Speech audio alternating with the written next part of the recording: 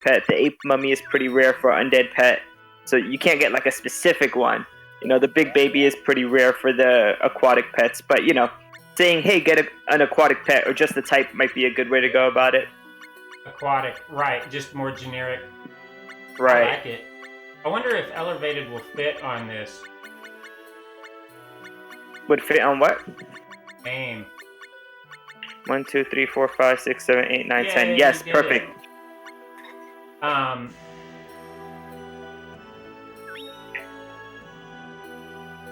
So I am going to mute, and John, if you just want to count us down, and I'll probably stay muted. But if I want to pop in, I'll just pop in. Awesome. But for the most part, hopefully I'll have time to say to welcome Jay ? When he pops in. But if not, okay. I'll just be focused on the run. Just give me a few seconds. I Sure. had to reload the page and I got an advertisement, so that's lovely.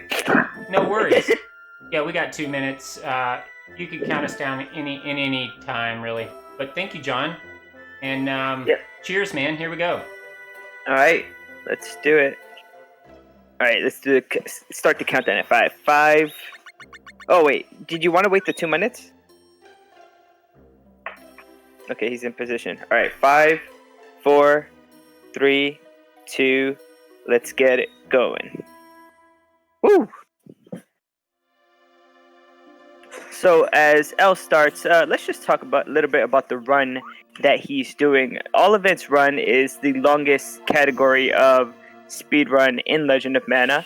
The shortest one being Dragon, and then the ones in the middle would be Fairy, Jumi, and All Stories. So he's already chosen where in the huge map to place his lands. He's already put down the home, and basically when he goes in, the first thing he's going to do is set up his STs and his movements so that he can get the correct STs as the game starts. Very important, because certain STs like Blammo and certain abilities like Spin will help him out a lot during the speedrun. Malkar, that is true, but during a run like this, not to say that he can't get a specific pet, it's just a lot harder to go in and get multiple eggs to get the HP that you want. For example, the Chocobo on an aerial egg has, I think, 60 HP. So if you get an egg and it doesn't have 60 HP, you can go back in and try to get more and more eggs until you get that. But when you're trying to play quickly, it's just like, spends a lot of time. So yeah, the basic story of this game there's threefold. The dragon story is the story of Lark and Sierra, Lark's redemption, I guess, story. The second story would be the fairy story with Erwin and, what are their names? Matilda and Dana. And then there's the Jumi story with Elazul, Pearl. Those are the main ones.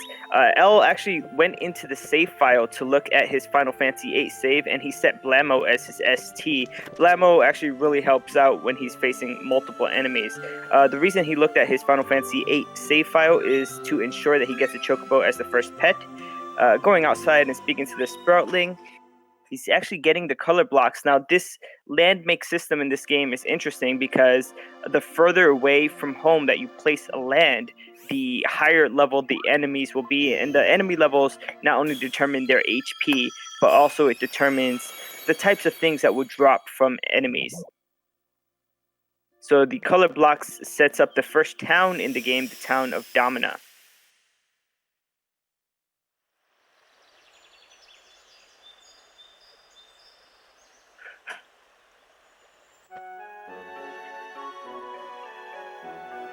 So yeah, as L enters Domina, there's a bunch of characters that we get introduced to. There's that little onion guy, Duel. There's Elazul, that he was having an argument with. There's the Sproutling on the top left. Classic music. Yeah, the music in this game is really beautiful. Niccolo always blocking the way as L enters to speak to Elazul here. There's actually a second album to Legend of Mana on top of the OST. There's an album called Promise. It's available on the Square Enix website, and basically, the composer of the music went back and revisited Legend of Mana music and made it a bit more contemporary, a bit more interesting. I think it has a bit more jazz influence. So if you are a big fan of the Legend of Mana music, highly recommend checking that out. So as El grabbed Elazul, he goes out to complete the first quest. I believe there's 68 quests that he has to complete to do all the events in the game. The first one being the Lost Princess. The Lost Princess is a quest where Elazul is looking for another Jumi, another person who has a core that is like a gem, and that person is Pearl. She is lost, and he's looking for her. So El is going to help this Elazul guy out. One cool thing about Elazul is if you look at the artwork for the character, he has one real arm and one arm that's made of stone, one arm that's lapis lazuli. Let me type that in. It's a pretty interesting way that they made the character, and there's actually a limited edition of Legend of Mana in the Japanese version called the Millennium Edition, I believe, and it comes with two little figurines, one of Pearl and one of Elazul. It also comes with Pandora's Box, which is a reference to the Jumi storyline as a whole. Now we have here El is working on these enemies using his power cancels. The way power canceling work is that one of the shoulder buttons is left without an ST, and you hit the power button, the power hit, and the empty ST button, and it sort of cancels out. This is the first time he's using Blamo here. It sort of attacks all the enemies around him in a radius, and so he's able to hit multiple enemies at the same time. It just saves so much time in this run when you're attacking multiple enemies. The power canceling actually is a very precise timed thing that he does. Hitting that empty ST button at the wrong time, and it won't work. So whenever you hear that noise, that's the power canceling in action.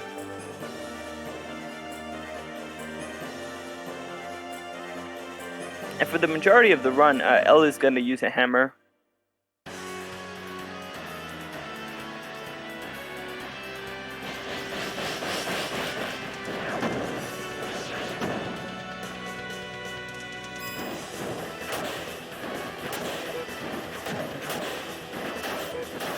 So El has just gotten to the first boss of the game.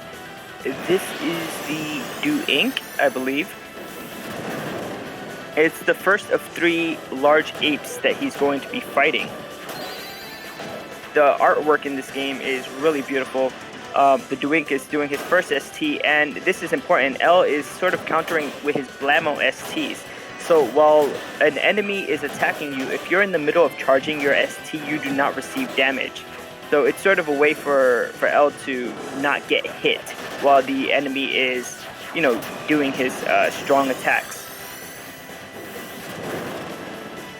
Monkey, yes, it is a large monkey. One cool thing about this run that doesn't happen in the other runs is that the other runs don't actually fight all three large apes, all 3, Doos, the Duink, the Dumir, and the Ducat. So that's one cool thing about this run that we get to see. We also get to see a lot more of the game. We saw that El just learned a special technique there. And we have Elazul reunited with Pearl. The story of Elazul and Pearl is that they are part of a dying race of Jumis. For some reason, this race of people have these gems or cores that are easily accessible, and when they're separated from them, they die. Unfortunately, they're supposed to be resurrected when someone cries for them, but nobody's been able to cry for the Jumi for a long time.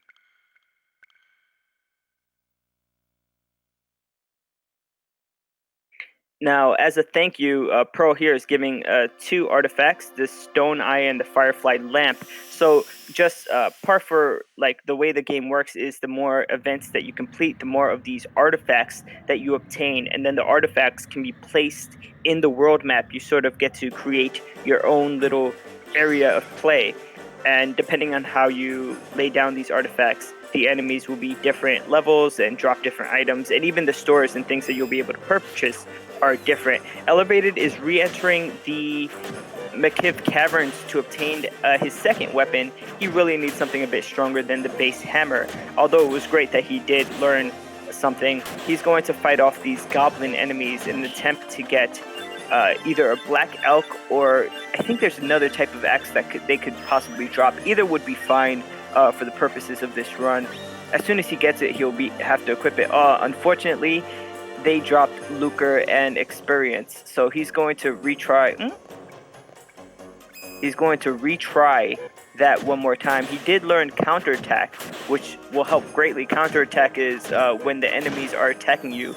If you have that button pressed down, you're able to do an attack that's even stronger than the power attack that's normally done. Again, this is unfortunate RNG here with the experience dropping. Oof. He has to try for a third time to get this axe. Either axe will do. I think there's a 1/4 chance that it would drop.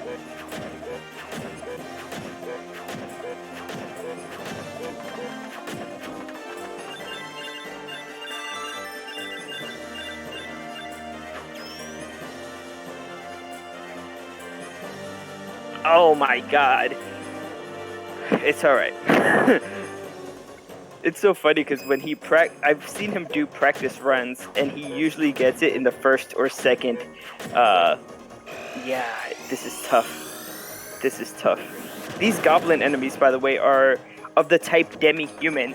This might be an interesting time to mention this. Every single type of enemy has a different death animation. So you see that when the demi-humans die, they break up into bones. This is different from... Oh my god.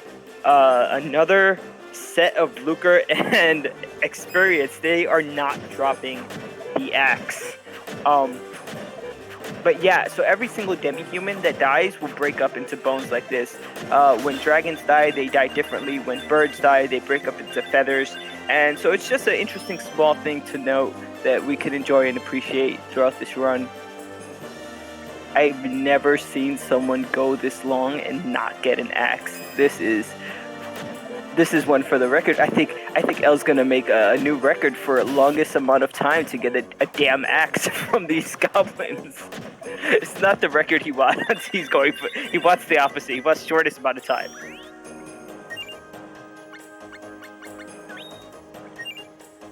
Finally, the only thing that they could drop is an axe. So you know that whatever item they drop, it's either going to be the Earth Splitter or the Black Elk. He got it.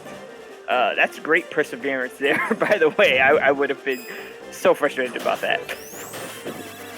Hey, at least you got a lot of experience and Lucre. Demi-humans, so they're the goblins, the succubus, they tend to drop a lot more experience points than some of the other enemies in this game. So as Elle makes his way out, he has to head back into Domina.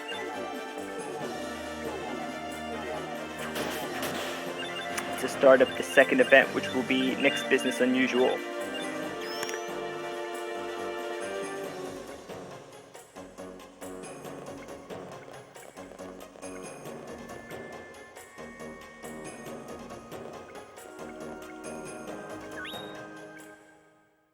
Woohoo! 10th try axe. Yeah, I know. It's a bit tough, man. I was watching that all the experience you've dropped, and I was like, this can't be happening right now. This can't be happening right now. I guess we should talk a little bit about Niccolo, since we spoke a bit about the Jubi. Niccolo is an interesting character that sort of evolved throughout the Mana series to become what he is now. For those in the chat, if you've played Secret of Mana, you know of Neko, the cat, the traveling merchant that goes around selling stuff. In Trials of Mana, Neko was changed to Niccolo, the name, but kept that cat sprite.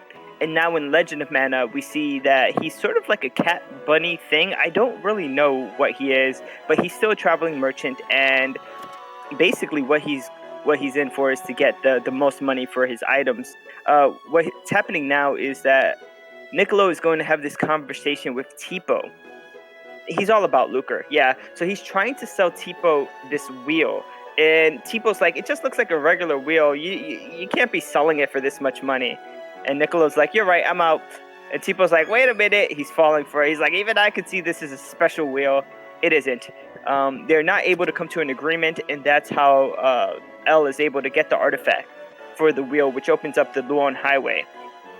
Now, Niccolo wanted L to be part of his group because he wanted to go on the Luon Highway and was afraid because there were bandits. That's what's going on in this event here. And L has graciously decided to help Niccolo out on the highway to get rid of the bandits for him.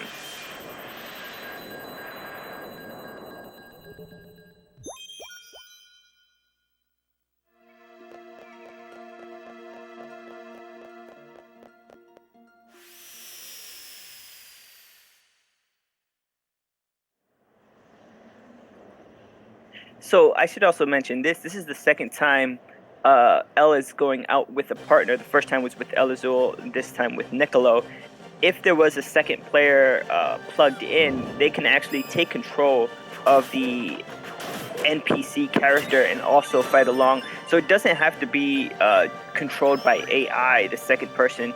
The unfortunate thing is that a lot of these characters are temporary, and after certain points, you're no longer able to get them. Also, in subsequent playthroughs, if you're playing in New Game Plus, they don't get to keep any of the levels that you've acquired. Only the main character is able to keep their level. So although there is technically a second player option in this game, unless you're taking a second player from a different save file, it doesn't really, it's not really as good. We see Dana here, who's part of the fairy storyline, hanging out on the Luon Highway. I assume at this point she's looking for Gaius. We will be doing that event shortly as well.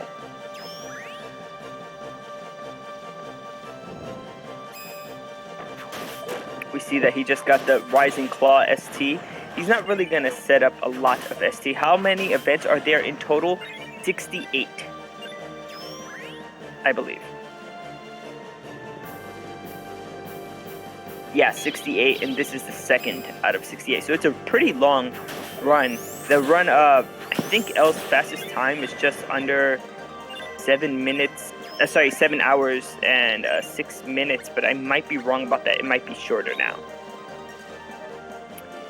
Are there some that are missable if you do them out of order?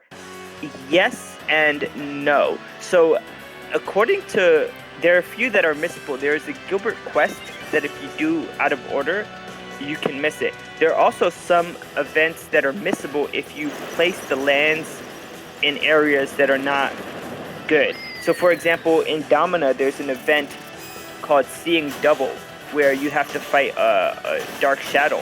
And the requirement for that event to trigger is that Domina has to have a level 3 of Shade. And so if you place Domina somewhere, you're placing other lands, and Domina doesn't rise to level 3, then you can miss events. The main 3 storyline events, so the Jumi events, the Fairy events, and the Dragon events, are not missable. So if you're doing any of the other speedruns, you're okay. There's no way you can mess them up. But in this speedrun, the land placement is extremely important, and the order in which the events are completed are extremely important.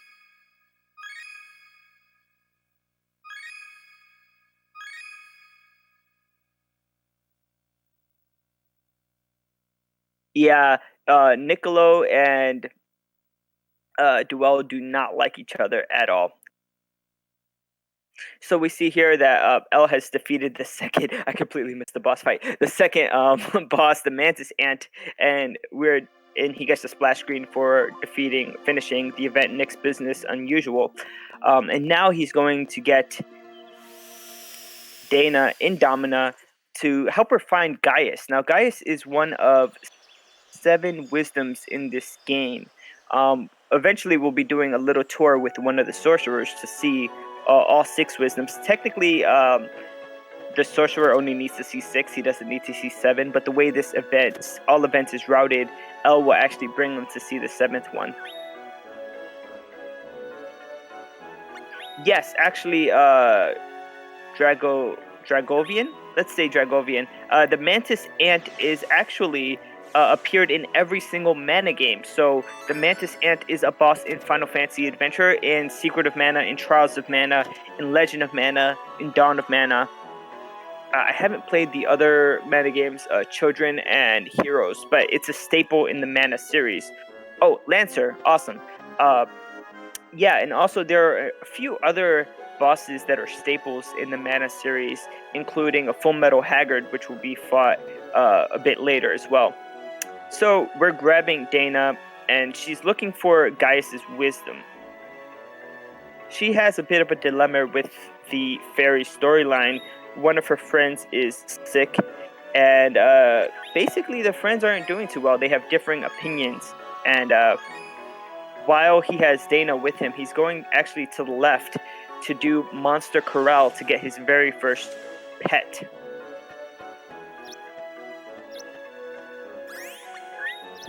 You can notice that the egg is not the normal beast egg that you get.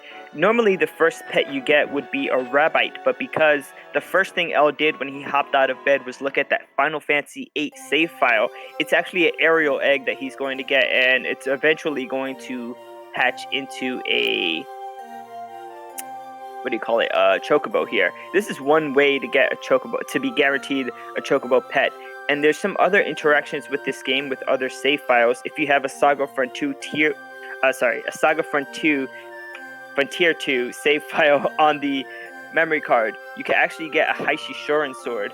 And the third one is if you have a chocobo racing, you can actually get a extra item called the fastest wheel.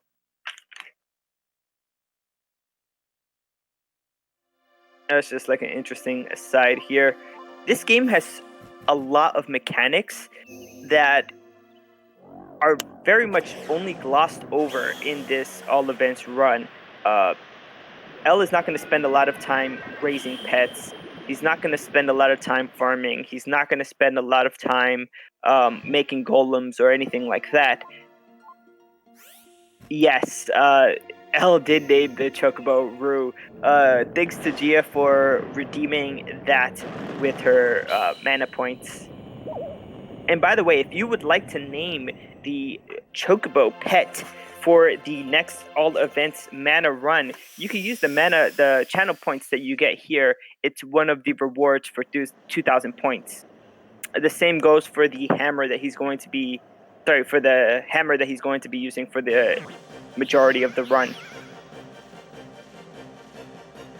So now, since we're in the Luon Highway, we're going to take Dana out to see Gaius, the first of the 7 wisdoms.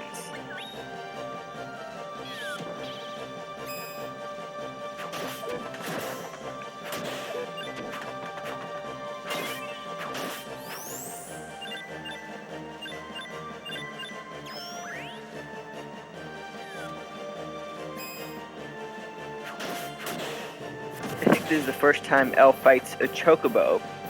You can notice that the color of the chocobo is black. So the enemy colors in this game are interesting because there's not a lot of color palette swaps. All the enemy chocobos in the game are black, but for the pets that you obtain, they will always be a slightly different color than the enemies in the game. So the pet chocobo that he's eventually going to hatch will be yellow. The same goes for the rabbite. When you get a pet rabbite, it's yellow. When you're fighting rabbites out in the land, they're white.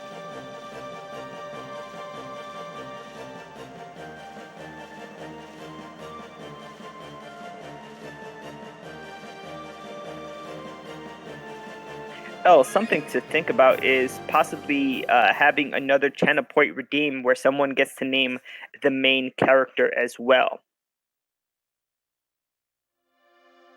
Hey, Victor Perazzi, El is muted currently. He's focusing on the run. My name is Jonathan, also known as the Detecting Zone here on Twitch. Welcome, What's chat. up?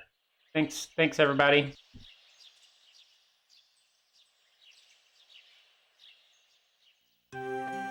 Oh, that's interesting, Drogovian. I wasn't aware that this was the only known black chocobo. A little bit more trivia there. So what El did was he entered the house and he left, and this triggers the Little Sorcerer's quest, where he gets two more members of his household, and actually pretty powerful magic users.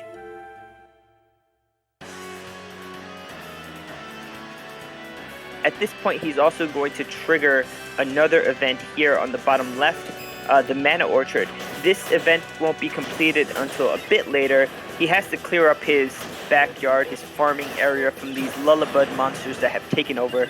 And upon clearing it, he's going to meet awesome character called Trent that helps him grow fruits and vegetables. Unfortunately, this is the only time that during this quest is when we come to see Trent. We really don't see him much more other than this and one other time later on.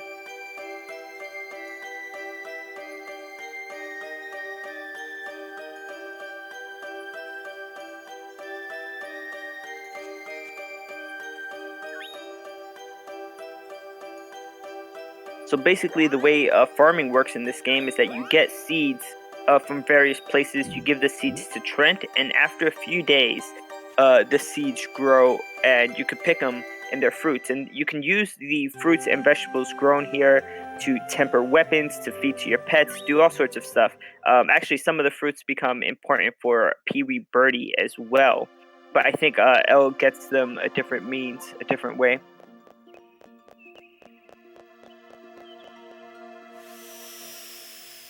So we're entering Gato Grottos now to complete the fifth event, which is the Flame of Hope.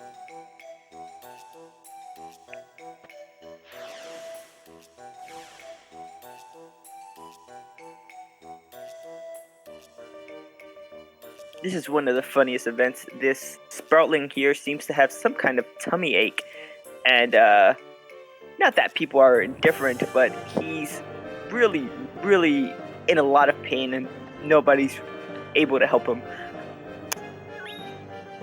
El is now setting up for his sword, for his hammer that he's going to make later, and for Pee-wee Birdie, he needs a few special items like that Tapu Kanten, and he bought a windstone so that he's able to forge his weapon.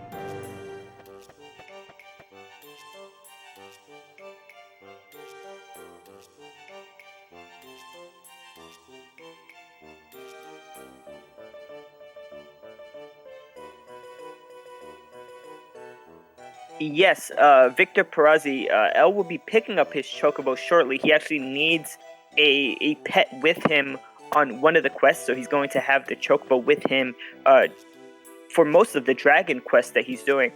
The quest that he's on now is actually, I don't think it's one of the main quests of the fairy storyline, but it does, of the Jumi storyline, but it does introduce the character of Rubens. It's a very short-lived character, unfortunately.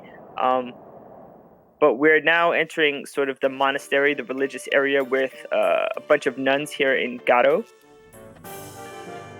the Temple of Healing. Short-lived, yes. Well, we don't see him very much, is what I mean to say, Gia. Thank you.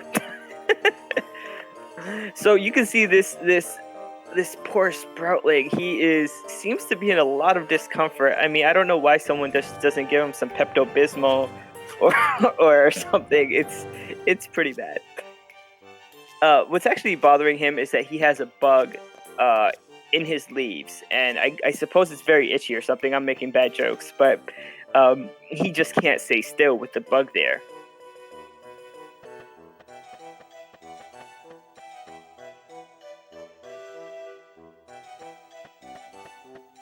This event has a lot of back and forth between this ledge over here, and we see Rubens and this nun on the ledge. The nun offers to help the poor Sproutling.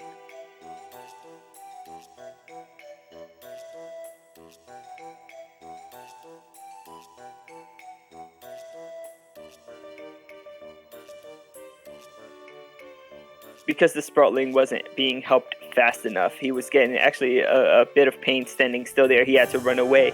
Rubens, we saw momentarily there that his core flashed. This is a trait of the Jumi. For some reason, when they're close to other Jumis, it seems like their cores give off this light. These nuns are sus. Yes, very sus. As a matter of fact, I don't know if you've taken the time to go in and speak to the nuns in the Temple of Healing. They really don't like outsiders. They don't act too kindly towards the main character. Elle is not really going to talk to them. That would be just, extra stuff. That's not really important for the run. But if you're playing the game casually, it's interesting to note that they don't want people around. Now, this Inspector Boyd, he's looking for this lady named Sandra, and he's upset. He came in and he falsely accused you of hurting this nun on the floor. He's basically always one step behind her, and probably one of the worst inspectors I've ever seen in a video game. He does not do his job well at all. Yeah, it's pretty funny, Rob, especially the sounds of the puffs coming out of his ears. We see here the nun and Rubens on the ledge here on the cliff.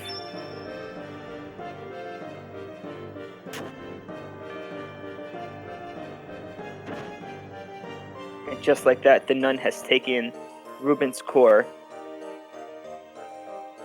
And we have the first of the Jumi dead.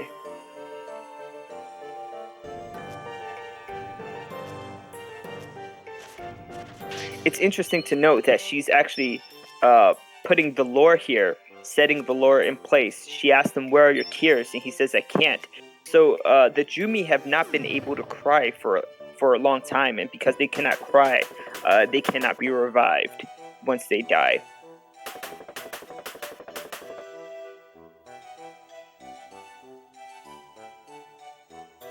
Again, I'm caught red-handed with Rubens.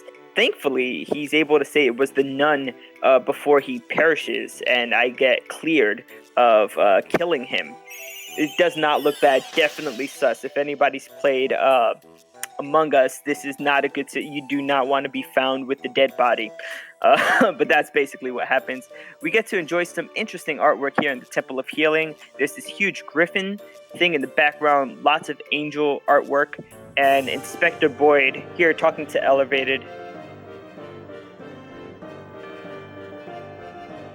He's letting her know that Sandra has been after the cores, the Jumi cores. He didn't even know Mr. Rubens was a Jumi. Since they're a dying race, they don't really go around telling people, "Hey, I have this really precious core, and if you take it, you could kill me," you know? So I guess they didn't know that Rubens was a Jumi.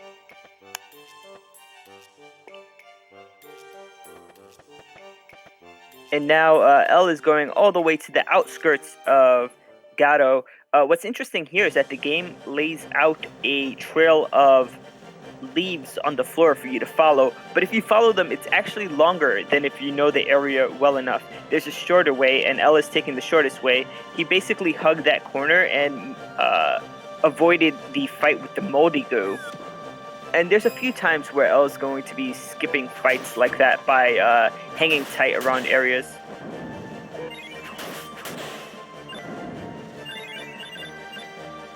We will see, Rob. That actually comes into light way later on in the game.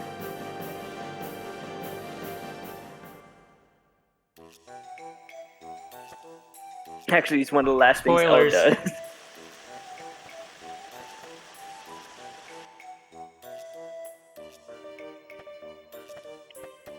So we are heading to the outskirts here.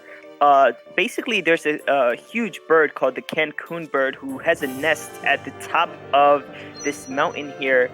You could see the vines of the nest hanging out behind this nun and behind the Sproutling, who still is in a lot of pain. Inspector Boyd finally comes in, and the nun reveals herself as none other than Sandra, master of disguise, stealer of Jumi cores.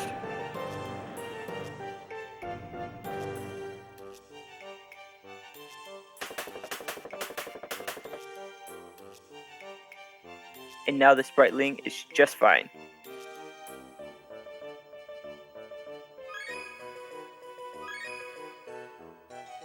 So Inspector Boyd gives you 2 more artifacts, the Torch of Corral and the Ancient Tablet, which will help us continue our story here. So after Flame of Hope, I believe that Elle will be placing the Torch of Coral.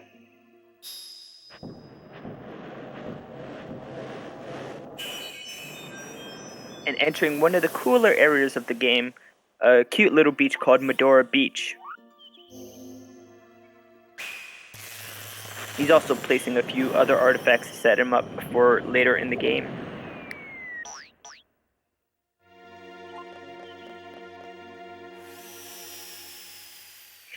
That's funny.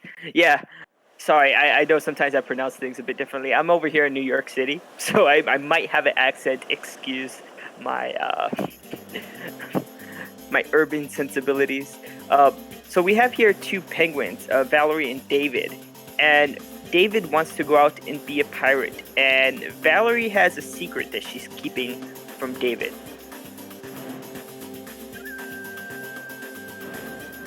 She says, "Never mind, go on, I'll hatch it on my own." David doesn't know that she's pregnant. And one of the interesting little things here is that Ellervated is going around crushing crabs with his feet as he runs. In this area, there's this crab crushing mechanic, and if you're able to crush a certain number of crabs before you get to the end of this event of Summer Lovin', that's the event that he's on now, you actually unlock events further on in the game. If you don't crush enough crabs, those events become blocked off to you. There's also a way, although it's extremely difficult and probably a waste of time, to get the penguins, I believe, or a crab to join your home, just as a member of the household, and that's to crush every single crab that there is. So I think Elle has to crush 20 or 21. I'm not sure exactly which number it is. It's around there, and I'm pretty sure he's keeping count of it. This is Sahagin, another demi-human type enemy. We see that he's crushed into bones. Thankfully, he dropped a item there. Most of the demi-humans drop weapon types, so he dropped a spear. Poor crabs. You'll see one of the coolest crabs as the enemy of this event. By the way, I don't think I mentioned it. This is the 6th event of the game, so he's about, you could say, 1/10 of the way towards the end. If you're saying, 6 over 68, it's getting there. About 9%. This is a big baby. This is a rare aquatic enemy that doesn't occur in a lot of places. I think this is the only place you'll find it. And this game has a lot of enemies like that are just, they're difficult to find, or maybe they're only in 1 or 2 places. It's another area with multiple crabs. You see that Elle is leaving some crabs. He's not going for maximum number of crabs crushed. He's just going for meeting the number of crabs crushed to get the events later on. And there's actually a way before it ends, before the end of the event, that will tell you the number of crabs you've crushed. In the speed run where he's going for the world record, he's actually trying to crush the minimum number of crabs necessary, and that's it. Because crushing other crabs do take time. It does slow down your pace while you're running around. And we should speak about running too. So this game is interesting in that the running actually is slower if you go in a straight line. Many speedrunners have perfected this wiggle run where you move the joystick or the D-pad up and down slightly while you're trying to run in a direction. And so running diagonally actually helps get to where you're going faster. And we see Elle just completely ignored all the crabs in the area, and he's fighting here the Full Metal Haggard. If you've played Secret of Mana, one of the bosses in Secret of Mana is this big crab. This is a similar type boss to that.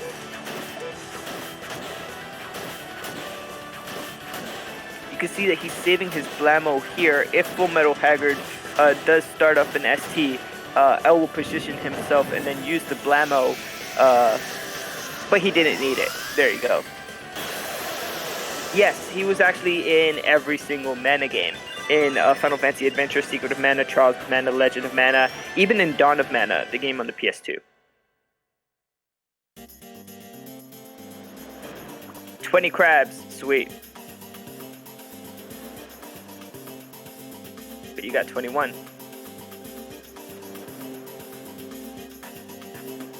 So the crab that's hanging out there, actually, so let's talk about these penguins, Valerie and David.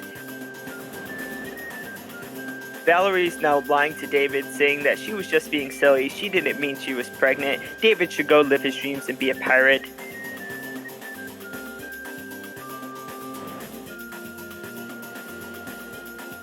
So as he leaves, Elle has to talk to this crab before he goes, and it says he stepped on 21, not including himself. So that would be 22 there.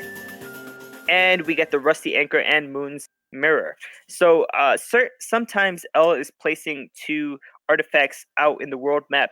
The amount of artifacts you get from these quests depends on, there's one artifact you always get, and then sometimes you get a second one depending on how many artifacts you have on you in your inventory. So it's always advantageous to keep the number of artifacts in the inventory artificially low, whether you're going into the area or not. For example, he's just placed the Tower of Vieres. He's not going into the Tower of Vieres for quite some time. But it's good to keep the number of artifacts in your inventory low so that on events that can give you 2 artifacts, they will give you 2 artifacts. Yes, she let him live his life. And he's also placing now the town of Lumina, which is where our next event takes place.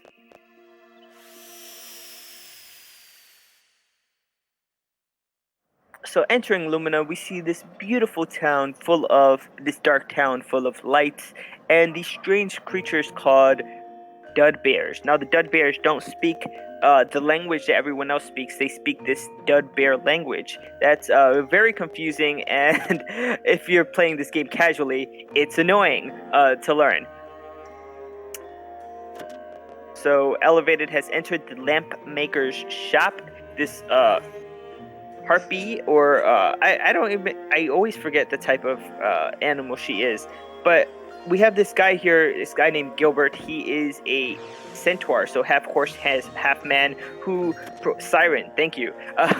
So this siren, Monique, and he proclaims to be in love with her, and so he tells her he's going to sell off her lamps for her. Of course, he doesn't want to do the work, so he gives you 3 of the 6 lamps to sell on your own. And this to prove his love for her. He's basically just being lazy. Thanks, Gia. Yeah. So you're going off, and you actually have to learn the dud bear language to be able to sell the lamp. So he's talking to the bartender. I think there's 2 or 3 bartenders that look like these puzzle pieces or cookies in the game, like these 2-dimensional creatures. But he's basically teaching you how to speak dud bear. It's really not too important once you know what the options are.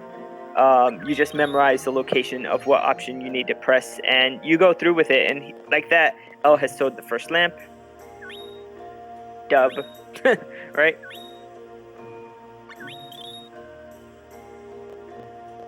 And so these dud bears are giving Elle a bit of money. Now that Elle has money, he's actually going to steal the money that he's supposed to give to Gilbert for these lamps, and he's going to get items for his weapon later. So he's actually going to buy 4 holy waters. He's basically stiffing Gilbert the money for the lamps. This has a 2-fold effect. First of all, he's able to get these items that cost a lot of money a bit earlier in the game than he would normally. And secondly, when he speaks to Gilbert, it actually cuts down on the dialogue. So there's sort of 2-fold time save. You're able to get your weapon earlier, and you're able to cut down on dialogue when talking to Gilbert. That's the last lamp. Then he goes into the store to buy a few more things. He's getting the glow crystal. And we'll explain what these items do while he's tempering his weapon. He says, I see you've used some of the money. Yes, we've used all of your money. sir. And he calls Monique Strawberry. She's so happy that he was able to sell the lamps, and now he wants to go outside and have a lovely talk under the stars. Such a romantic storyline, right? Gilbert is one of the most hated characters in this game. So I'm being sarcastic when I say lovely romantic storyline. He's talking about going on adventures and letting the Dudbears do all the work of running the shop, and she's talking about living quietly and doing her work and just, having a simple life. They really want different things out of life, and so he says that she's pressing him. He says her dreams are an illusion.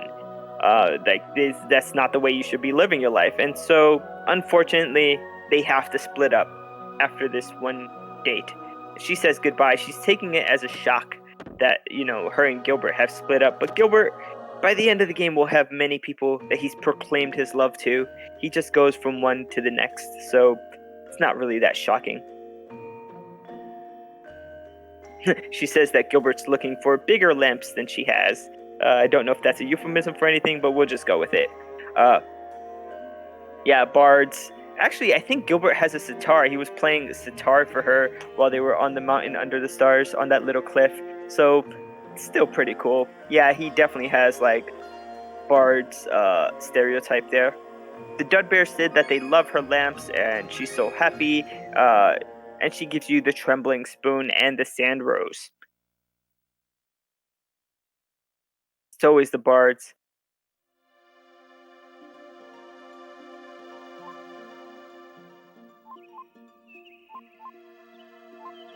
So now Elle is going to place a few more items out on the map, starting with the Trembling Spoon, which I think opens up the underworld.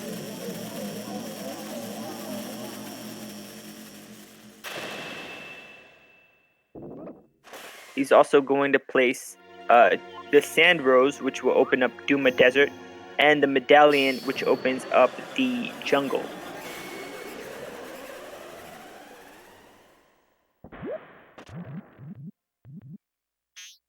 I like to make the joke that Gilbert is not actually half horse. He's half donkey, so that makes him half ass. Just because that's the way he acts throughout the entire game.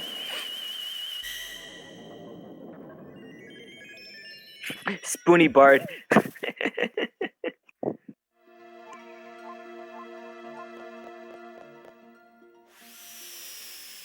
So we're entering Palpata Harbor to do the 8th quest, which is Drowned Dreams.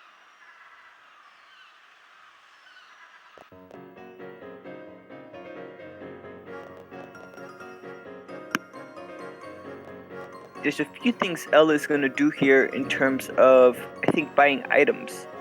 So the story here for this event is that there has been a ghost that's been spotted, apparently, and all the guests in this hotel, you can see that the merchants have like shocked eyes and the ghost has appeared.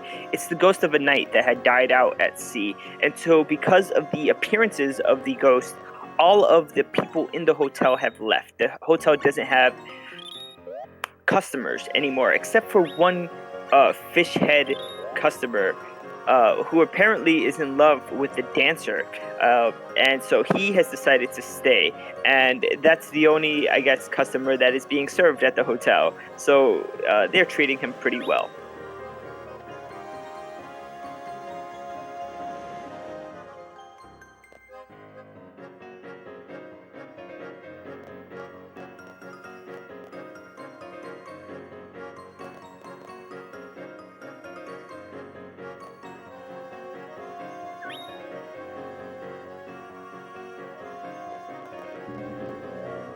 So it seems like this fish guy has a lot of money. He basically told Elle that he doesn't like beggars.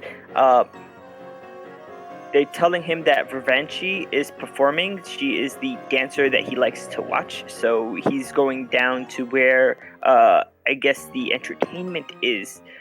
We're going to talk to Inspector Boyd. And we're going to keep on just mentioning the basket fish because it is the shortest dialogue. It doesn't matter what you choose here. After you choose 3, the story continues.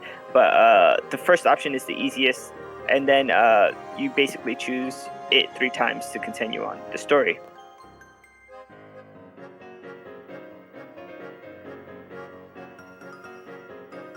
We see here in the restaurant portion of the hotel, Gilbert's hanging out with an Imperial soldier and a few pirates, I believe. The penguins in this game are all pirates.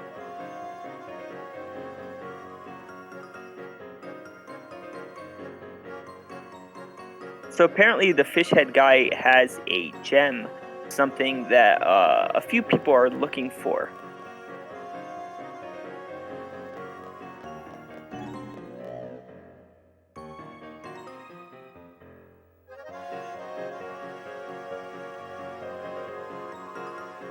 So Inspector Boyd is stopping this knight here, and it's giving him the car, saying that if he sees anything to let him know.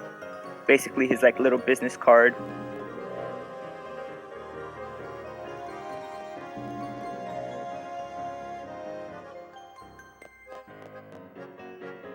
Now we get towards the end where we have the fish guy watching Revanchi, the knight is there, and what do you call him? The Boyd is there, the inspector.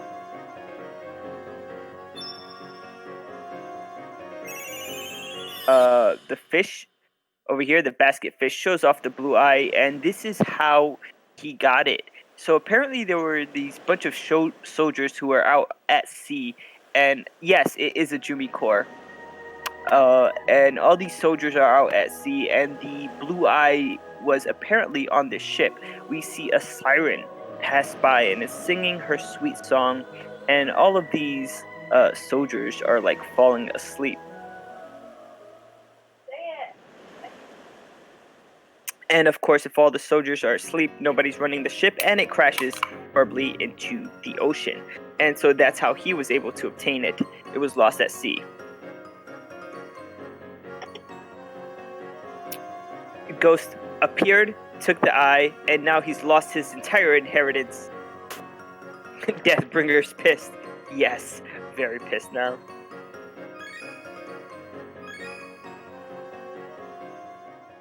So this Ellervated brought up a good point, that these stories are sort of loosely tied into each other. I think Toma had a brother. The guy that he spoke to, the soldier, had a brother that was lost at sea or something to that effect. And we could actually talk to him later on in the Bone Fortress. El is not going to do that. It's sort of a side thing. I think he's in the basement hidden away. But yeah, he's basically another type of knight.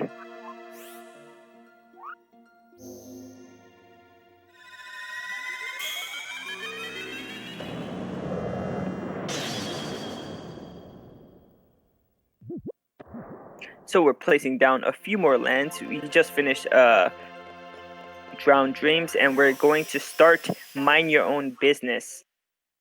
But before we do that, he's entering the Buccaneer.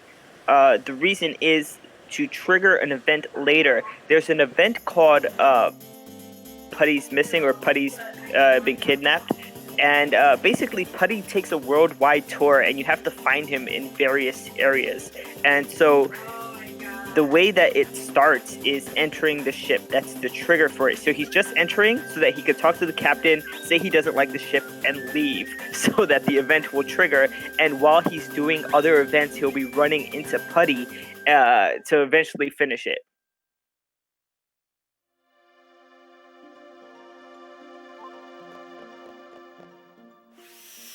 Now he's entering the Alkin Mines to start Mind Your Own Business. Mind Your Own Business is one of the events with Watts. Watts the blacksmith that's in most of the mana games. Now the reason he's doing this pretty early on is that eventually this line of events, Watts events, would lead to him being able to use the temper at home and get his weapon. So this is the first time he's able to go in and do this event. And so he's just gonna, do it as soon as he can. The weapons that you can temper in this game are leagues above anything that is dropped by any enemy or anything that you can purchase in the store. You can temper a weapon if you have the patience to obtain the items up to 999 attack. The highest dropped or purchased weapon that you can get in this game is a 62 attack. So it's definitely advantageous to temper a really good weapon to bring you towards the end of the game. Like to take you through to the end of the game.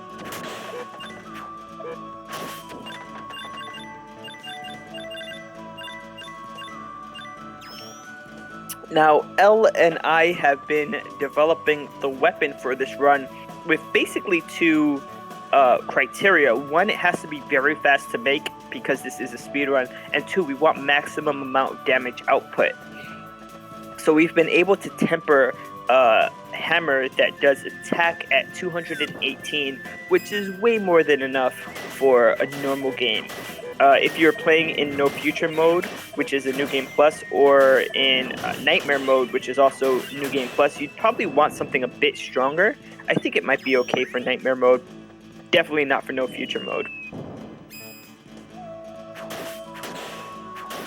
But yeah, this type of the type of weapon that he's making is going to be basically enough for the purposes here. These hopping ticks are really annoying. They jump around. There's a few enemies that are annoying like that, where they have this one quirk about them. The tomato men have this weird quirk where they could attach themselves to your head and you're not able to deal damage to them. The zombie enemies have this weird quirk where they could smush you into the ground, and if there's enough zombies, they could actually stun you. That way, sort of stun lock you by constantly smushing you. The hopping ticks just jump all the time, and it's really annoying.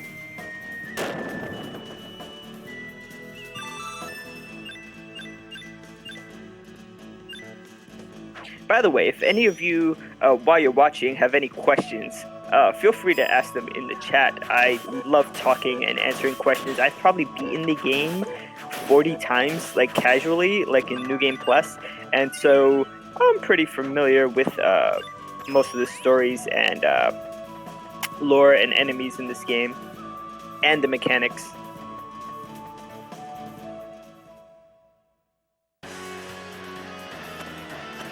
So Ellervated's making his way into the depths of the mines, and he finds Watts here, who apparently has lost his hammer. He's deep down looking for it. And we have one of the most annoying bosses in the game. We have Tropicalo here, I believe. It's either Tropicalo or Laban. They both look exactly the same. One you fight here, the other one you fight in the birdcage at Medora Beach. Now, you can't attack this enemy directly. What you have, because the enemy is up top, the boss, what you have to do is sever these offshoots, these tentacles that come out, and kill them individually. And they each have their own individual health bar. And when you kill them, then a certain amount of HP is taken off from the boss's HP at the bottom. It's pretty annoying, and Laban and Tropicalo are the only bosses that have this very strange, non-direct mechanic. It also puts Elle in a lot of danger, because instead of fighting just one boss, he's technically fighting two, and one of them happens to shoot off. The one on the right happens to shoot off STs randomly sometimes before they die. So I think this is one of the only bosses that I've actually seen Elle die once in a while doing this type of run.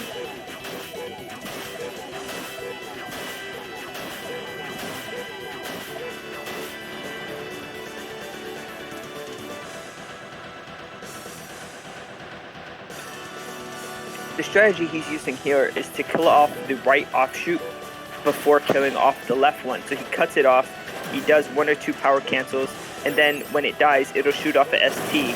While it's doing that, he's killing off the left offshoot, so he doesn't really have to worry about the one on the right. He's generally a safe distance away when that ST goes off. Wario creep smile. Yeah, definitely. It's a good thing you didn't die this time. You got him. You got him. Definitely got him.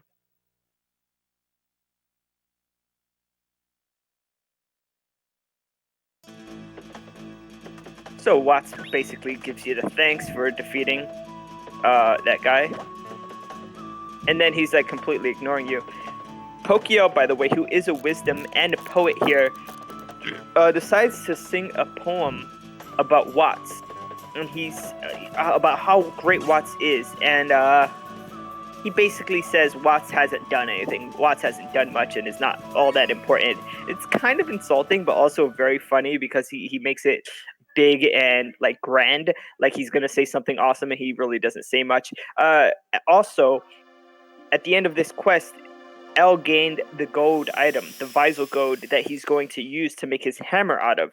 Gold is one of the items that you can get early on in the game that's pretty easy to temper, especially with the resistances in the Dog Lord. And now that he's dead, everything is lovely once again. Wonderful.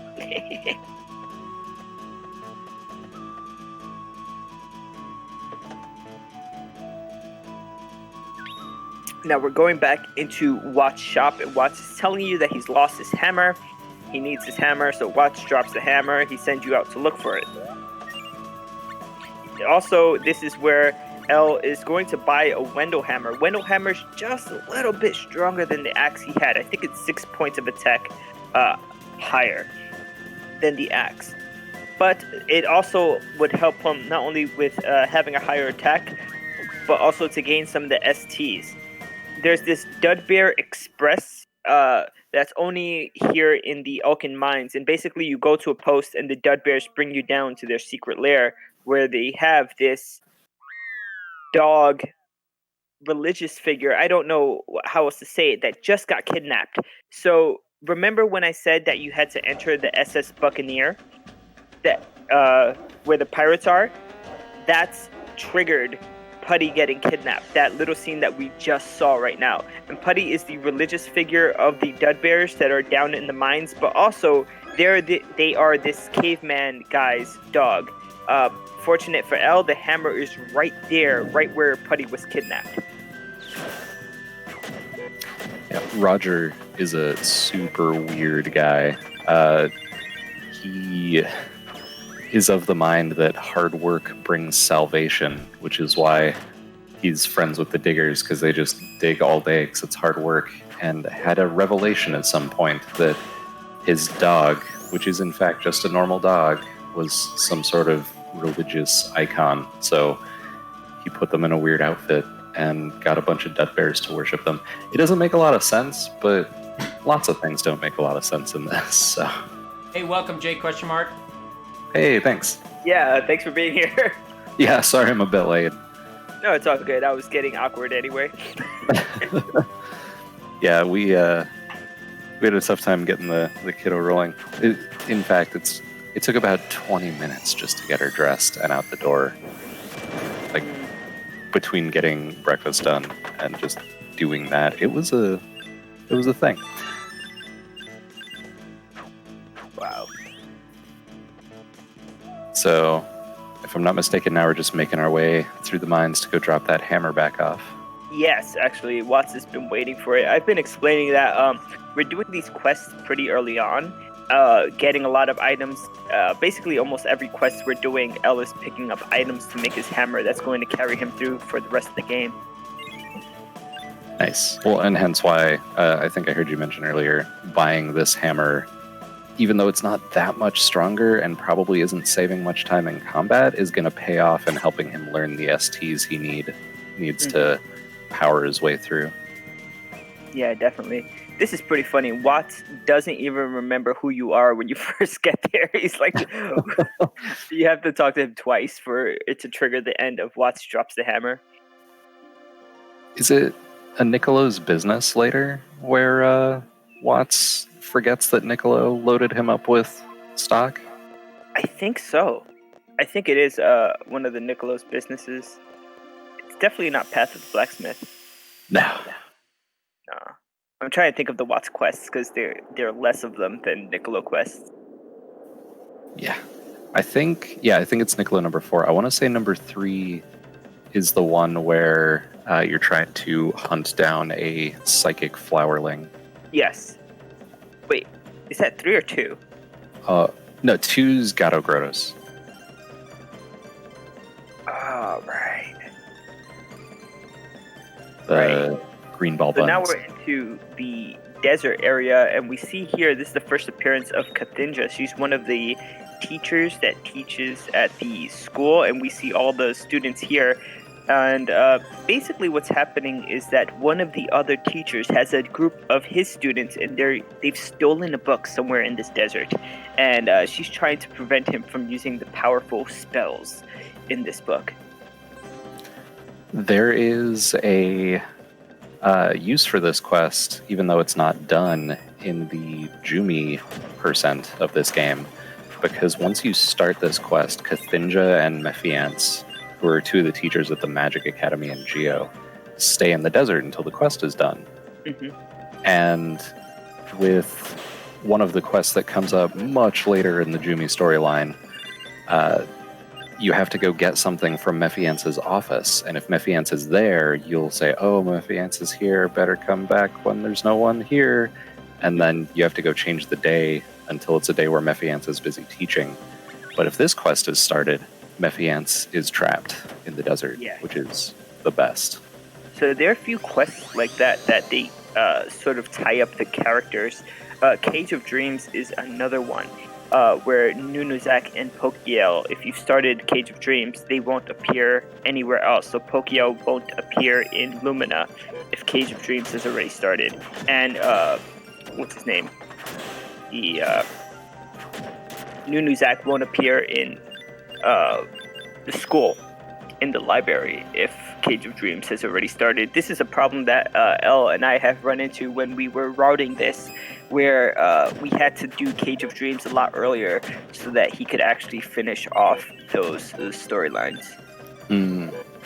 I know Gilbert Resume for Love, I believe it is. Mm-hmm. Or no, Gilbert Love is Blind? I don't remember the name of the quest, but there is a Gilbert quest where if you accidentally go into one area of Geo and trigger the quest, it not only effectively fails the prior Gilbert quest because you can't do it anymore, but all of the students are refusing to go to school, and you can't progress Lucky Clover for the Jumi percent until you deal with that. Oh, wow. I ran into that on accident the other day. It was very irritating. Yeah, I think it's Resume of Love. To do that, you must have already done School Amore and Love is Blind, but you could not have entered a specific area of Geo before that, because Gilbert actually talks to Kathinja here and gets turned to stone, so he won't be available. All right, so we should talk about the lore, and then I see someone also asking about the Duck Soldiers in chat. This quest is fantastic. Kathinja and her students are here in the desert trying to stop Mephiance, who has stolen an extremely powerful magic book and is going to, well, as Mephiance says it, create new stars in the sky and then call them down to destroy the world, which seems problematic. So right now we're dealing with some monsters that Mephiance is trying to slow us down and stop us from stopping them from causing all sorts of problems. Yeah, these two X-Beaks, Elle has an interesting strategy here. He always starts this battle with a Blammo, which separates them, and the ideal situation is that one of them hangs out on the edge while he kills the other, so he doesn't have to defeat both of them at the same time. Unfortunately, while he was hitting one, the other one sort of snuck up behind him, so, but he got it.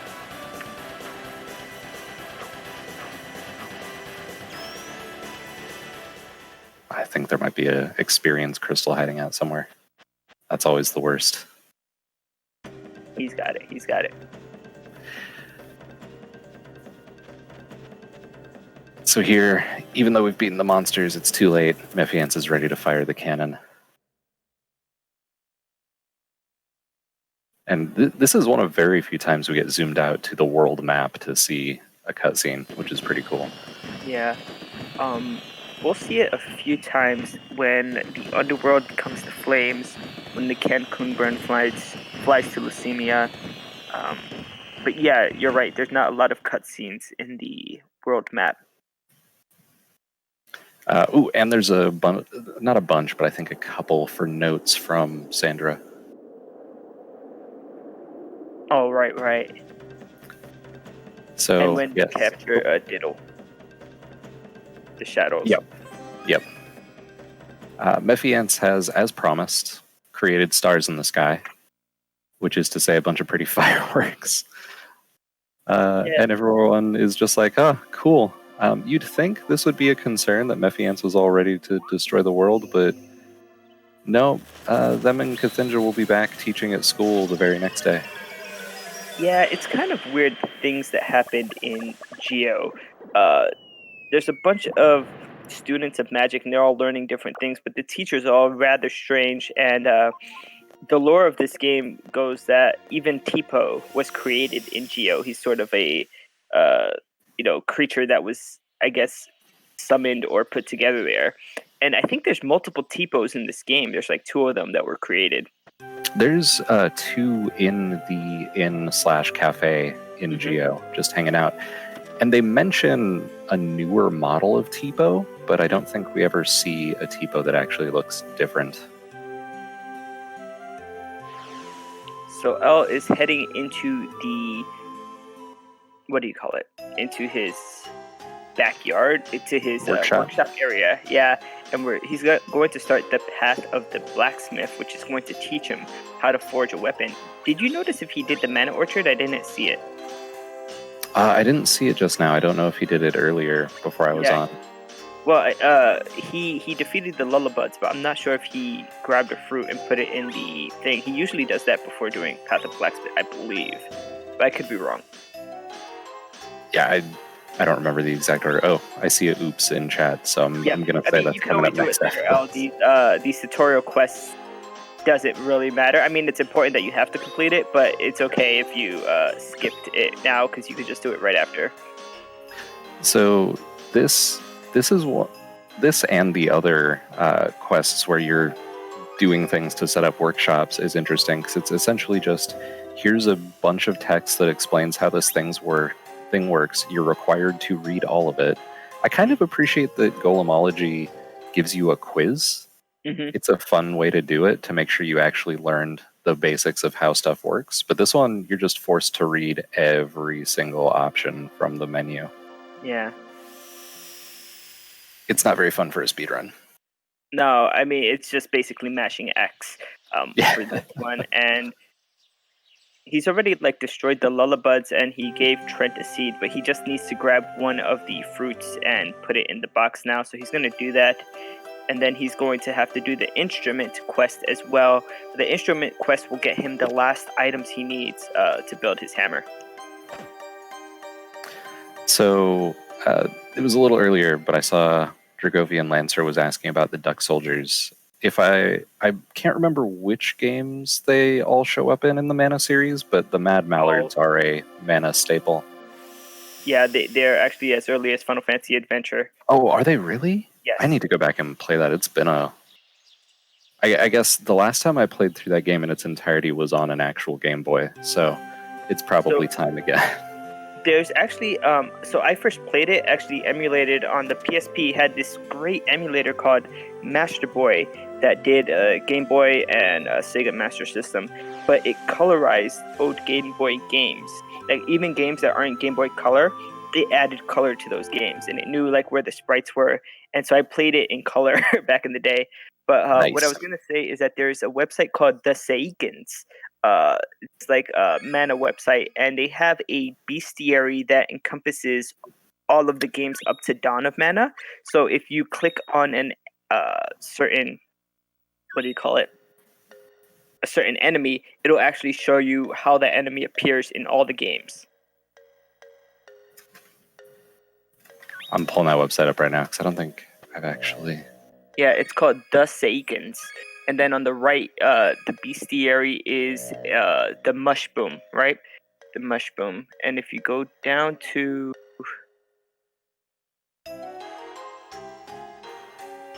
Let me see if I can find where the mallard is. Duck Soldiers, they're quacktastic. Duck Soldiers, yep. You're there.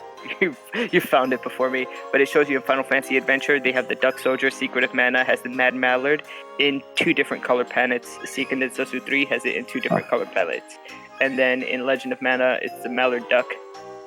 It's also in Sword of Mana and in Children of Mana and in Heroes. So there you go. Although they don't have the sprites for those later games. So, okay, I know Mad Mallard, specifically Captain Deyang, is one of the demi-humans that if you get your mana levels right, you can pick up. But do you have any idea why there's one in that Jumi quest in the Mech of Caverns? That's just weird, right? That joins your party, you mean? No, they don't join your party. When you pop into the Mech of Caverns, they're right at the entrance, and you can ask them if they've seen Pearl and Sandra.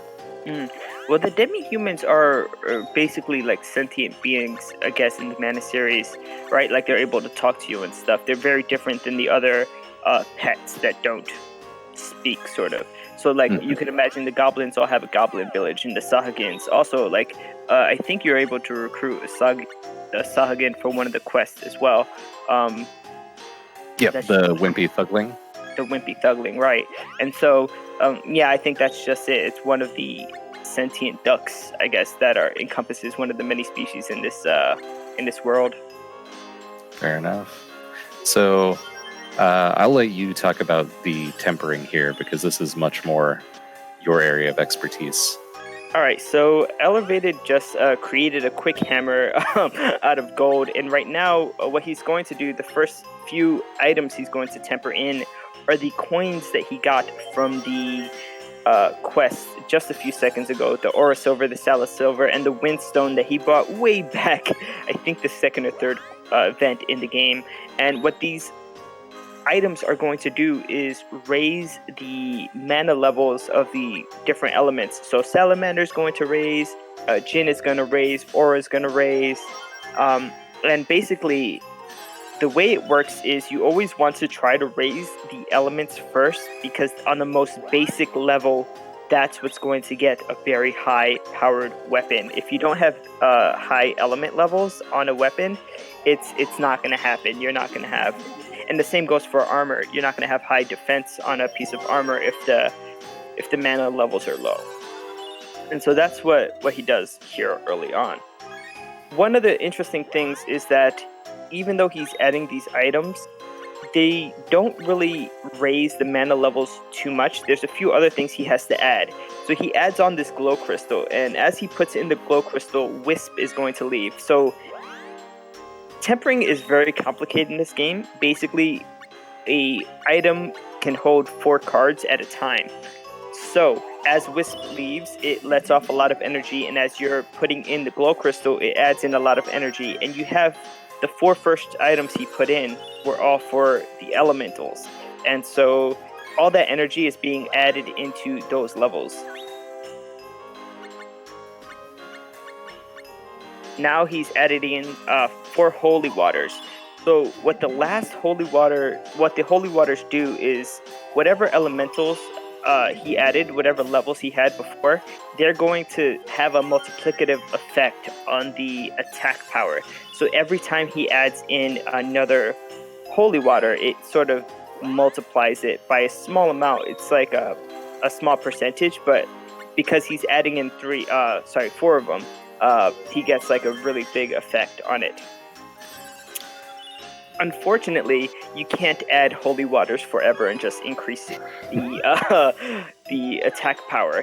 It only works while those cards are present on the item. So after you add in 4, it's no longer useful. Because there's the, I guess, queue on the item, and you're pushing things onto the queue and off of the end of the queue. Right.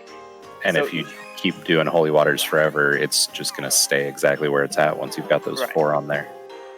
So the holy waters are adding the cleric cards. So if you just keep on adding a cleric card, get rid of a cleric card, add a cleric card, get rid of a cleric card, there's no net effect.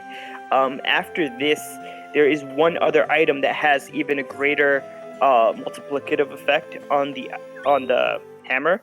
He's going to have to temper that in later because he doesn't have that item. Yes, we are naming it. We do have to name the hammer L. No. He'll do it. Don't worry. He could do it at any time, but he is going to. I forgot the name already. Someone did redeem the naming of the hammer. Let me check the channel. It was somewhere in there.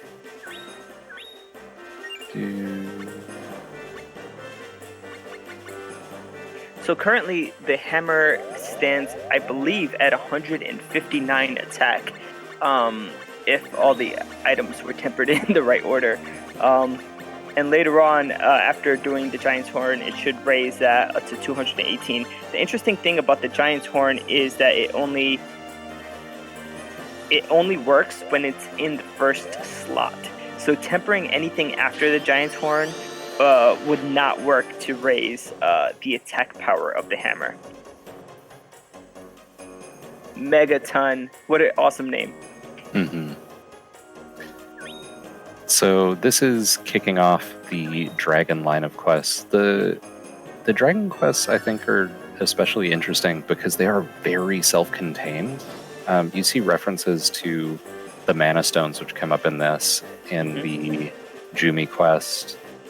But really, this whole line of quests largely takes place in locations that you don't use much for other quests. There are a few locations that you get specifically for this quest, and there happen to be other quests in them later.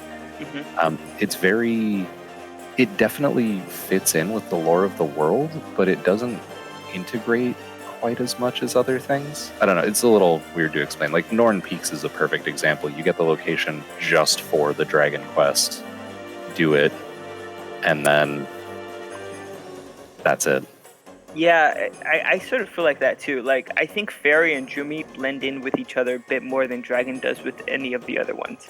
I think that's like what you're trying to say. Like the storyline here and the locations are like specific for Dragon, and the other ones have like a bit of they're a bit more blended or together, mushed together, closely tied, I suppose you could say, to each other.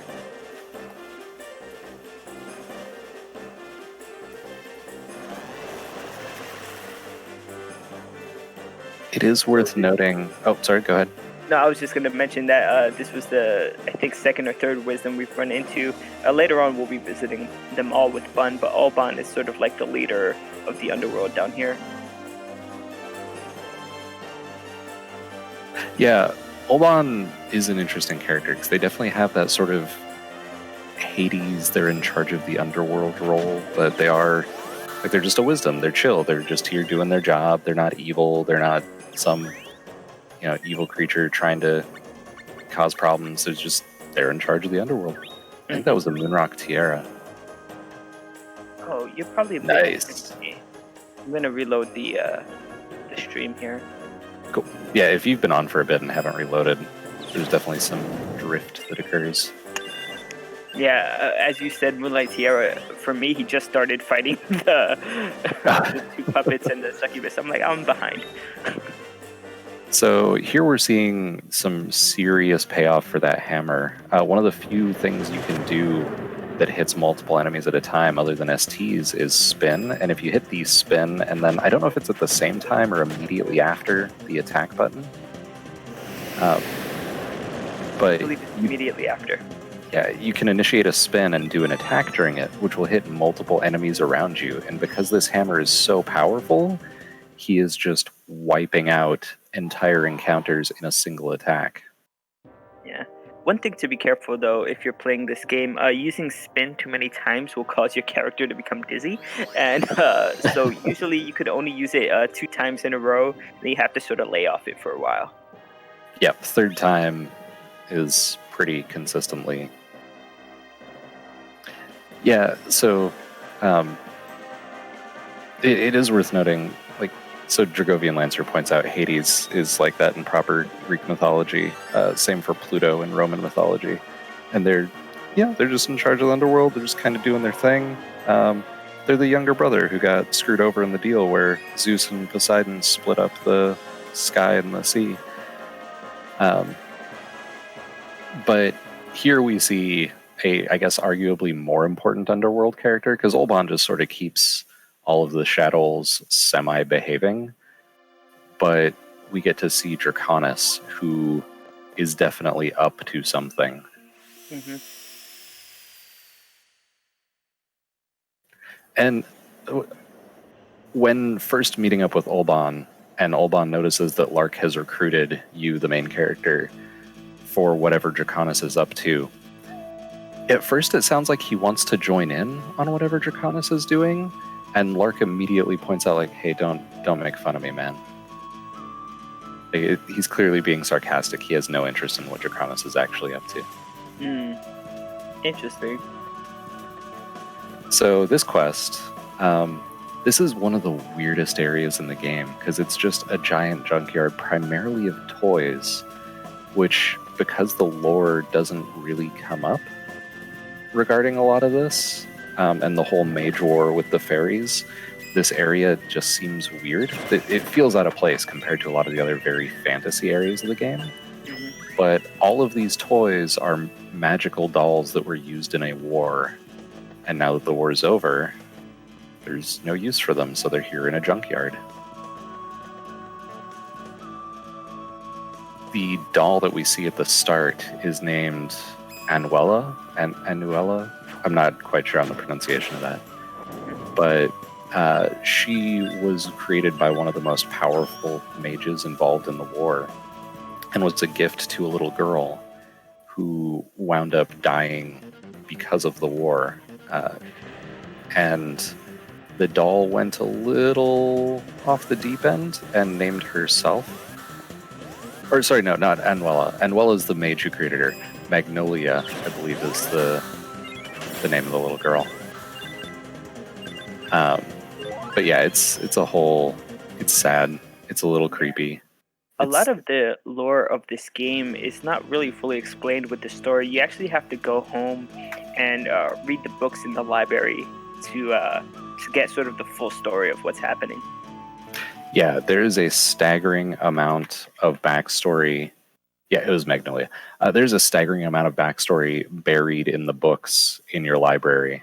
And I believe world history is just available from the get-go. Yeah.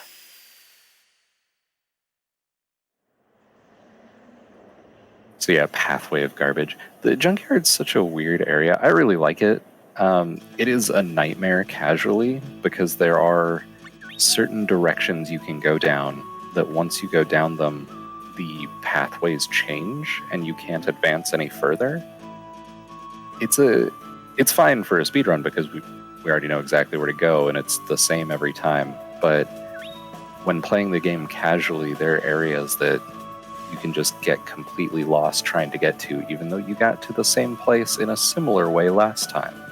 Yeah, I feel like the junkyard is like that, and also when you first enter the jungle for hunting Ducati. Oh gosh. It's another one. And I've seen people actually get lost in where they do with the gates that close, and you have to talk to the flowerlings as well. Mindus Ruins. Mindus Ruins, right.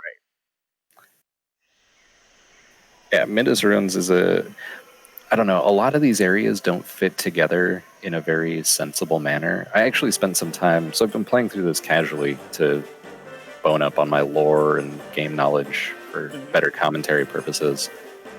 And on my last playthrough, I just kind of hustled through. I'm like, well, I want to go grab all the mirror pieces before I start my next loop, as it were. The underworld is actually really sensibly put together if you just kind of take your time and poke around. Like, it all makes sense. The desert and the jungle, I do not understand what's happening. Even once you go... So here, one of the first orders of business is to go see Selkie. And...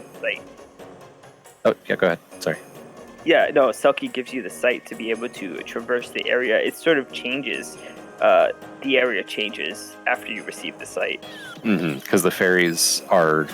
There are a bunch of fairies in this forest. It comes up again later in one of the fairy storyline quests where you run into Escat, I think for the first time.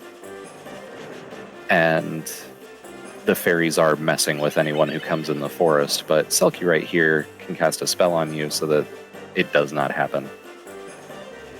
But even then, there are screens where if you run into the fairies, they will kick you out and send you back to the start. Yeah. There was something else I was going to bring up in regards to the jungle. You were talking about how confusing it was to traverse. Yeah, that's right. So there is a quest later on we'll be seeing, which is catching Lillipes. Mm-hmm. When you first start this and you leave the first screen, and Mr. Fuddy-Duddy, or Sotheby, if you prefer, goes, if you go back to that screen, Sotheby will be trying to catch a Lillipede, and will tell you it's worth a fortune, try to grab it. You'll wind up stopping Sotheby, and it will run off to the next screen. Ellervated does not need this, because Ellervated already knows where to go, so it's fine.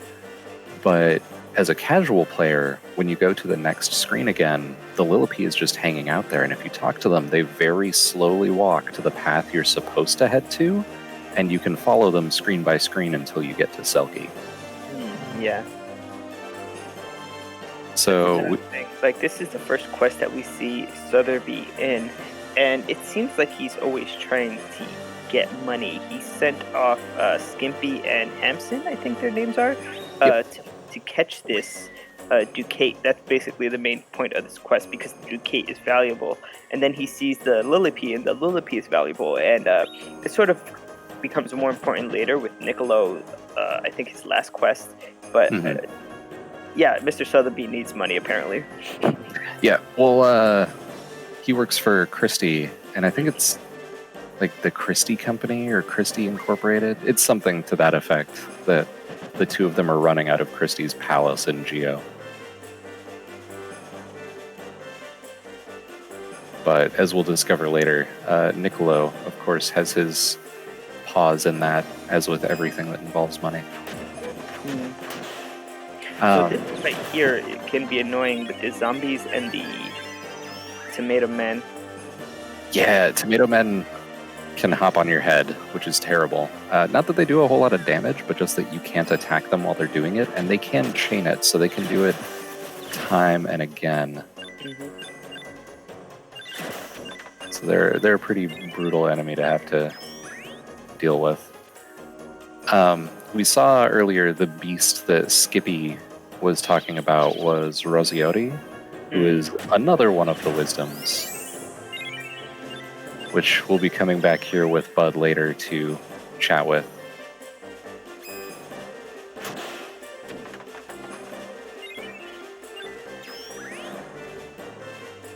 Ooh, that plunge attack. Yeah, that's actually a pretty cool attack. You can do it two ways. Usually hitting forward, and the attack button will get you that forward plunge attack. But also, if you add lunge as one of the movements on the controller, you can hit lunge and attack the same way you do spin and attack, and it'll do the same plunge attack. Nice. I don't know if you saw the Rex, I think, that he bought. If that's what they're called. Yeah. Tyrannos. Dropped a gator skin, which, as a casual player, is very exciting to see, because there's the Watts quest later where that's required. I guess that's a Niccolo's business quest, but yeah, the gator skin for that, and then I believe another one is required for Pee Wee Birdie much later on. I'm not sure. I think most of the things El needs for Pee Wee, though, he purchases them in the store. I don't think he depends on drops for it. I think there's only one like guaranteed drop later on. I'm probably just thinking of the Watts / Niccolo quest.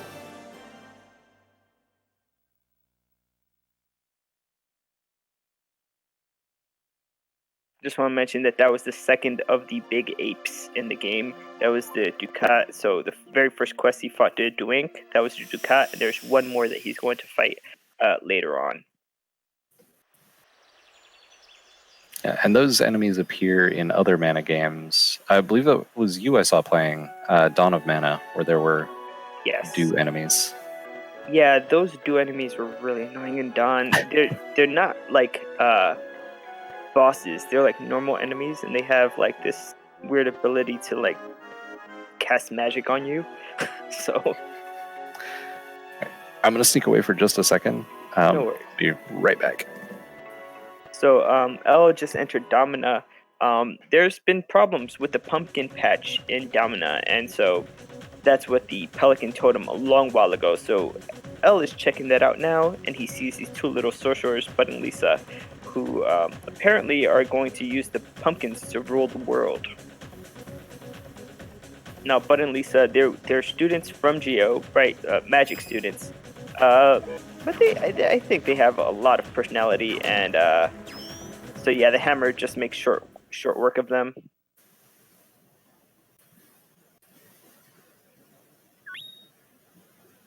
And seeing how strong you are, they say that they want to be your apprentices, right? They want to be under you, to follow you as their leader. So they end up joining your home as basically NPC characters that you could recruit at any time from your home.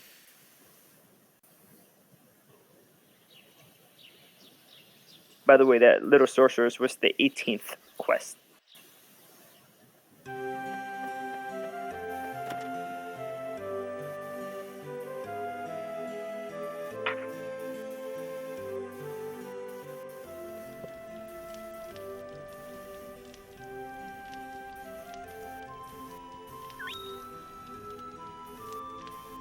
So now Elevated's gonna take Bud with him to go through the 7 Wisdoms quest. Bud is on a mission to see all the 7 Wisdoms. There's really only 6 that he has to see. But yeah, we're going to take him on this little quest. And we're basically going to be completing the 7 Wisdoms as we're going through other quests in the game and doing other things.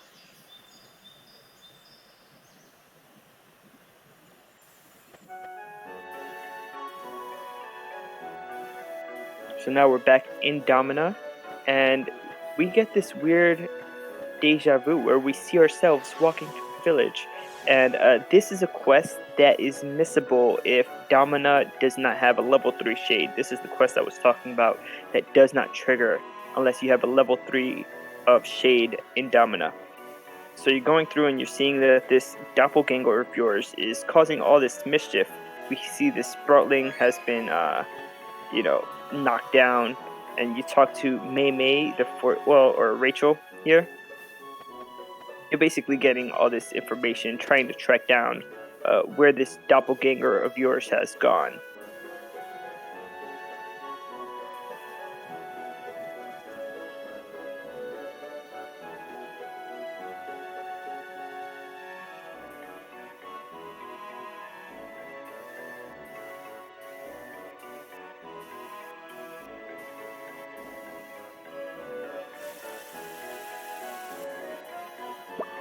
So we have Duel here, kind of freaking out Tipo. Is it really Duel or is it a doppelganger? We will see. He basically told him he had an anthill on his back. Tipo doesn't like that. He starts spilling his water and he gets knocked down. But basically, someone is going around mimicking people. We also have, again, the doppelganger here knocking down a Sproutling. Did you talk about the requirements for activating this quest by any chance? Yes. Okay, cool. Yes. Level 3 Shade on Domina. So this is one of the events that's missable. And it's also a self-contained event. It's not very important for any other part of the story. It's sort of like a side mission. Yeah, I don't think anything with this event ever comes up again.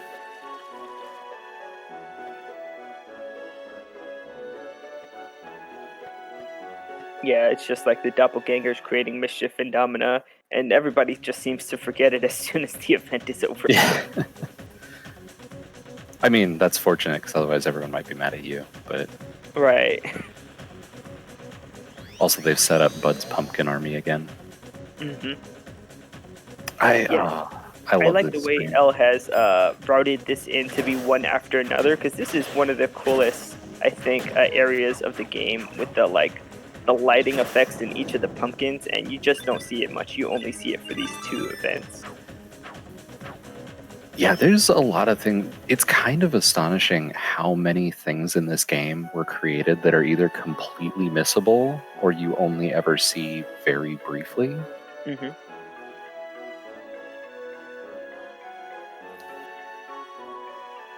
Yeah, that's Ellervated loves the Halloween aesthetic, so that is the best screen of the game. Yeah, it is really cool. There's also like one area in the Feek snowfields, that like during like all events, Elle is going to enter there once, but you could actually re-enter. It's a really beautiful area with a bunch of crystals everywhere, and if you're playing casually, you could re-enter it, and there's nothing there. It's just there's no enemies that spawn, there's no eggs that come up, there's no monster to defeat. It's just an area that was there for a story. And after that, like it's an empty area that you could visit.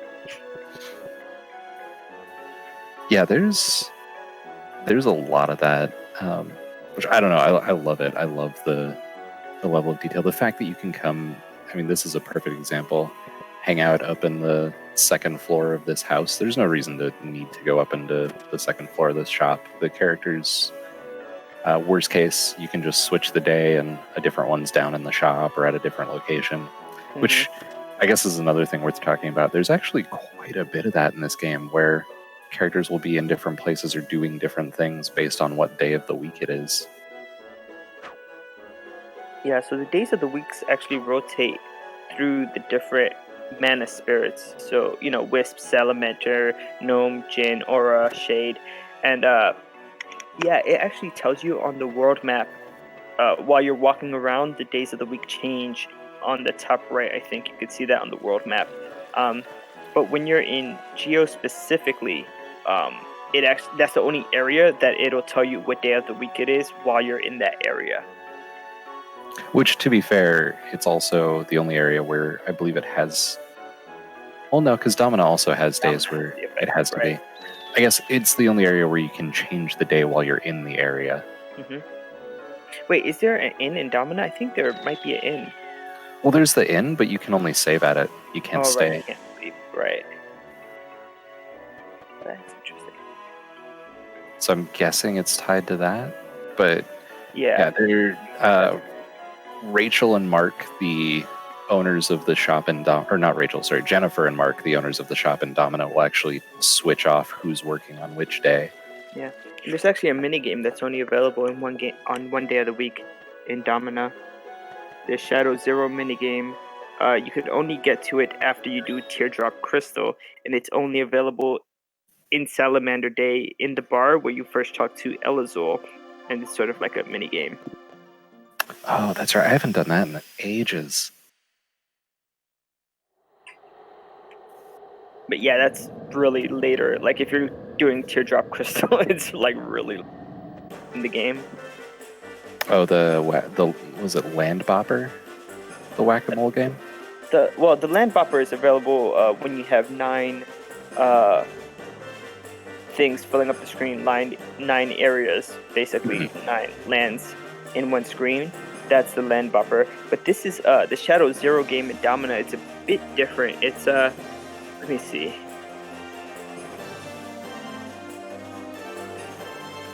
It's you accumulate like these points called Zero Bees in this game. It's kind of strange.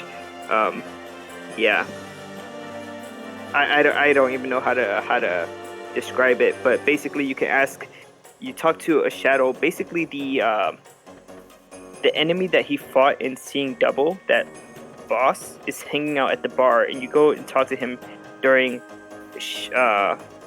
Salamander Day, and you could ask him, how do I play the game? You could start the game, or you could have him tell the score that you've accumulated.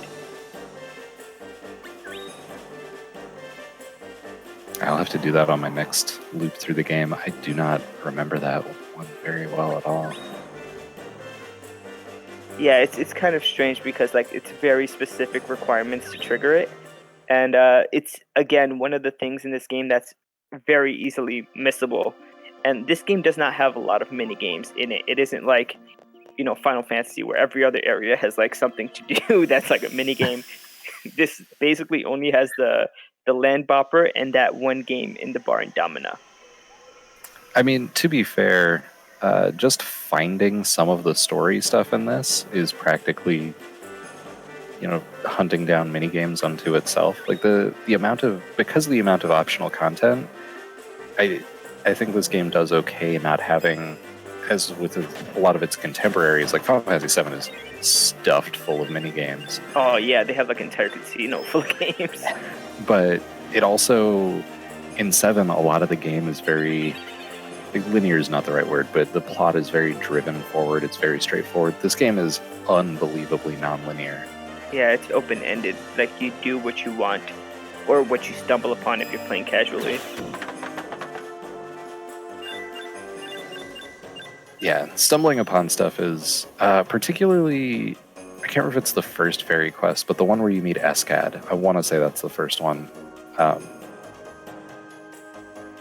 Because you have to go talk to Selkie to make the forest so you can navigate it, get sent to the entrance, get sent to the entrance by the fairies, so there's a curse on you, talk to Selkie again to get the curse taken off of you, and then track down Escad. That's just, who would do that on accident? Right, Who would figure that out without a guide? Intuitive, and the game doesn't give you a hint for how to trigger it, which is also like interesting. Like, you have to, once you start a quest, you can go into the menu, like into the diary, and see like where you left off, but a lot of times the game doesn't tell you what to do. You have to sort of figure it out. This one, I think this one is probably one of the ones that's more, it struck me as, for being the start of a storyline, very obscure for how to trigger. This is some of my favorite dialogue in the entire game that we get to see anyways during the all events run, because they're talking about how, Lord Irwin has chosen a new queen. I hear it's a human. And one of them's like, aren't their lifespans really short? The other one's like, yeah, I hear they only live 500 years. Every time. That gets me. Yeah, I kind of like the way that he's introduced. Escad, he just comes in and starts swinging. Like, he doesn't say anything. He just comes in and starts killing off fairies. And it's not the first time we see him like just enter a scene like swinging first and asking questions later. So that's kind of his entire character concept, is just fix it with violence. Yeah.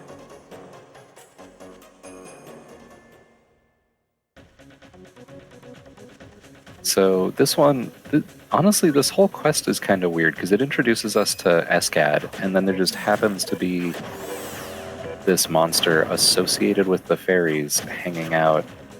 Oh, thanks, bud. Yeah, so sometimes during sorry, I just wanted to mention, sometimes the NPCs do things that you don't really want them to do. Bud is not that strong. If Ellervated had used the time it took for him to cast that to do a power hit, more damage would have been dealt to the boss and he would have beat it that much sooner. So it's a little annoying when the NPCs start trying to help you out, they slow you down. Yeah, for the other NPCs, they're pretty much reliant on STs to actually tie up bosses or enemies. Because just hitting an enemy, anyone can keep hitting the enemy over and over. It's not a big deal. But with magic, it ties up the enemy for a few seconds. And same with STs. So when they do that, it's like, well, I could have killed it in the time it took you to do that. But sure, go ahead. Also, they tend to, when they use STs, tend to move the enemy away from where you are, unless the enemy's in the corner. More often than not, it pushes the enemy back a bit. So like, now you have to reorient yourself.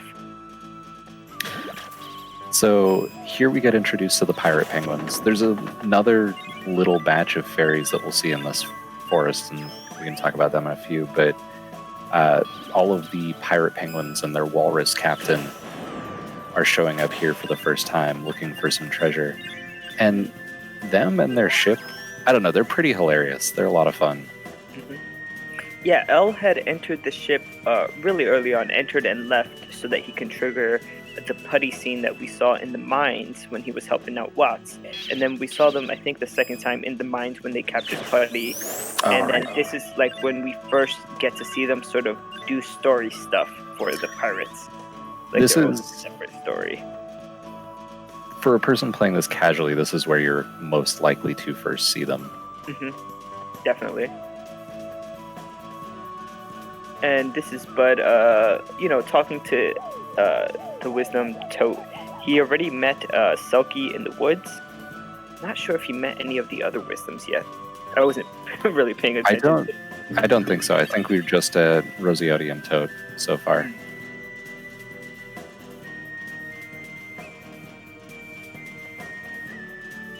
Did he bring Bud into the underworld? I thought he had brought Bud into the underworld. Oh, I guess he did. For Ellervated saying Olb in chat, I'm assuming he's referring to Olbon. So Yeah. I must have missed that. Yeah, me too. I think we were talking about something else when that happened. Yeah, there's. We were talking about the Domina seeing double. Oh, right. That's one of the things that's really cool about this run is there are so many interconnected moving parts and so many little things that need to be done here and there. There's a lot of fascinating systems interconnected and all working at once in this game. Yep, 3 out of 6 on the 7 wisdoms. Right. Also, there was one other quest that we did see penguins in, just wanted to bring it up, and that was the Valerie quest to David with the pregnant penguin, and he wanted to go off and be a pirate. Yep. The Medora Beach, Summer Lovin'. So, that one... Sorry. Go ahead. No. Mine's... I was going to say, in this quest, we're walking around, I guess the penguins are looking for a treasure somewhere? Yeah, there's supposedly a treasure somewhere here in this lake. But the fairies are not too pleased at having their territory invaded. Yeah, and so all these penguins are being turned to stone, little by little, and you see them as he's walking around, like all the stone statues everywhere along the lake. So, with the David and Valerie Summer Lovin' quest, it's worth noting later on, we won't see this penguin when Ellervated. I think we'll see them because he has to run past them, but we won't talk to them. David is actually in the pirate ship, and if you stop and talk to him, he talks about how much he misses and loves Valerie, it's super cute. That's cool. I think a lot of the side characters, you can talk to them, wherever they are in the game, and this is especially true for the students of Geo. Like, you could speak to them in the Bone Fortress, you could speak to them in the desert, you could speak to them in Geo, and they always say different stuff too, so it's just interesting to know.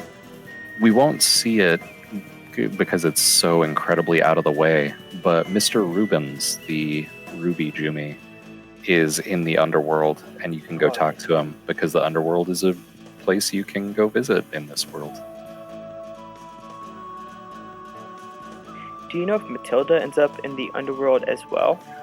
To visit after the fairy line is done? I'd have to go look. I know she's not in the upper levels, because when I went there for the mirror piece and was wandering around, I did not wander into her, but she might be all the way at the bottom. Yeah. Now I wish I had checked. There's a lot of empty rooms there.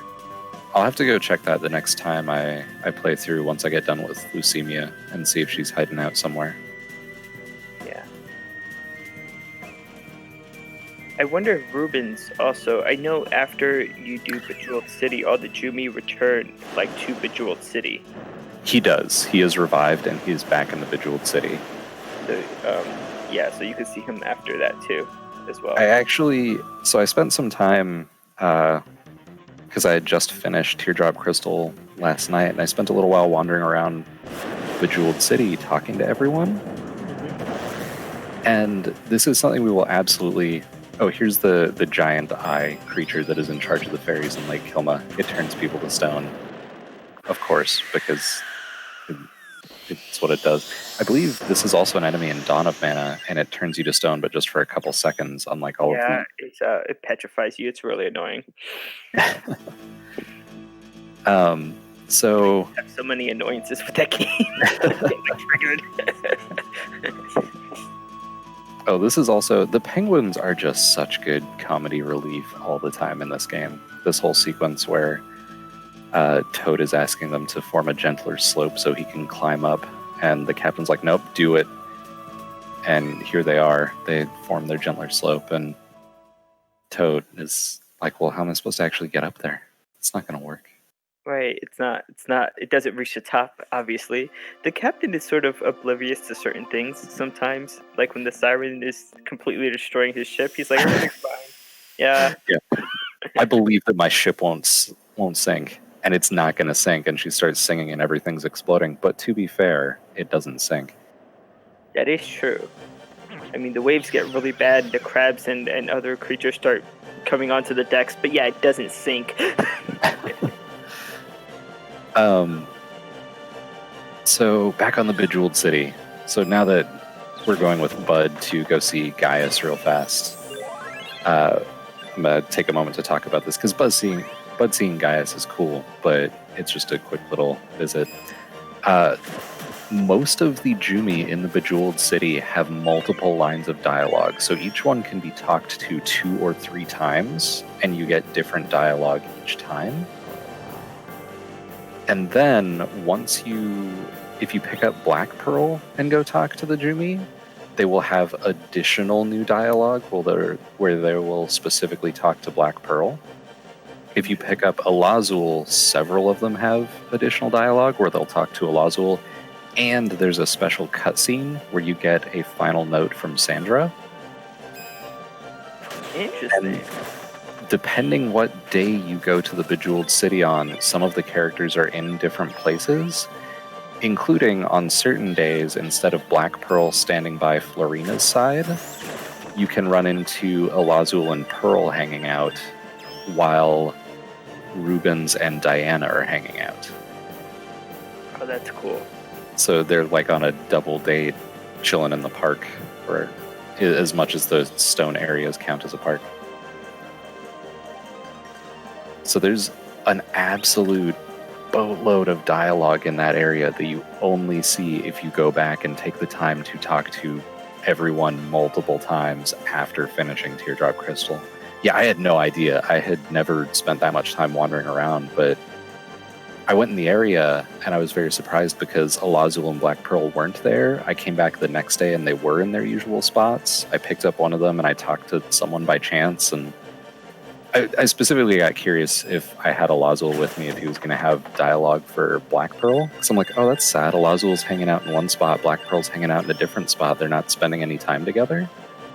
And you do get specific dialogue, and you get that little extra scene talking about Sandra, because there's a note from her. It's interesting. It's interesting that Bejeweled City is like that. Bejeweled City is the last quest in that storyline.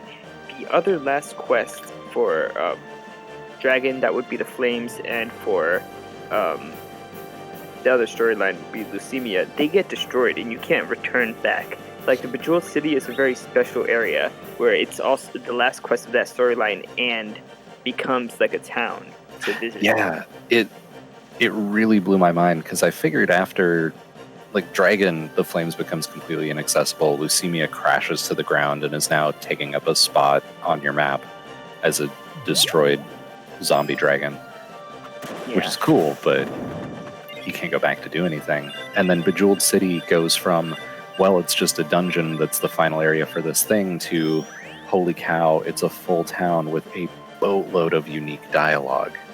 Mm-hmm.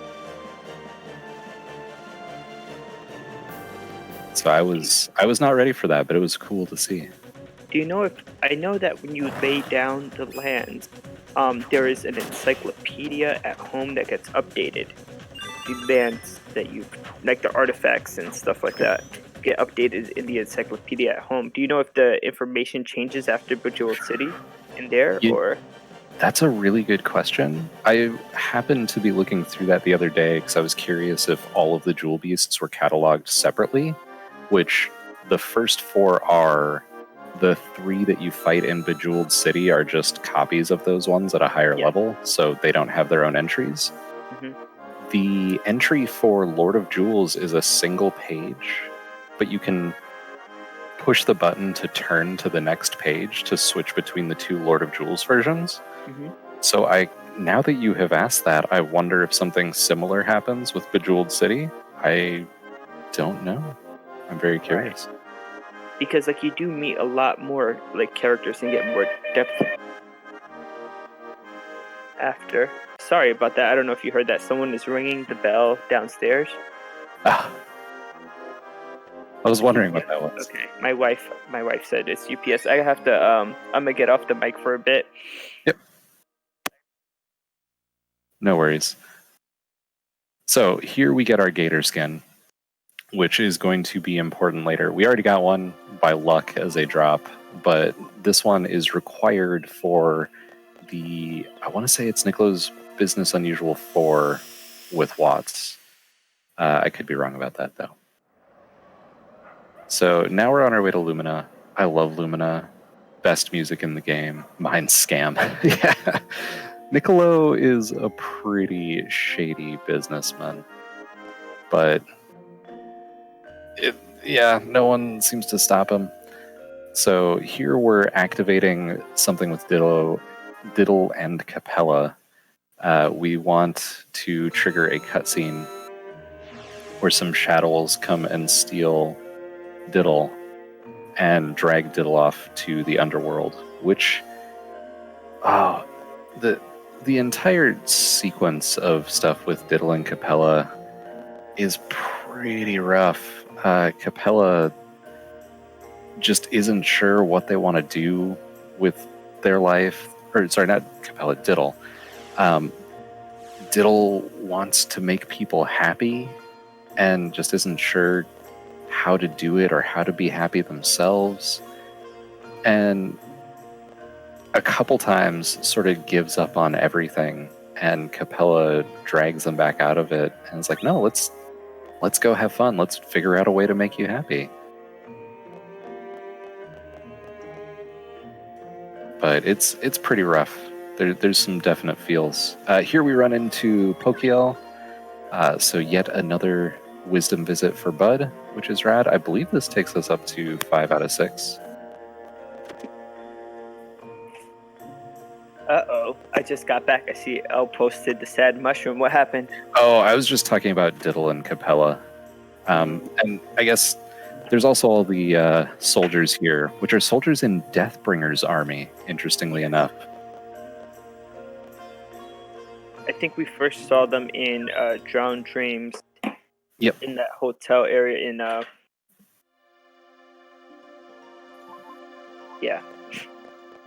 Yeah, Deathbringer, the whole thing with Deathbringer is interesting because Deathbringer definitely feels like a dragoon of Jajara. Mm-hmm. But Deathbringer is definitely in charge of their own military force. The other dragoons are just sort of lone knights out fighting for their dragon, whereas Deathbringer is running his own show in addition to working for Jajara. Yeah, it's weird because so for each of the dragon events, you fight the dragoon first, and then you fight the dragon, right? So for the Windcallers, like you fight them first, and then you fight Aggravator. But when you fight Jajara, there's actually 2 bosses you have to defeat. There's the Dark Knight first, when you first enter Bone Fortress, and then there's the Deathbringer. I was always wondering about like the Dark Knight. I know he has like a brother or something that's further down in the Bone Fortress in one of the empty rooms in the basement. But he is not the Dragoon. It's the other one, Deathbringer, like you said. Yeah, and those knights are interesting too because we see the Ghost Knight that is, I don't even want to say palette swap because there's a lot more going on with the color palette for the gold one that Sandra is disguised as in Drowned Dreams. Mm-hmm. But we should probably refocus and talk about Fairy for a second here. Murmuring Forest very briefly touches on how Erwin's gonna make Matilda the next leader queen, I guess, of the fairies. Right. And that's basically all we get out of Murmuring Forest. But now here we're seeing things properly get started with Deanna, Escad, and Matilda, who I believe here's where it gets revealed they're all childhood friends, and Erwin as well. And there's a lot of junk going on. It's pretty wild. Yeah, I feel like they sort of Escat especially blames Erwin for getting Matilda in her current situation. She's a lot younger than she looks, and yeah, she's basically sick, lying down, and so he's like, "Beware, like, don't like hang out with him. I don't want you to be around this Erwin guy." Yeah, she's 26. She looks like she's about 80, at least. Oh, we should also say that Bud just saw the last wisdom, which was hanging out there in that little fork, and then he also just happened to see Matilda too, who becomes the seventh wisdom, even though he doesn't react. It's not important for the 7 wisdoms, but just a small thing that L's added in, the way it's routed. Though now I wonder, I'm going to have to go see if Matilda is in the bottom of the underworld, and if so, if bringing Bud down there gets you any unique dialogue. That would be interesting. I wouldn't, given everything in the Bejeweled City, I wouldn't be shocked if that happened. Yeah. But the way Fairy and Dragon just kind of end, I don't know if that would really happen. I don't know. I'll have to research it and see. There's, given the whole thing with the Bejeweled City, there's so much stuff in this game that's so easy to miss and is completely irrelevant to the speedrun. So Right.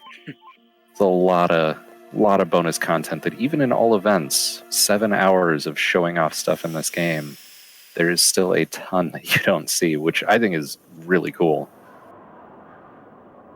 Yeah, L just finished. He just got the splash screen, we should say, for the 7 wisdoms, and he's going in, I believe, to Gato to do 2 torches. Yeah, so he kicked off 2 torches earlier while visiting the 6th wisdom with Bud, and then left to turn that in. While turning that in, triggered the shadow cutscene for Diddle Had It, so that now Diddle is in the underworld. So we'll be dealing with that later. And then has come back here to wrap up 2 torches.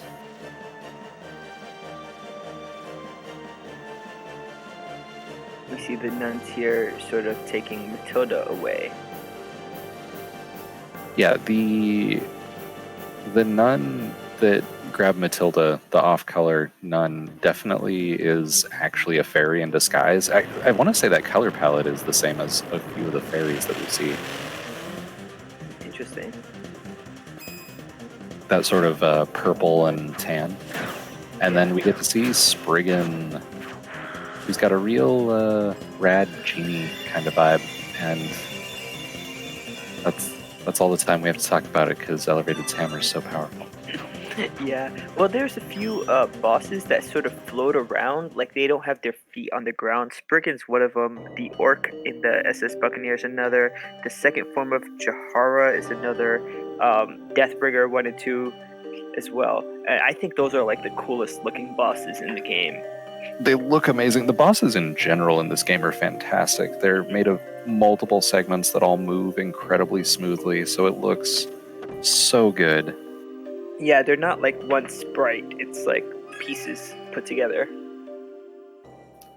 And Spriggan, doesn't Spriggan get a recolor that you fight at some point? I want to say in one of the pirate quests. Or am I just mixing that up in my head with you're Orc? thinking of Orc. Yeah. I must be thinking of Orc. Actually, I believe if for those who have played Trials of Mana, there's a part where you're in the ship in Trials of Mana and you fight a very similar boss to how Spriggan looks. He's not called Spriggan, but it's sort of like he has like a jester sort of look to him, and he's floating around the ship in Trials. I need to... Trials the remake or Trials the original? Or both? The original. I haven't played the remake, so I can't speak for that. They probably do have that boss. But yeah, I was talking about the original. I I played the original too long ago now. I don't remember it very well. I really need to go back and do that again. And then, yeah, I haven't picked up the remake yet. I really Yeah, I haven't picked up the remake either. So here we're triggering, if I'm not mistaken, the third fairy story quest. I guess it's worth noting, with fairy and with Jumi, we see quests that are not marked as being part of that storyline, but are definitely related. Deanna going to go see Gaius to talk about Matilda is definitely just directly a part of the fairy storyline. Same thing with Flame of Hope and Jumi. Yeah. Yep. Flame of Hope, 2 Pearls. I mean, 2 Pearls is even required between 2 regular marked Jumi quests, which is fascinating.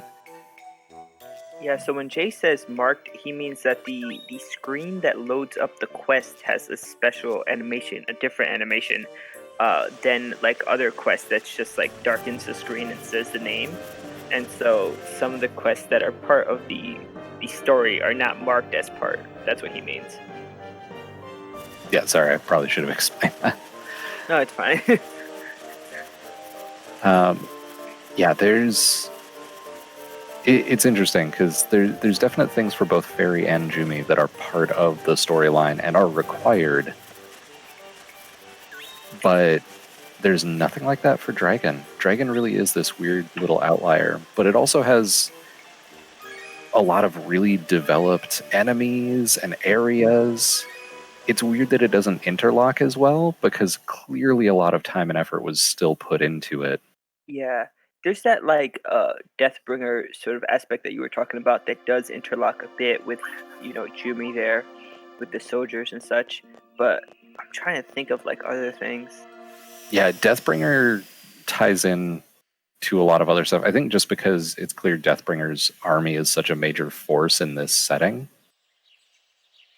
Let's speak about this is a little side thing here. When this game first came out, people sort of got there was a lot of fan art that came out sort of in the 90s. And wait, did it come out in the 90s? I want to say it was 2000 in the US. Okay, so yeah, I think it was 1999 or something like that in Japan, and then early 2000s in the US. There was so much fan art that came out for this game, but one of the most popular characters was Sierra. I don't know if you know this, but she was very popular, sort of with the like people who do fan art for her, just in general for this game. I did not realize. That's really rad because Sierra is such a cool character and such a cool character design. A lot of the doujinshi, let's just put it that way, that were done were of Sierra. And there's actually ones that are like not too risque, that are actually just really well drawn versions of her. So That's yeah. Cool. So let's talk about Daddy's Broom for a second here. It gets mentioned a couple times that Bud and Lisa's father was a mage. Mm-hmm. Who went off and died in battle. And there were historically was a lot of warfare in this setting with the mage versus fairy wars. So it's not weird that we have a couple orphaned mage kids whose father died in war. Like, that's sadly not weird in this setting, as much of a bummer as that is. But with this Daddy's Broom quest, we find out a couple things. It's for anyone who's played casually and went and talked to Little Cactus and triggered the scenes where he goes and writes in his journal or diary, we never see it. It only happens once we leave the room. And no one else ever sees Little Cactus moving around. So we get this cute little scene where Little Cactus shows up having just thrown away the broom in the junkyard. And as concerned as everyone is about the broom, they're like, wait, the cactus can walk? Yeah. It's one of the little shocking things, because we sort of see, like, the player sees it when you talk to him and when you leave, but nobody else sort of knows. And I think it doesn't happen too often. It happens in this quest. It happens when one of the sorcerers gets sick. And I think it happens at the end, like, for Cage of Dreams. The cactus is talking to the Sproutling. But for Yep. most of the game, the cactus is in that pot. Yeah, just chilling.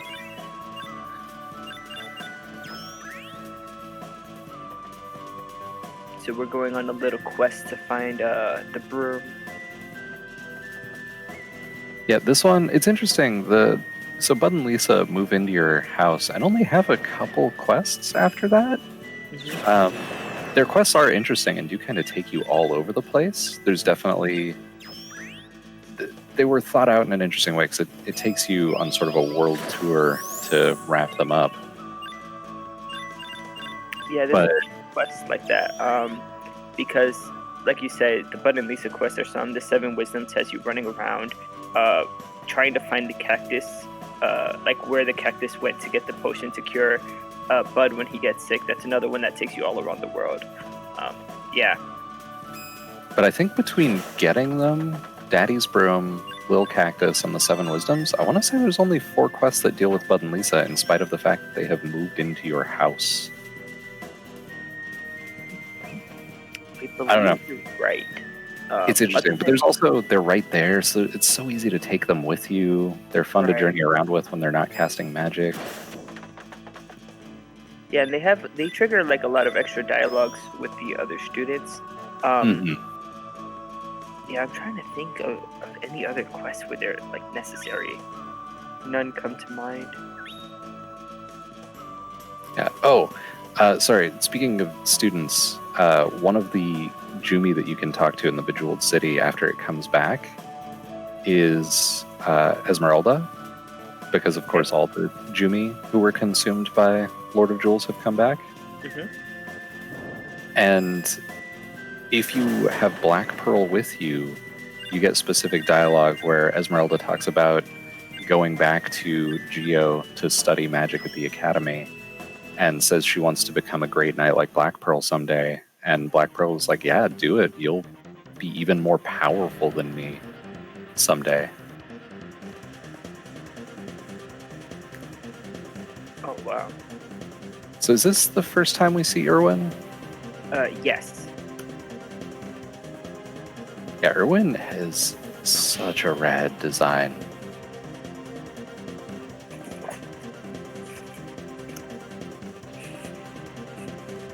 Yeah, he sort of looks like beast-like. Well, a lot of the NPCs have really cool designs, but his design is like, I don't know. I think they were going like for a lion look. Like he has this huge mane, you know, like powerful leader, you know, king sort of status. Yeah, he definitely looks like a demonic king of the fairies. The character design is spot on. Definitely. So this part, it's fascinating. So the whole reason Deanna's doing this is to see if it's possible to get to the realm of the fairies. So Deanna has used these fairies heading back to the fairy realm to warp there, and then shows back up later to tell Matilda she can go too. Oh, wow. Oh, real quick before Ellervated kills this boss, prettiest boss in the game, huge pain to fight in normal speedruns or casually. Definitely, the colors of his feather mane on that boreal hound, it's just amazing, especially at the end animation when it's all like glowy and stuff. Sort of like pastel colors that are not too bright on the eyes, but just like beautiful to look at. Yeah, so this part's weird because you come and tell Matilda what's happened, and then the next fairy quest, Deanna shows back up. And how did Deanna get back? I don't know. It's weird. And here's where we find out that Selva and the other wisdoms have decided that Matilda is going to become the next wisdom. Yeah, so they sort of have like a different idea for like where Matilda's gonna end up than Irwin has, right? Because Irwin wants her to be the queen of the fairies. Yeah, Irwin wants her to be the queen of the fairies. Escad wants her to go back to her actual age instead of being a withered old lady. Deanna wants her to be the queen of the fairies because if her and Irwin are busy in the fairy realm just hanging out and spending time together, then he won't try to destroy / take over the world. And she just wants everyone to do their own dang thing and just like live their lives to the fullest, which I guess doesn't include her. Yeah, it's Uh, it's strange.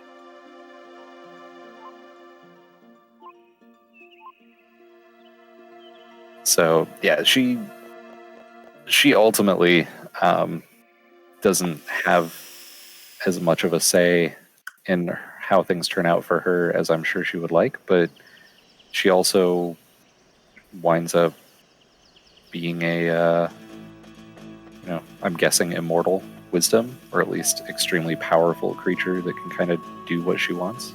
Hmm.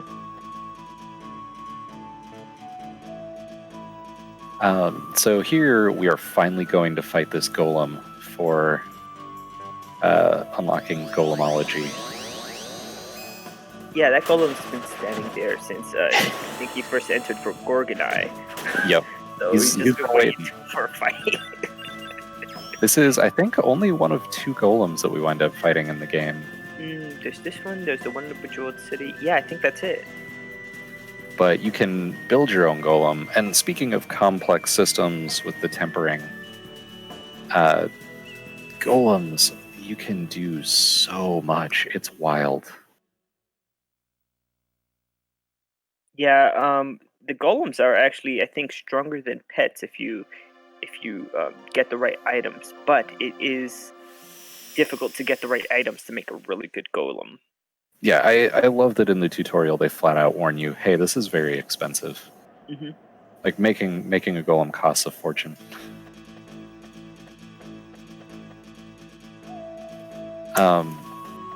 So we finally fought that golem, ready to be able to make golems, which we will not do because it takes forever. And I believe right now we're finishing up Daddy's broom, if I'm not mistaken. Let's see. After the golem, jeez, he went so far down. I wasn't following him. The thing. Pull up Yeah, the- he's gonna finish after Bomb Slam. He finishes Daddy's broom, and then he goes right into Guardian of the Winds.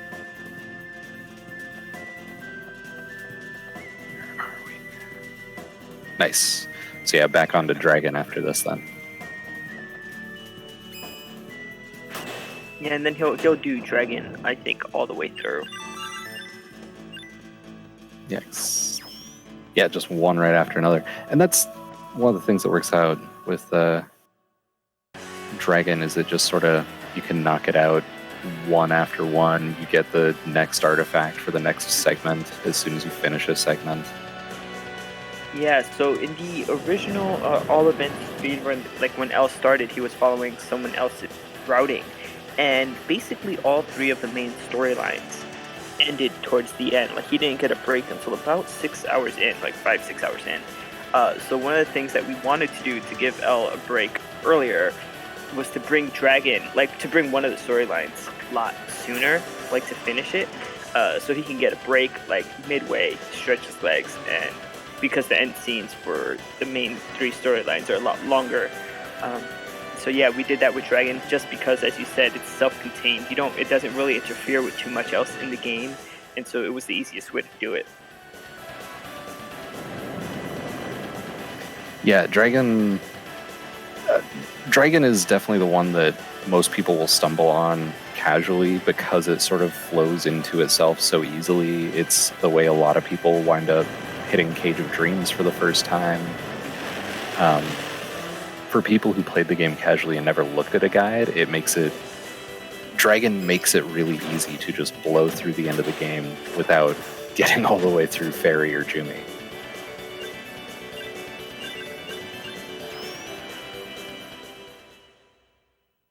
So we don't see too much of it. Most of the bosses in this game are unique and interesting and big things with stuff going on.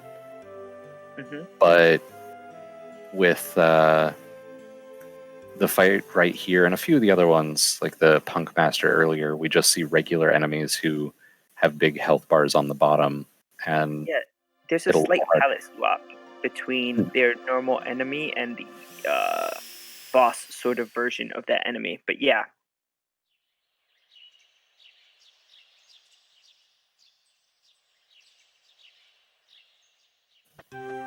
which of the two is the better LOM player?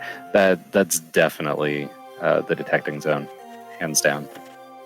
No, I would say you've played more. I just played the same game on New Game Plus and tried to collect items to make crazy weapons, and collect pets. I think you know way more about the lore of this game.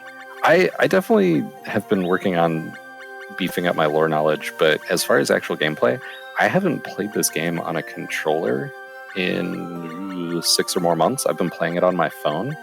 Oh wow. Which honestly works fine. Like the combat isn't super demanding, but if I was trying to speedrun this, I'd be having a time trying to make it happen. Yeah, this game is one of the cool things about the speedruns is, for Dragon at least, it doesn't take a big time commitment. You could beat it in most people under an hour 40 minutes. You could learn the run, and it's pretty good. It's pretty quick. Yeah, I kind of want to give it a go. I really prefer Jumi, but Jumi is enough longer that if I'm going to try to actually run this game, I need to do something shorter. For Jumi's what, under 3 hours? Jumi's a little over 2. Over 2, okay. Yeah. Most of the stuff I run is in the 20 minutes to 1 hour window, so that works really well for me. Longer than that is a lot harder just to find time for. I'm gonna have to cut out of commentary today before Ellervated's done, just because finding large blocks of time is a difficult proposition with the kiddo and all that stuff. So, that's understandable. I'll be sticking out as long as I can, but. When we started, I introduced myself and Ellervated introduced. So I don't think you introduced yourself. Oh, yeah, I just started talking, huh? So, for anyone listening who doesn't already know me, J question mark. I speedrun some random stuff myself. Power Rangers Knights, Sky Gunner, and I am working on becoming more knowledgeable about Legend of Mana lore. I'm definitely a little sparse on the game mechanics knowledge, but you have got that quite logged down, so. Oh yeah, I think at this point, L has all the STs and everything he's going to learn by now, and so there's not really much about sort of fighting mechanics that's too much more interesting. There's a lot of STs though that he can potentially learn, that he doesn't, just because it would take time going into menus and switching up things. Yeah, I don't remember what the count is, how many there are. There are a good chunk of abilities, and having and then keeping equipped the abilities, essentially.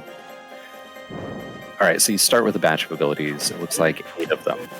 Having them equipped on your character earns you points every fight. I want to say it's 1 point for a regular enemy, 4 points for bosses. I could be off on that.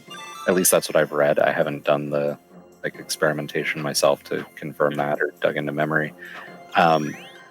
Once you have them equipped long enough, you unlock other abilities. So you leave them equipped, you unlock other abilities. You can use those abilities and equip certain ones to unlock other abilities. And then all of those, when you have a weapon equipped, lets you unlock STs for that weapon. And most of the weapons have a very large number of STs. Ellervated's weapon is such high damage. There's not really a whole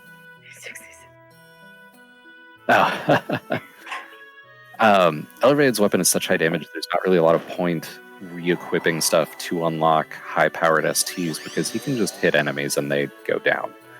Right, so it's more of a waste of time to try to go out of his way to get the other STs. In terms of abilities, there are 26 in total that you can obtain, and like you said, 8 are given to you just when you start. And then, depending on the weapon you have, you could unlock STs, which are special techniques, which you assign them into the trigger buttons on the control, L1, L2, R1, R2. So technically you can have 4 at a time, but seriously, power canceling is the way to go when you have a weapon this strong. The STs are just there because they look cool, basically. They're, they're really good for giving you iframes when fighting bosses. Yeah. So that you can follow with an ST right after the boss's ST if they get one off, and then you avoid any damage from their ST and open up with them on damage as soon as possible, which works out pretty nicely. But yeah, there's not a whole lot of need to get high-powered STs in this run with the weapon. Power canceling just punches out so much damage so fast. Yeah, I think the only ST that L really uses is Blammo, and that's when he's surrounded by enemies. Blammo being a level 1, STs are basically put into 4 categories of attack power. Blammo is basically a level 1 ST, so it's something you get very early in the game, doesn't have a lot of requirements in terms of abilities. I think the strongest ST for Hammer is one called Pearly Gates, which just does a ton of damage and sends everyone to heaven. Yeah. Most of the weapons only have 1 level 4.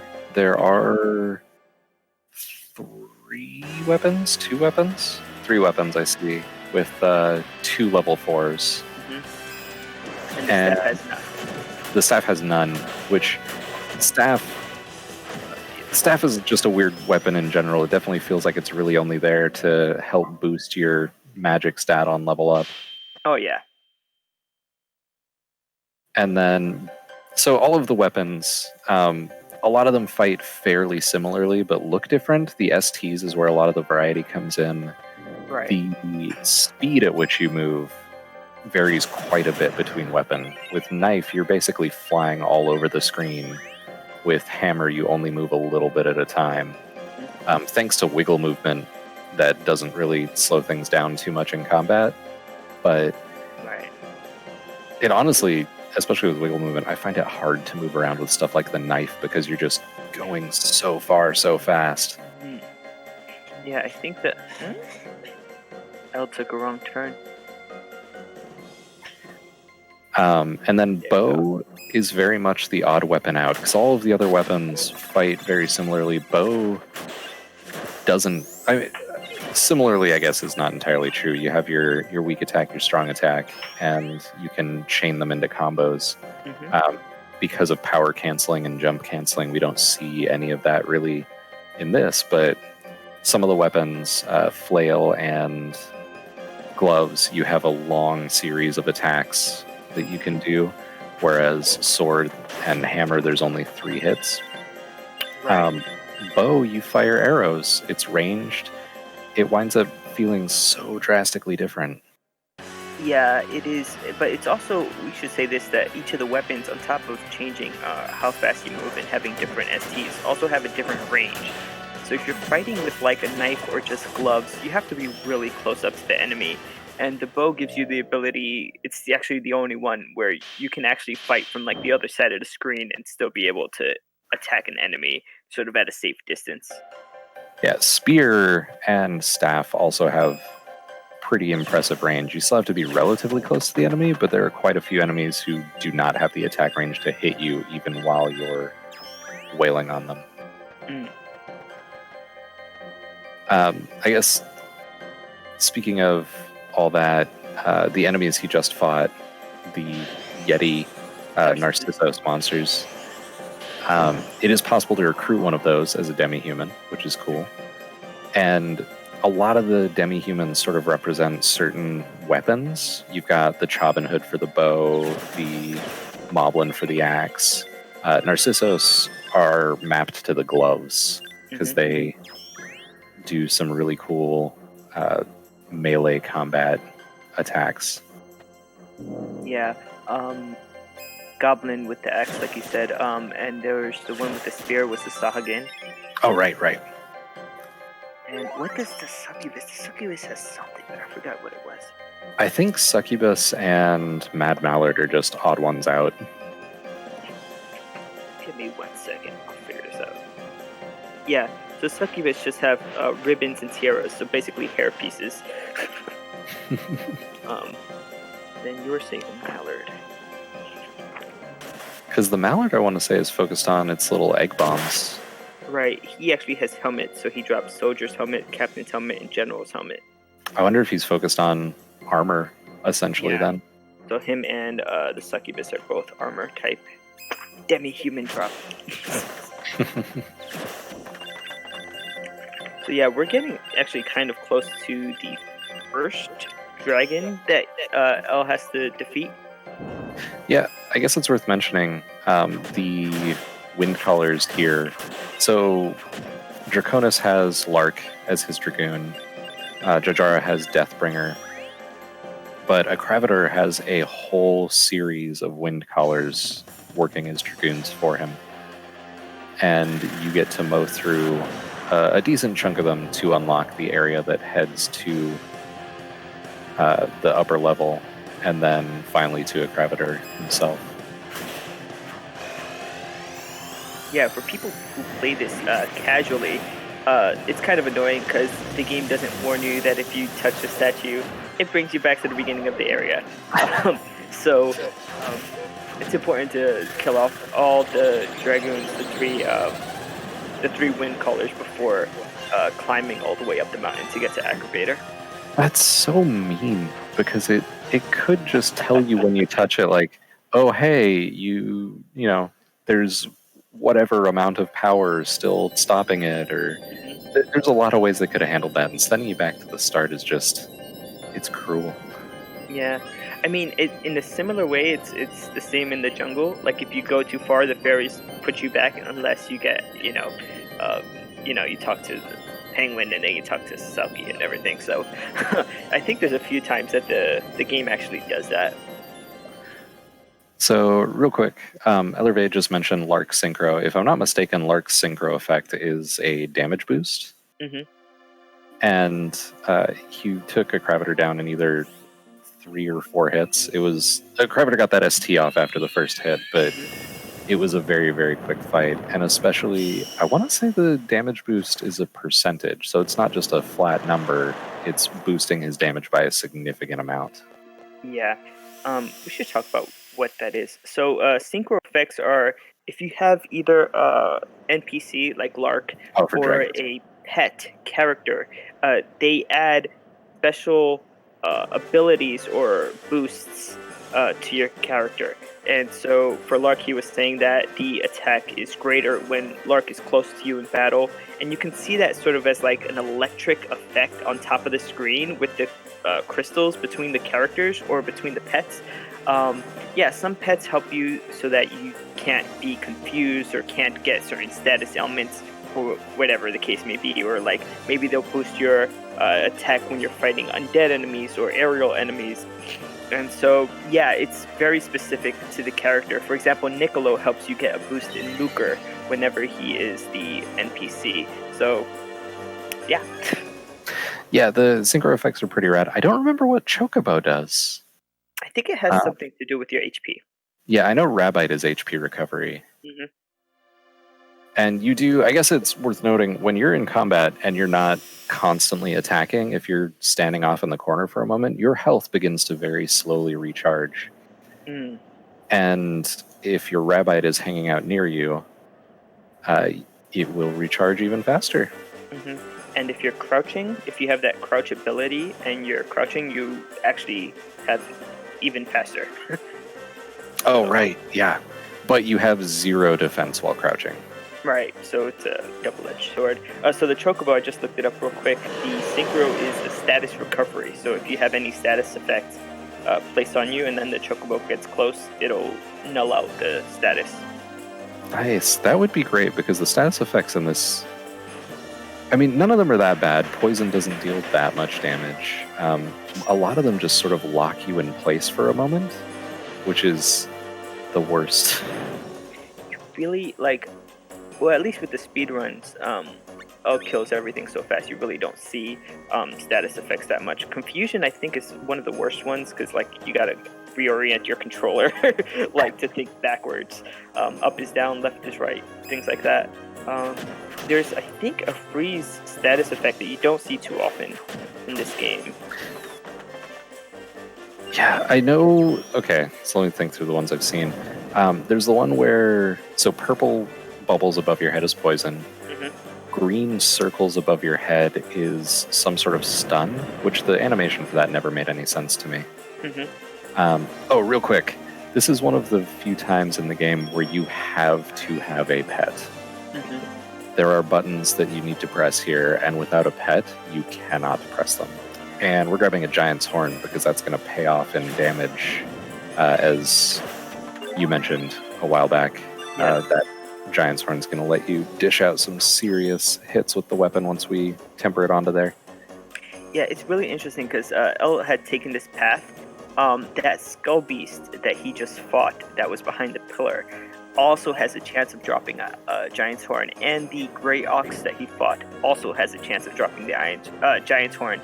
But to ensure that he has it, because he doesn't fight a lot of skull beasts or gray oxes in this game, he always picks up that chest. Okay, back to status effects. So we got stun, we've got poison. Confusion has the little like puffs of smoke above your head, and you go in the wrong directions. Dizzy, I guess, when you spin too much, or if enemies inflict it on you. Has little stars above your head, and you can't act during it, similar to stun. You can get turned to stone. I know there's that one. Yeah, petrified. Yep. And then, I guess it's not a status effect, but there are enemies that are capable of knocking your ST gauge down to 0. I think you could also become inflamed. It doesn't happen often, but I think there's certain dragons that can hit you with fire, and then the fire stays on you for just a little bit and continues to deal damage after the attack is done. I don't know if I've ever seen that or the freeze. I'm going to have to... I mean, it's a good thing I'm high level in the multi-loop game I'm working on, because I have a feeling I'm going to go to the snowfields and then some of the dragon-related areas and be like, all right, I'm just going to stand here until you do the status effect. See if I can get those to trigger. Maybe... let's see. Oh, could I just say, real quick, so this fight with Sierra here, where you have to defeat her and then get the key from her to unlock the elevator, it is incredibly mean to do that fight on a screen with big pillars that potentially block the key from view, so you don't know that something dropped. What? It's really annoying. Yeah. There's a few times in this game where even like regular enemies are like behind a tree and you can't see them. This happens especially in the White Forest and in Medora Beach with the palm trees and the rocks. Sometimes the enemy could be close to the rock and you just don't know they're there. You're like, why will the battle end? Yeah. The same thing, I know we've seen that happen once or twice already. Also happens with the experience crystals. And the casual play, you know, whatever, no big deal. You wait a couple extra seconds for the fight to end. You don't get one experience crystal. Who cares? But in a speed run, those add up, and that is a problem. Right. Especially in the, really early. Like, once you have your weapon, you're pretty much good. But really early in the game, it's, like, so important that, you know, you gain levels as fast as possible, because that's going to also increase your attack, increase your defense. So, this event we're on right now, the Ghost of Nemesis, this is our third dragon event. It's the second one where we're going and fighting a proper dragon. And this boss we just fought, Deathbringer, is a major mover and shaker in this setting. All the soldiers we keep seeing are in his army. The ship that sank was part of his navy.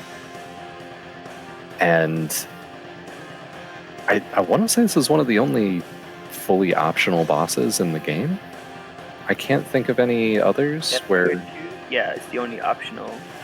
Yeah, and it's available for a brief window of time after finishing this quest and before finishing Crimson Dragon. It's possible to come here and fight Deathbringer 2. So there is one optional boss. Well, I guess a very significant portion of the bosses in this game are optional by virtue of things. But right. when I think what you mean is like when you say option, it's not linked to an event. Like you Yeah. do it and nothing. It doesn't end anything. It doesn't start anything. It's just something you do. Yeah, and worth noting, if you have a, is it Saga Frontier 2, right? Save? Yeah. So if you You have a get a- Saga, Oh, sorry, go ahead. yeah. So if you have a Saga Frontier 2 save, two things happen. First of all, when you encounter Deathbringer 2, the two bandits that were on the Luon Highway trying to steal your cash right before you the Mantis Hand are now skeletons, and they go through the whole shebang again, saying, "Give me the cash, give me the cash, cash, cash," as skeletons. And apparently now they work for Deathbringer. Which, for me, raises the interesting lore question of, does Deathbringer... I mean, he's a zombie, like, or a lich or something, so it doesn't seem super weird, but does Deathbringer also have some degree of power over life and death? Like, Draconis, I guess, is just stuck in the underworld, but Deathbringer seems to have actual necromantic stuff going on, which is pretty rad. Right. Yeah, that's. I'm wondering, like, I don't think the game ever links him to Alban, but it'll be cool if there was some there. Oh, that would be good. Okay, so yeah, that scene is the first thing that happens if you have that Saga Tier 2. The second thing is that the drop Deathbringer 2 would give you a Heishi Shorin sword, which is one of the strongest weapon drops in the game. It's a attack 62 sword. You could also get a attack 62 sword from defeating the Moldy Goo, and another one from defeating Dainsleif, I think. So one of them gives you Excalibur, the other one gives you Masamune. Also worth mentioning, the Heishi Shorin and the Sword of Fate, which you can get from Elazul if you choose Black Pearl to go with you at the final Jumi quest, which I feel like that would... Okay, I really love Black Pearl, and I'm not a giant Elazul fan. The more I play the game and the more I hang out with these characters, the more I'm like, man, Elazul's trying... Like, he's a jerk, but I think he's a jerk because he's trying so hard to do a good job, and he has no idea how, and the stress is clearly getting to him. I'm slowly on my way to becoming an Elazul apologist, so I'm sorry, everyone. That's all good. I really love taking Black Pearl with me for the end of the Jumi storyline. I think it's really cool, but it does add a ton of time because she can't help you in fights, and she has to do transformation sequences before the Jewel Beasts, which are the only fights she's actually helpful in.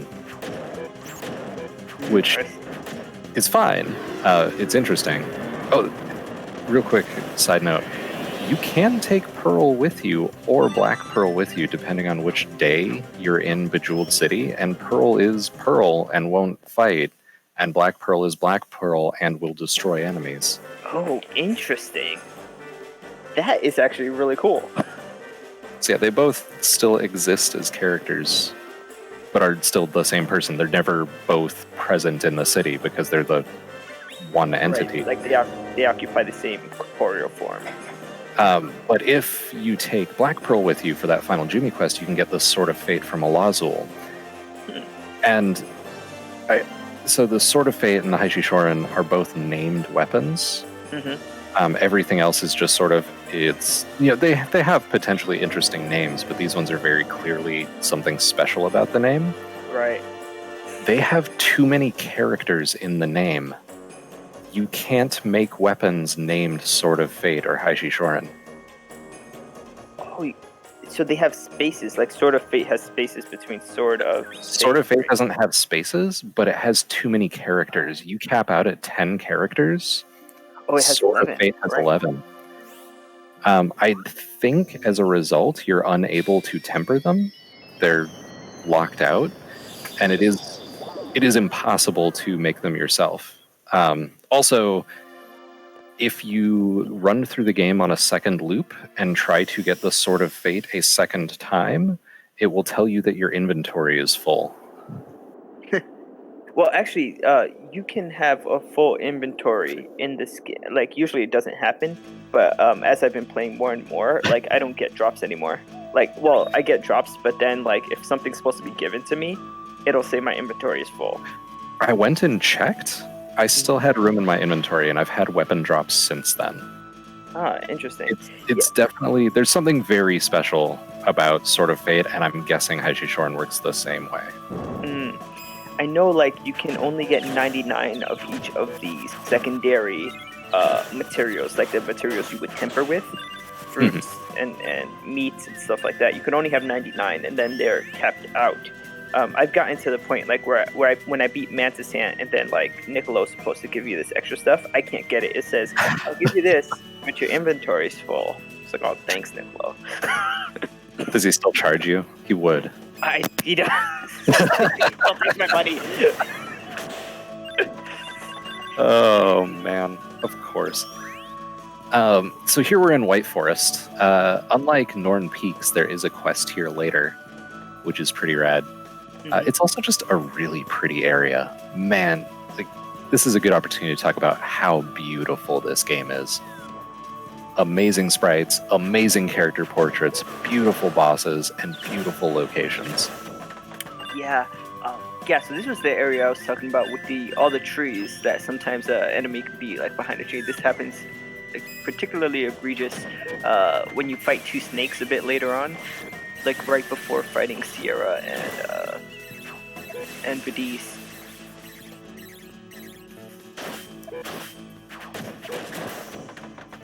But yeah, the area is really beautiful. I like some areas have like little details, like glowing things or things that are like swaying in the wind. You can see here, as he left down, the flowers to the left were sort of swaying just a little bit. You see that with the bushes on the top here. Like, and those little details add a lot of, I think, character to the areas. Where you fight Deathbringer, there's a skull, well, two skulls on the top that just move slightly to the left and slightly to the right. I was going to mention it, but I had forgotten. And it's just like, it adds so much depth to. Yeah, in spite of the fact that it's a very cartoony world, like just the proportions, the angles on things, it feels like such a real and vibrant place because so much care was put into the art. The soundtrack by Yoko Shimomura, who is nothing short of a genius, does not hurt either. Like it's just a real joy to be in this world.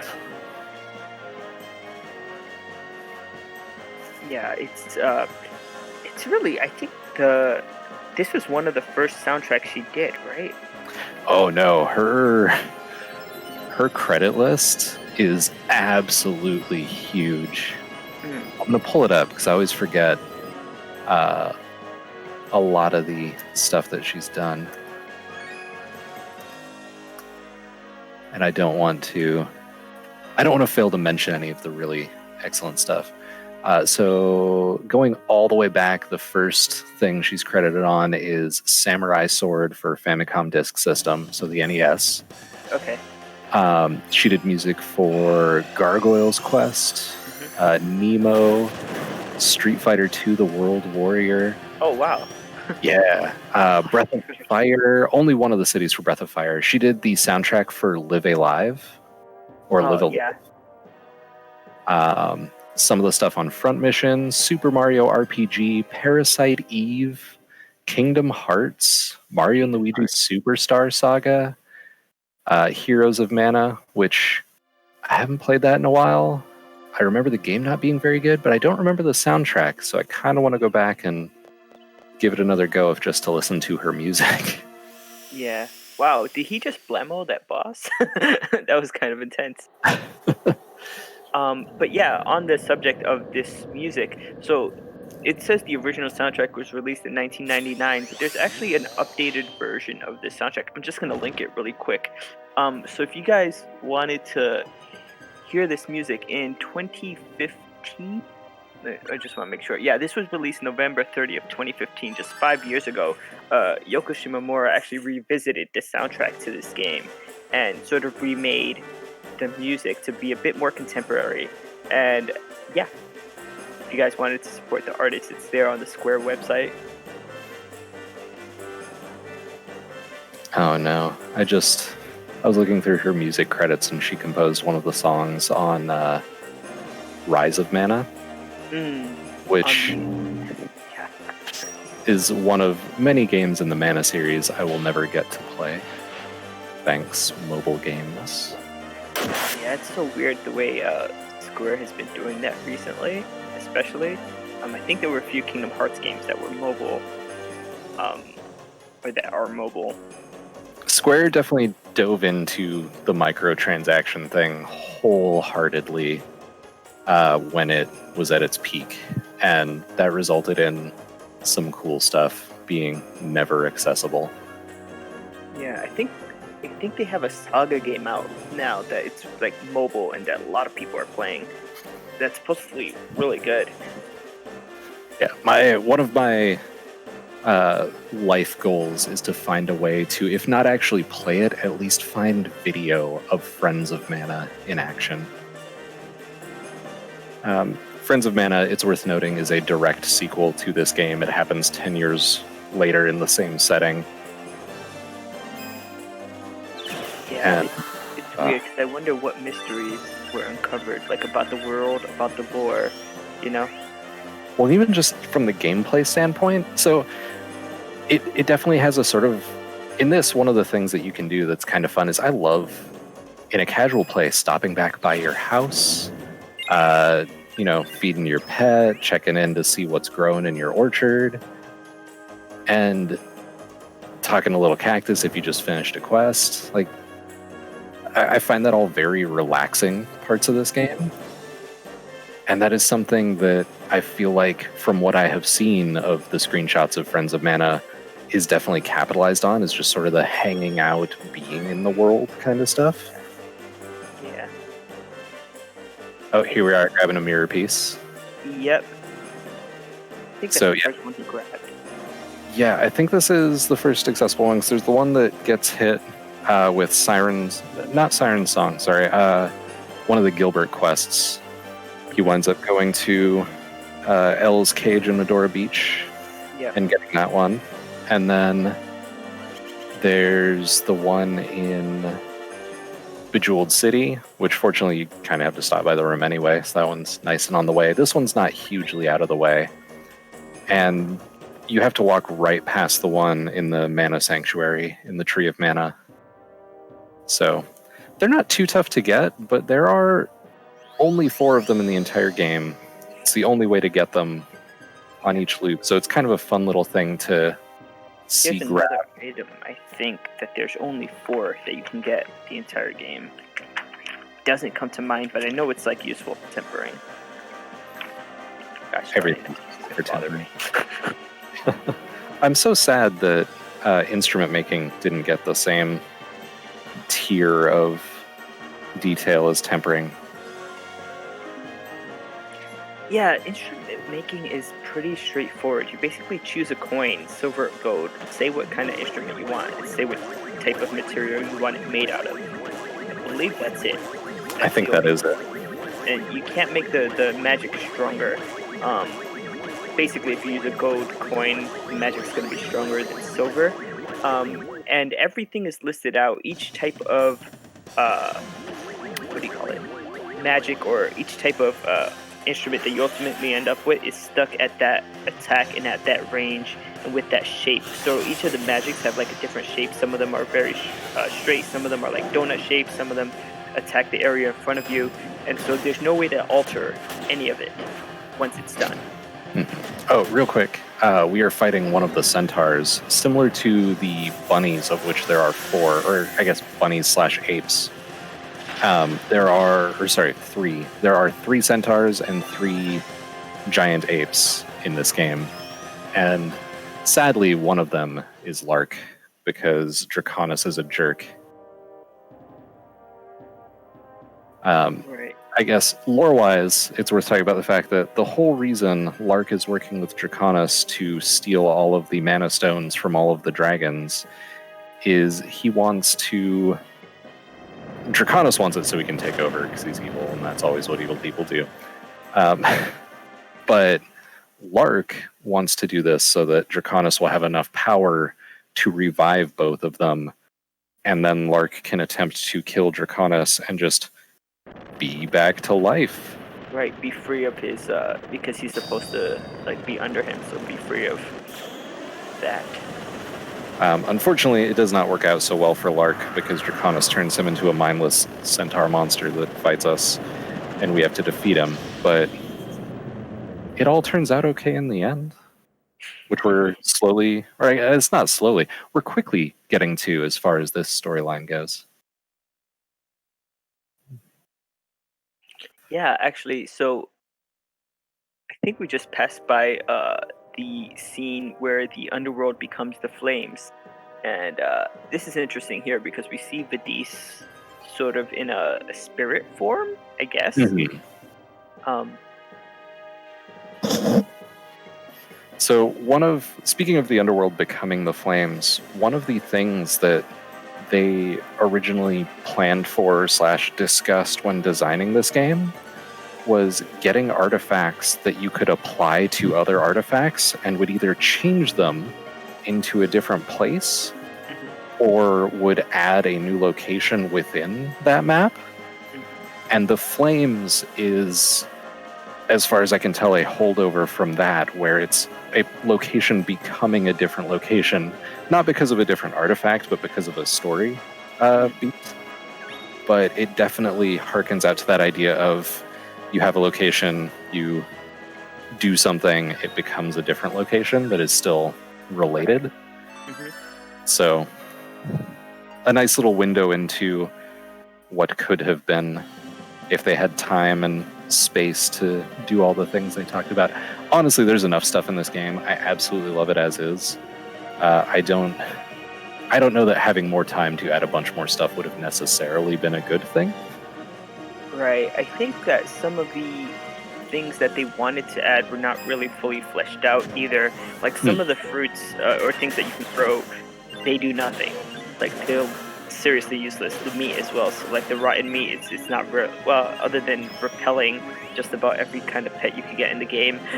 it's useless in that sense. And it also seems like some of the, how do you say? Like some of the things were like half done. Yeah, they definitely. I guess it could have used a little bit more time, but there are so many working parts to this game. It would have been very easy for it to just become an unmanageable mess of stuff with too much more added.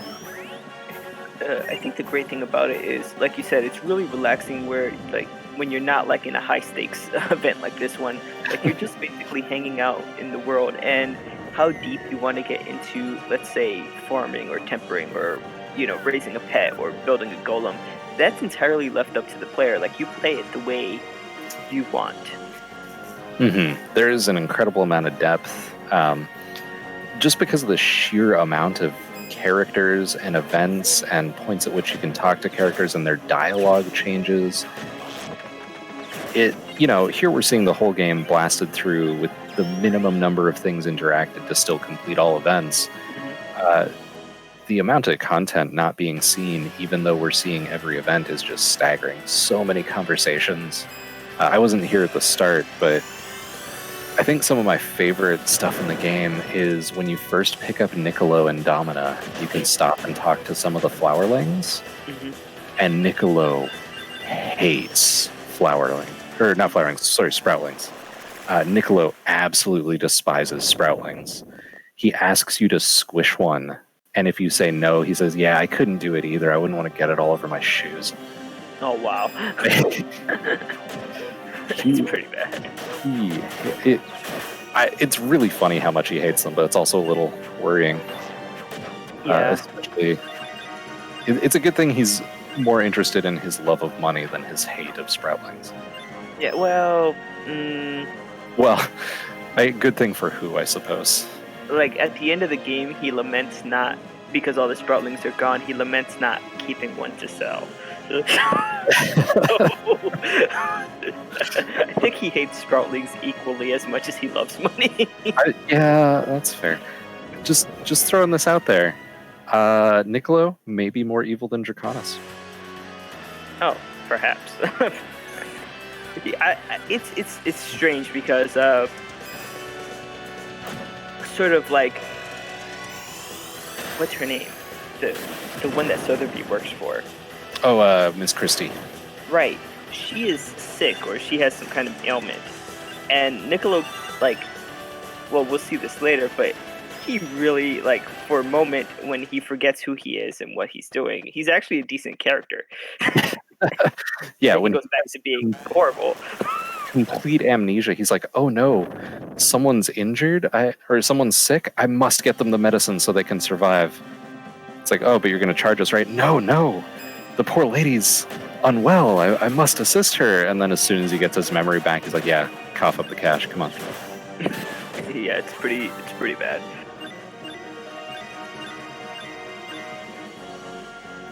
So this location, Draconis's castle within the flames, I love the look of it. It's really grim. It's also, it's just imposing and intense. It's really cool. It sets the mood. Mm-hmm. I think, oh no, this didn't come up last all events. This came up while I was watching someone else do a ferry run on Twitch a while back. So this soundtrack has a huge number of songs. Each area has its own unique music. The fairy, dragon, and Jumi storylines get their own unique music for the ending cutscene. Or their ending cut. You know what I mean. So yeah. Their final areas have their own music. Sure, that's not that weird. Every area has its own music. But you do get special cutscene music for those three, which is pretty. Yeah, it's pretty intense. Like the amount of work that they were able to fit into this CD as well. I don't think they would have been able to put much more on it. No, it is. That actually comes up in the interview. It is full. The disc has almost no free space on it. They took it to the limit, and a lot of that is music and dialogue and art assets. Like they definitely got their bang for their buck's worth with CD technology. Yeah, it's interesting because other RPGs of similar length, you could say, are like on 2 or 3 CDs. I think Chrono Cross is about the same length if you're playing casually. And it's just like 2 CDs. Final Fantasy 9 might be a bit longer, but that's 4 CDs. 7 is 3. Like, I think the fact that this game was 2D and not 3D really helped, like, just fit everything on one disc. Mm-hmm. Well, it's a little lighter on, the FMVs. We get the FMVs at the very start and end of the game, but everything else is in engine. Mostly, I think there's also FMVs when you fight Crimson Dragon in the background. Oh, when you fight Mana Beast, when you fight Irwin, and when you fight Jesus, what's the last one?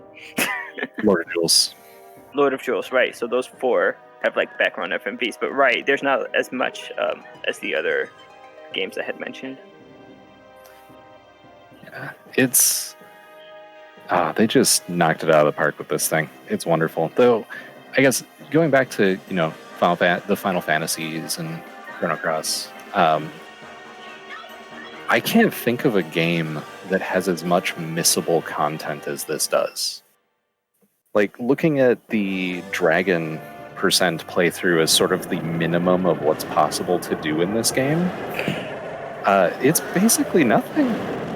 I don't think Dragon even hits 25% of the content. No, it doesn't. You actually, like, even in terms of like the amount of lands you've been able to place and explore, I think it's less than 25%. Like, you don't do instruments, you don't do any of the Watts quests, you don't, like, it's really just bare bones. Yeah, it definitely just rushes through the least possible. And that's the thing, is that could be a player's experience. That's an incredibly gutsy move to make with a big full game production. Yeah, I don't know what happened there, Ellervated. A bunch of his attacks were missing. I think it was because Draconis was moving his head right as he was attacking. So he was pulling his head out of the way with each power cancel. Yeah, Elle had a bit of bad luck there.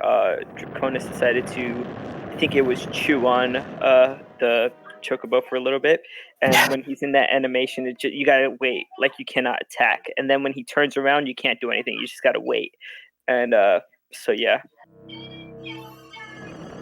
I'm gonna disappear for a second because my cord is all tangled up on my headphones, so I'll be right back. Understood.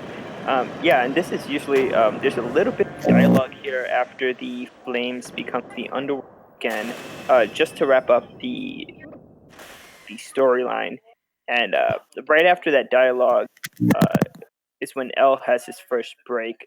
It's not a long break. I think it's a minute and a half to 2 minutes, but if you're here and you've been here for a while, get up, stretch, breathe. Yep. Don't stay sitting for 7 hours, please. It's not healthy for anybody. Yeah, that's actually part of why I was untangling my cord. I have a cord extension so I can actually move around the room a little and kind of be a little more free. But man, that must have been like 2 feet worth of cord tangled up there. Wow. It's significantly increased my freedom. Actually, I'm gonna head to a quick restroom break as well. Yep, I'll be now's back. a good time for it. So this is the first of 3 storyline endings we're going to see. This is the conclusion of the dragon story. We see a touching moment between Sierra and Lark where it becomes clear that Lark is still directly tied to the underworld. Because the underworld is an actual physical place in this setting, you can still come here after this quest, go into it, and pick up Lark. He stands in front of the gravestone and is available as a companion to wander around and go fight folks. I believe Sierra is also hiding out in the White Forest, and you can go recruit her to run around with as well. Honestly, don't know if there's any unique dialogue if you go pick her up and talk to him or vice versa. I'm curious. We get to see the dragons have been revived thanks to the defeat of Draconis and replacing their mana stones, which is good because the dragons are legit and Draconis is not. All is once again right with the world, at least as far as dragon storyline stuff goes. But there's still lots of other stuff to do. We've still got all of the fairy stuff to wrap up. We've still got to sort things out with the Jumi, and of course the world itself and the mana goddess need to get dealt with. But this is, for speedrunning, this is a wonderful moment. For casual play, it's also a wonderful moment because you get some cool, things are wrapping up, storylines coming to its conclusion. With the speedrun, it's a really, really good opportunity to finally take a little breather. It's not quite as important in the Dragon percent run, but yeah, Fuzzy Luck Dragon. Vadis is a really cool dragon. Definitely I can't remember the character's name from Neverending Story. Falcor kind of vibe. I was about to say Flight of Dragons, which if anyone here has never heard of or seen Flight of Dragons before, highly recommend because it's a super fun movie. A little bit dated. There are some things that are not as appropriate as they used to be, but it's pretty legit. The animation's absolutely beautiful. So, Dragon is done. Ellervated's getting back on it. We have gotten rid of our pet. Having recently played through this game with a pet with me the entire time, pets are bad. Pets are really bad. They help in combat. They're cute. They're fun. But for a speedrun, they are horrible because you will trigger a cutscene and they will very, very, very slowly hop over and the cutscene will continue. So, trying to play this game fast, pets are awful. Playing casually, pets are cute and fun, and you can power them up and feed them food. Pets are the worst. I love having a little rabbit hopping around with me. Like, there's such an iconic part of the Mana series. It's nice to just bring one everywhere in this game. He's my little buddy. But gosh, do they slow things down so much. Well, okay. So the pets move at different pace. So the rabbi is actually one of the slower ones, Oh, are you serious? but Have I he's been not doing as this to bad as myself? the lullabud. The lullabud sort of drolls along on its little vines. It's really freaking annoying. Now, one of the fastest pets are the ape mummy is pretty fast, and I think the uh, what do you call it? Like the skeleton is actually has a decent speed. But the problem with the ape mummy is that when you're fighting an enemy, it has a tendency to just grab the enemy and throw it on the other side of the screen randomly, all the time, all the time. Oh, And that's so although I bad. love it, it's annoying. Like it's not conducive to a good run. So, yeah. Yeah, so now I'm wondering, I wonder how the golem is with all of that. I kind of want to do a playthrough. I haven't built a golem yet, even though I'm on my third loop. I might have to build a golem and see how that impacts the flow of cutscenes, if it drags things Right. out or what. Yeah, Uh, I would. There's a guide on how to build like a real golem. I'll have to check that out. Yeah, I'd probably look at that before venturing there because I wouldn't want to like build a golem that's not, you know, gonna help out. Yeah, well, because the pets, if they're terrible, they get more powerful over time. They do level up. You can use the forbidden ring to help them level up whenever you get experience. Yeah, But with golems, they are as strong as you build them, or not, and it's very easy to build a not strong golem. yeah. I don't think they level up. Nope, I don't think so. I think they are entirely dependent on how they're built, which is cool, but also not good if you don't make a good one, because then it's just not good forever. Yeah. As for the forbidden ring, you mentioned it.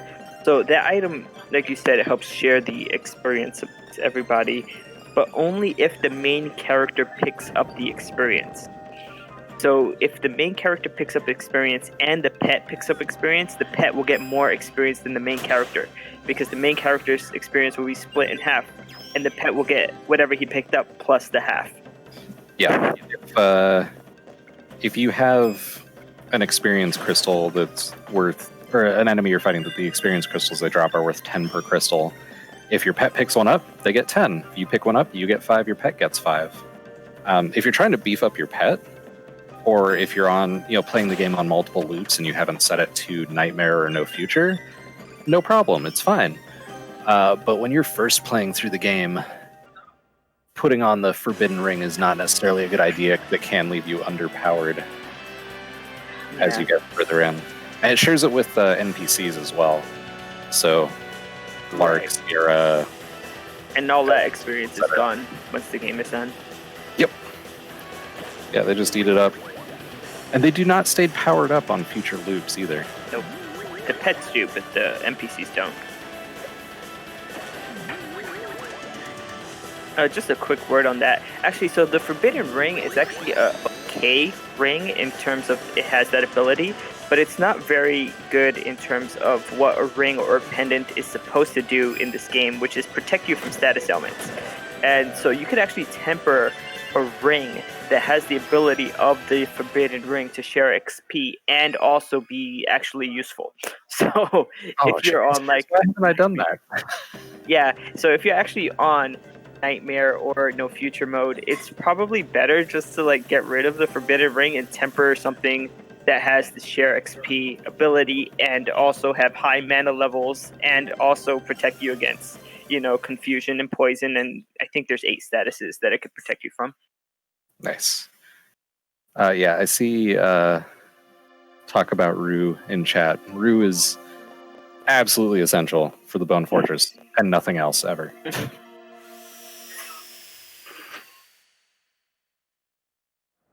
I don't know. I love the pets. It's a cool system. Being able to have a chocobo or like as a Final Fantasy fan, being able to get a chocobo is so cool. As a Mana fan, being able to have a rabbi follow me around is amazing. I mean, there's a reason that I talk about how the best Pokemon is still Heart Gold, Soul Silver, because they finally added the ability for any of your Mons to follow you around.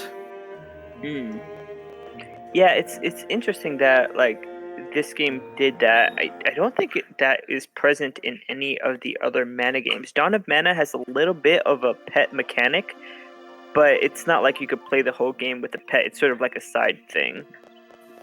Yeah, Children of Mana, I want to say no pets. Heroes of Mana, I guess you could make an argument that everything is your pet because it's an RTS. But it's not like... Heroes of Mana needs every little piece of credit it can get. Sorry, that was... It's pretty funny, though. It was mean but fair, I think. Yeah, like a lot of the other Mana, I feel like the Mana games that came before Legend were really the good or better ones.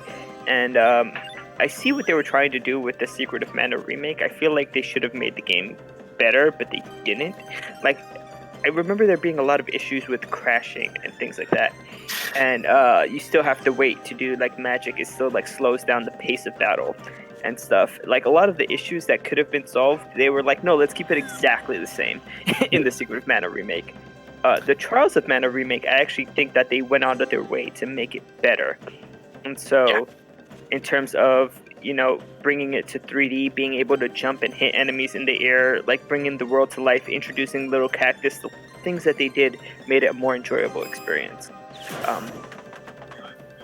But yeah, in terms of Mana games, I think the ones that came out after Legend, not including the remakes, were kind of subpar.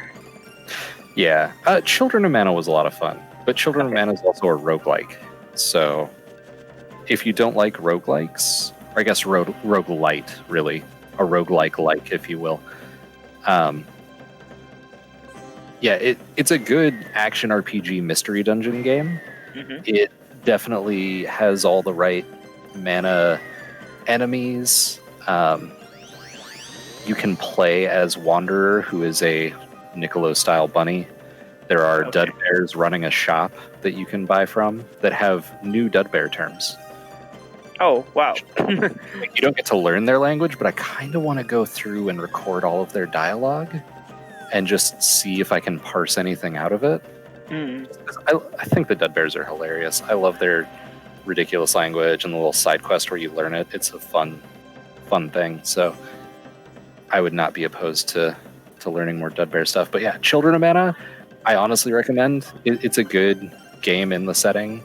If you want something that's just very pure action RPG and not really a lot of substance, for better or worse. Right. But yeah, the series in general had a rough time. Sword of Mana, honestly, I don't know. I love how Sword of Mana looked. It played okay, but I remember Final Fantasy Adventure more fondly than Sword of Mana. I actually so Sword of Mana had like a lot of different little things that I think for me made it interesting. I'm the type of person who likes to like do the same thing again and again and again and again and again. Like I've played like my new game Plus file on Legend of Mana at least 30 times. So in Sword of Mana they had this interesting mechanic where if you beat any enemy 99 times, the next time you see that enemy it would be a black version, and like every time after it would be a black version with a very high level and with better drops. But you had to beat the enemy 99 times. It happens with all the enemies in the game, but you had to beat it 99 times. So I like forced myself to go through areas again and again and again. Now I kind of want to play it again. I didn't realize there was something like that in there. Yeah, it's actually a pretty cool little thing. I highly recommend, if you like doing the same thing over and over, Children of Mana is all about playing through randomized dungeons and getting slightly stronger, and then when you play through it again, it's different again. Like, I think you would probably enjoy Children of Mana quite a bit. Maybe. Yeah, there are some games, like, I had a friend who was like, oh, you should play, he recommended Dark Sword on the PS2. Was it Dark Sword? Dark Cloud. Dark Cloud, there you go, with randomized dungeons. And I cannot get into it, because I told him I like Legend of Mana and the town building. He's like, oh, you should play Dark Cloud. It has town building and dungeons, and I was like, I cannot get into it. I know the game is really good. I some people praise it. For some reason, I just couldn't, like... No, I get that. It's a tough one. The gameplay is certainly not quite as smooth. I think you would enjoy... At least give Children of Mana a try. Yeah, I mean, I have the game here. Oh, nice. I wouldn't mind. Yeah, trying it. So, this quest, Nicolo's Business Unusual 3, I believe is what we're on, is so good. Because you run into Nicolo, and he's all, hey, I hear there's a flowerling with psychic powers in the Mindus Ruins. I'm like, buddy, I've been to the Mindus Ruins. All the flowerlings have psychic powers. Come on, man. And he asks you to come along with him to help him check it out. Mhm. And you finally do find the flowerling, and it teleports away. And Nicolo's like, it's BS. He doesn't have real powers. He ran away. I'm like, dude, there were sparkling lights. He vanished in front of your eyes. Nicolo's not that. I don't think he believes too much in that stuff. Yeah. It In a also world could be. dragons and magic, Nicolo's like, psychic powers? I don't think so. Well, it also could be that Nicolo's always. Remember, he's always trying to make a profit. So if he can't capture it, it probably doesn't exist. Mm-hmm. Fair point. Yeah, if he can't profit off of it, is it real?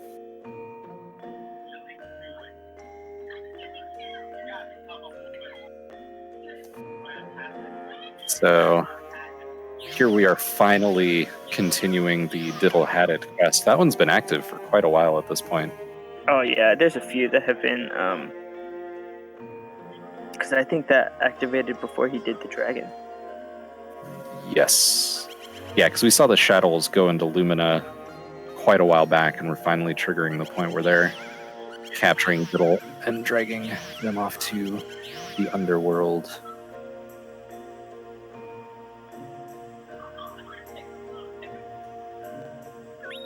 Which I love the idea that you can go visit the underworld, but you cannot stay for too long because you will become a shadow yourself.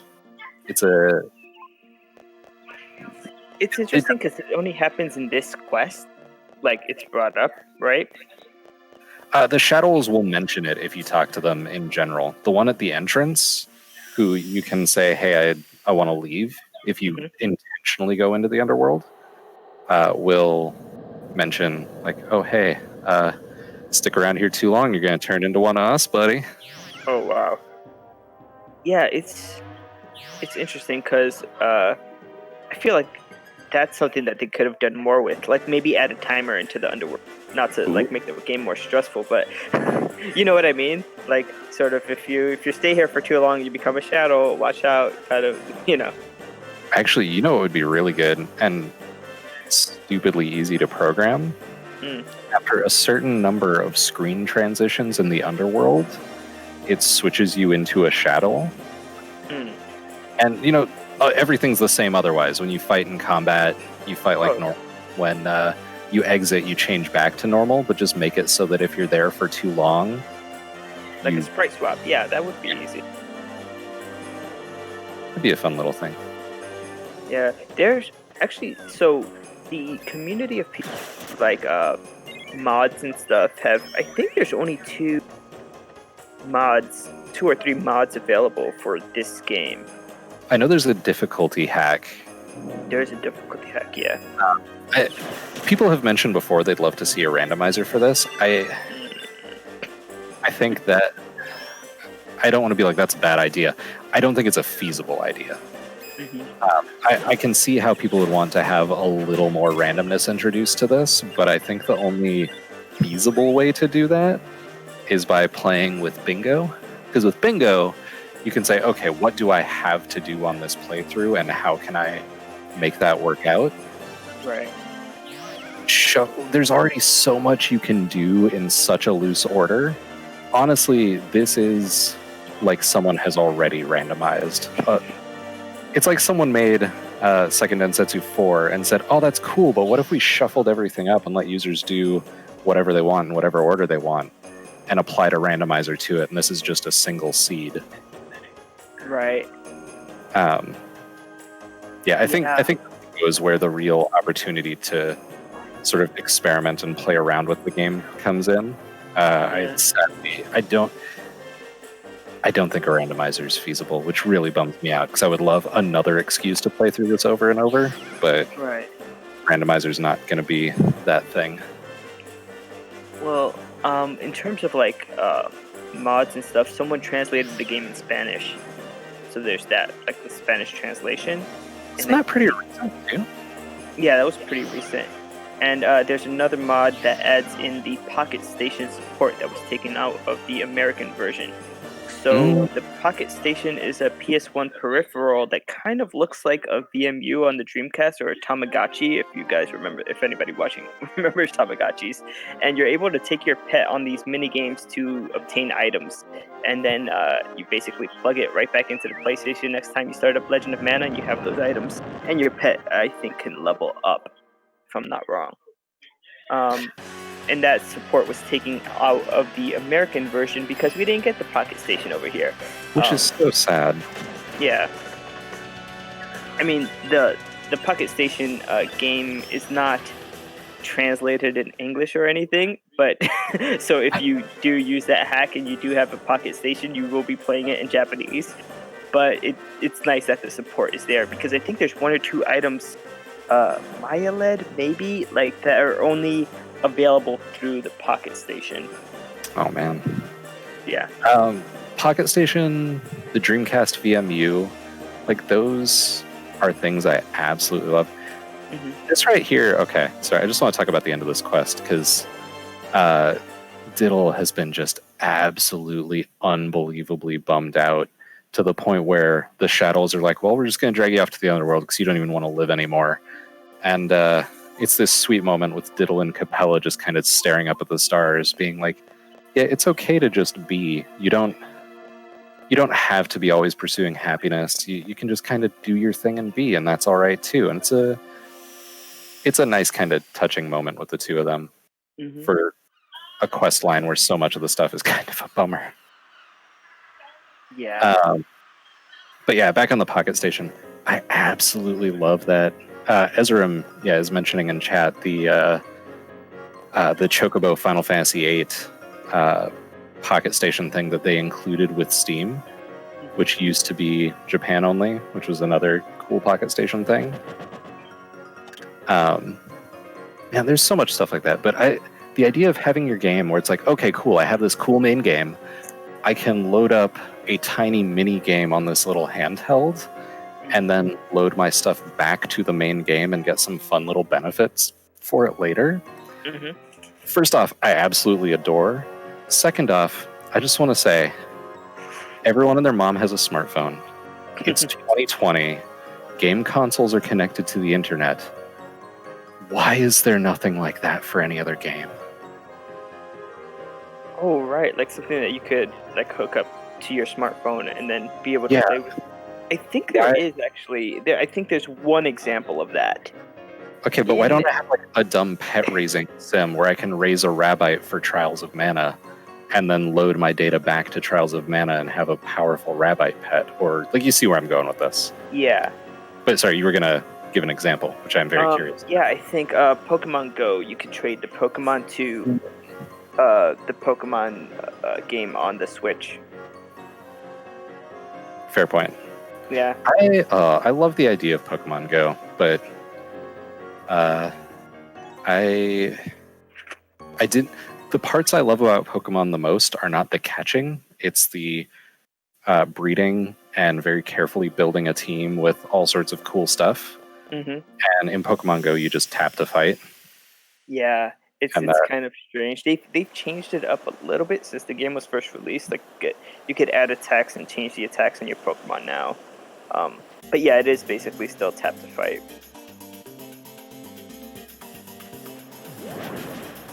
Oh, are we coming up on Tropicala fight? Oh, yep. No. It's a lot easier this time. I feel like when he fought Laban in the beginning with that axe, it's a lot harder. Yeah, these things, they hit so freaking hard. It's absolutely brutal.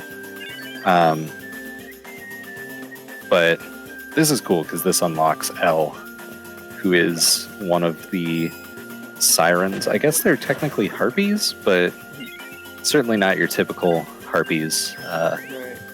And this gets us to the point where we're going to be shortly going on our next Gilbert quest, which Hey, Okay, I'm coming around on Alazul, but nothing's gonna bring me around on Gilbert. he's just looking for love. He's like those people on Tinder that just swipes on everyone, like just accepts everyone, just trying to get that match. Elevated. I didn't notice if you tempered in the giant's horn when you dropped off the chocobo. Ooh, that's a good question. The reason is because usually he leaves it for later. I think in the guide it's written in as something that occurs later. Gilbert I'm is not next sure. to track. That's a Hey, that's a that's kind and generous assessment of Gilbert, in my opinion. really. I feel like he's a man who has a different type of culture. Like he wasn't raised like everyone else, so maybe. The problem is Gilbert's way too aggressive. He's all right. I'm fine with him loving everyone that he sees. No issue with that. That's totally cool. Like no judgment. That's fine. The problem is he is aggressively hitting on these women, and when they're like, That "Yeah, I'm not really interested," he's just like, "Oh no, no, let me tell you how interested you are." That's yeah. my problem with Gilbert. I think okay. So the first quest, I don't think he comes off as that bad. Like he seems to have a genuine interest in Monique. He takes her, he wants to help her out by selling, the things. Of course, he gets you to roped into that, but whatever. And then when he's on the ledge, he's like making music for her and singing about the adventures they're gonna have. Very nice and romantic, until the fact that he realizes that there are real differences in the way Yeah, they want to live their lives. none of the same interests or goals. Right. And how I see what you mean about him being ultra aggressive, but I think that there's also sort of like a more romantic side where he'll take you on an adventure, he'll sing you a song, and he'll write poems about you. You know what I mean? And he is disgusting, but I do think he has a bit of like some endearing qualities. I'll give you. He's trying. He's trying in the Yes. wrong way, but he is trying. I think. I don't know. Some of the best dialogue in the game is definitely when he's hitting on Cathinja, and she's like, "No, look, buddy, I'm part basilisk. My glare will turn you to stone." He's like, "Yeah, make me hard, baby." Yeah. Well, It's like, that's just funny. oh no, Gilbert, no. It's just funny though. No, it's hilarious. He's he's awful. To shout back out to the first quest where we see Gilbert Gack. Gilbert de Bubba Gack. I feel like I was sort of thinking about like all the people that you get to know in this game and the ones that join you.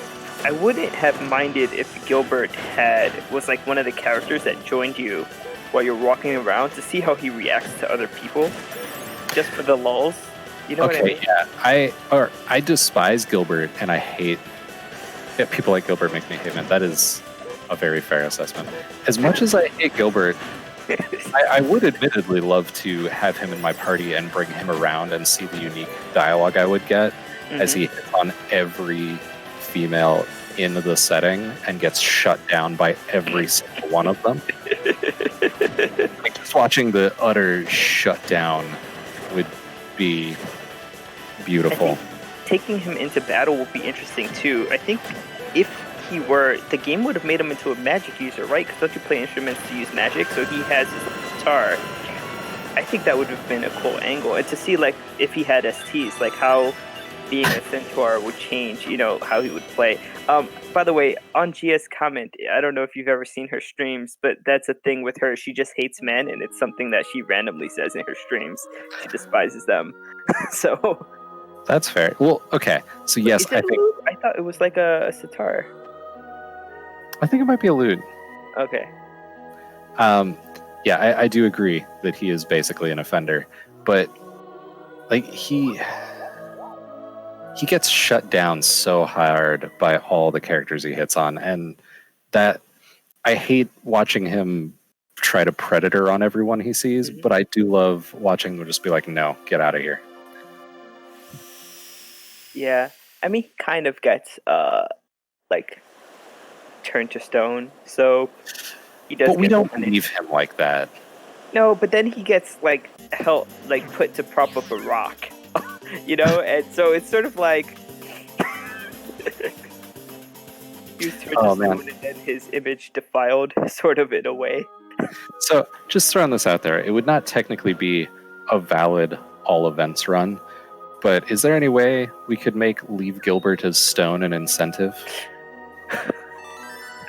Just not finish that event? No, that's it's not the way it happens. I think doing what you said and getting using Black Pearl at the end, that might be a cool incentive. Yeah, that is a genuine suggestion. I think using Black Pearl for the end of Jumi would be a great one. Another good one, though it would potentially add a bit of time depending on which NPC, would be bringing an NPC along for the final battle against the Mana Goddess. Are all the NPCs available, or do some become unavailable once their quest lines are completed? I don't know about Sierra. I need to check on her. Lark is available. Pearl, Black Pearl, Alazul. I believe Niccolo is. L is. Sierra, I think, is the only one I'm not certain on. Bud and Lisa, obviously, hanging out in your house. Yeah, so that would be a good. Out at the underworld. Where would Lark be? He's no longer in the underworld, right? He's at the entrance to the underworld. He's standing in front of the gravestone. Oh wow! I'm not sure where Sierra is. I want to say she's probably still in Vidisa's room. I guess I could load up a save and go check it. That'll be interesting because I don't know. I thought at the end of Dragon, like he's out of the underworld. Like why would he hang out there? No, he's still tied to the underworld. The ending cutscene is him talking about he's free from Draconis's power, but he's still cursed. So Draconis was supposed to essentially bring them back to life so they can be back in the normal world. Yeah, I think Sierra's somewhere in the forest. But Draconis doesn't actually revive him. He just turns him into the centaur. So he gets revived from being dead, but he is still tied to the underworld. The ending cutscene is him talking to Sierra going like, yeah, I don't care if it takes 1,000 years. I'm going to find a way out of here so we can be together again. He's a good brother. Yeah. Sarah Braun is saying that Sierra might be in the forest, like in the somewhere. I would bet that she's hanging out in the spot where you fight her and Vadis. I'll get from the ending that 1,000 years have passed for the reunites. Yeah, I'm not sure. Everything with the dragon storyline is so weird. 1,000 years doesn't necessarily mean a lot in this game. Yeah, I thought a very fluid concept. Cerebron. I thought the same as him because at the end, sort of he comes up to Sierra and he's like talking like away from the world. Yes, in the ending. Sorry, the end of the dragon storyline is him talking about how he's still trying to find his way out of there. So clearly, Lark goes on some sort of hardcore adventure that frees him from the underworld, while we're running around doing other junk. Sorry, I forgot about that scene from the very, very end. Yeah, I don't know what he does, but he is doing something off screen, which is not cool, because I really like Lark and the whole... I love his design. I would love to go on yet another event with him, because there's not enough. I say about the game with 68 events. There's an entire backstory there that we're not going to go into. Just like an entire side thing. The game doesn't tell us. Let's explore. Okay. It might take me 1,000 years to do this thing, but I'm going to do it. I go off and beat the Mana Goddess. I did it. I'm like, no, bro, I wanted to go with you. Take me. That's funny. Also, it is worth noting, every NPC you can bring with you, like Pearl, Alazul, Black Pearl, when they ask to come along with you on your adventures and you say no, they are so obviously bummed out. Like it's heartbreaking. That's interesting. Defeating the goddess breaks the matrix. Yeah, I guess that's actually a fair point. Defeating the goddess definitely would shuffle up the rules of the setting. Gosh, this is so Bud and cool. Lisa, right. They also get. I forgot that you could take them with you. We're talking about. I'm thinking about everybody else. Yeah. If you talk to them and they're like, "Hey, can I come along?" and you're like, "No, you can't." It makes me feel so bad. Yeah, it's it's kind of weird that a game can make you feel like that. It's almost as if like they're literally waiting around for you to like see the world and explore and do stuff. Yeah, Gilbert, please stop. Like, Elle is so disinterested, and Gilbert just won't bugger off. Like, he abducts her here. Yeah, I mean it's a pretty bad thing to do. Put him on the ship. Yeah, so someone wants to tie him up, right? Yeah, I would love if at the end the pirates were like, "Oh yeah, you're free to go. He's staying with us. He's part of the crew now." Unscripted.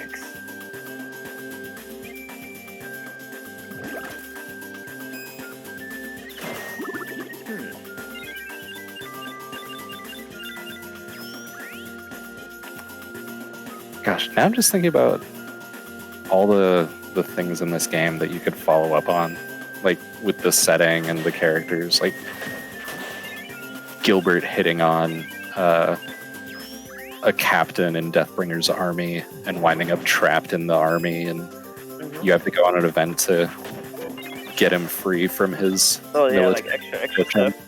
Yeah. Like what happened with Dina in the fairy world when she got transferred? How did she get? Oh, can you recruit her? Is she hanging out in Gato? Oh, that's a good question. Her and Escad, right? Like both of them should be. Oh, I wonder if whichever one you don't fight at the, like whichever one you take at the end is the only one available. Oh, interesting. Now I'm gonna have to check, which means I'm gonna have to choose Escad to see if he becomes available, and I hate Escad. Oh my god. He's faster. Mm-hmm. That shouldn't even be an incentive. That should just be like a general agreement that even though it's faster, always take Dina. Mm-hmm. Or faster to take Escad, I mean. Like, take Dina. She's better. Escad, like, speaking of people who I'm not going to come around on, Escad is very much making the worst of the situation. I'm not saying Erwin's a good guy, but Escad's, like, this can only end in war. That mentality is not helpful.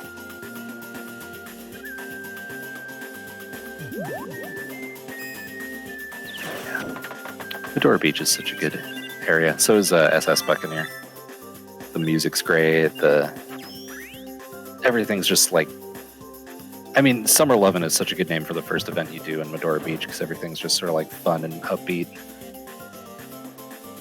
This is funny. You find Putty all the way down here at the Buccaneer after being captured by pirates. I think the penguin on the left of this room, just outside Putty, not Putty's room, but the room you take to the stairs to Putty's room, I believe the penguin on the left is David, and he bemoans how much he misses Valerie. Oh, Valerie, my love. Oh, there you go. Awesome. Oh, nice. Thank you, ellervated, for talking to him. That's the best. Yeah, I love that he's gone off, but he's still thinking about her. It's sweet. Also, he's an idiot. He shouldn't have gone off. He should have stayed with her, but still. He's thinking about her. Available to talk to on the beach somewhere? Valerie? Yeah. No, remember, if you get enough crabs, she moves into your house. Oh, right. Yeah, if you get, I think it's 25 or 26 crabs, she moves into your house. If you get 30 or more, you get to see her baby penguin too, which has a unique sprite that is animated and is adorable. And you exclusively get it for getting almost every crab. I think you can only miss 2 in that entire sequence to still get that penguin. Oh god, that sounds horrible in terms of like trying to achieve. It took me an hour to do it the other day, of just trying over and over. But at least it's achievable, not like the jump rope in Final Fantasy IX. Yeah, it is doable. It can be a little tough, but it is 100% doable. And that penguin is so freaking cute. I really might like this scene. They tied up Gilbert. Oh yeah.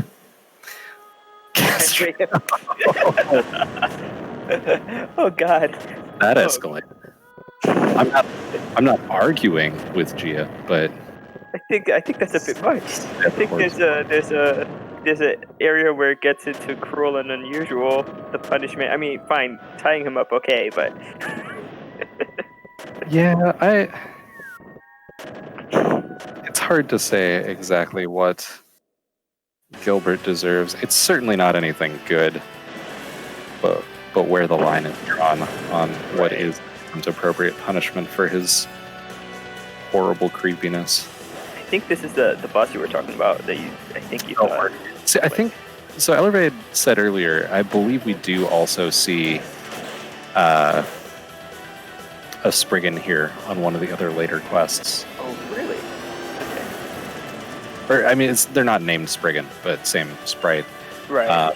Recolored. Orc is interesting because it's this one brief little quest that is so easily missable. Because if you trigger one of the later Gilbert quests, you can never do this one.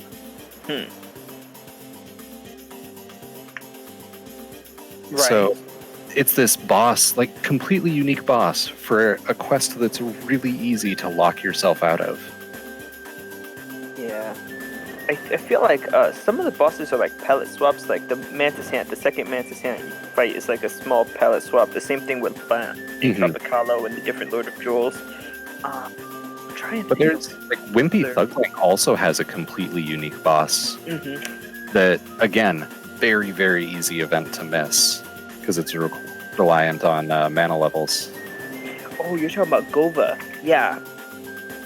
For Spriggan, the one that looks like Spriggan. Yep, that's the one. Oh, but he doesn't have like a hair thing coming off the back of his head. Oh, does he not? No, I'm looking at both sprites like back and forth in the bestiary of the strategy guide. Interesting. I never noticed that. Face is slightly different too. Weird shout out. Depending on what event order you do, and how you go about it, the event where you are in a dream version of the desert, if you have Wimpy Thugling set up, so you know he is there. I guess you have to have already done Wimpy Thugling, so that the Sahagin is wandering around wanting you to recruit him this time. And you activate the Jumi event, I want to say Fluorite, where you go to the dream sequence. Maybe that's Alexandria. I don't remember the exact event name, but you go to the dream sequence. If you wander through there instead of just paying Niccolo to take you where you're supposed to go, he's there. And he still wants you to recruit him. It seems like a weird oversight with that, because either his impression of hanging out in the desert and wanting to go with you is so bad that he's also in the dream world wanting to go with you, or because it's the same screen just with the background decolorized. Yeah. That's interesting. I mean, he is a recruitable pet in the game, so. Yep. But yeah, it's interesting that he's there, even in the dream. He just wants to come with you so bad he's dreaming about it. It's sad that this is the only time we go into Tower of the Ares. I think this is one of the cooler areas. Don't we? Because there's I guess this is the second trip here with Pearl. Right. Yeah, this is a really cool area. It's huge. It's a little maze-like, but it's not so easy to get lost in as, say, Underworld or especially Jungle or Mindus Ruins, those kinds of ones, Desert. You can easily get your bearings, especially since it's all floor by floor. Yeah, and the elevators help here. And you know you're heading north, so when you see the floor numbers go down, you better figure it. Need to recruit Draconis. Man, that would be a party member to bring along. Holy smokes. They actually made him into a character in Fusion. Oh, really? Yeah, Draconis, Irwin, Black Pearl. There's someone else. Full Metal Haggard. There's a lot of the characters that were converted into music characters, but he was one of them. Did they make the main characters, the PCs as well? Unfortunately not. Not for this game. They did for the 6 main characters in Trials of Mana. That's so weird, though. Like, all the sprites are just out there for the taking. That's true. Like, it wouldn't have been that hard to program that. I mean, it's not like you can't still add stuff to Mugen at this point, so... Yeah. I don't know if it's Mugen or Mugen? I'm not sure which is correct. I've never thought about it before. I guess it doesn't matter. I know what you're talking about. That's the whole point of language is to communicate information. So. Right. Like, is it GIF or GIF? No, we're not. We've talked about this last time. We're not doing it. Tomato.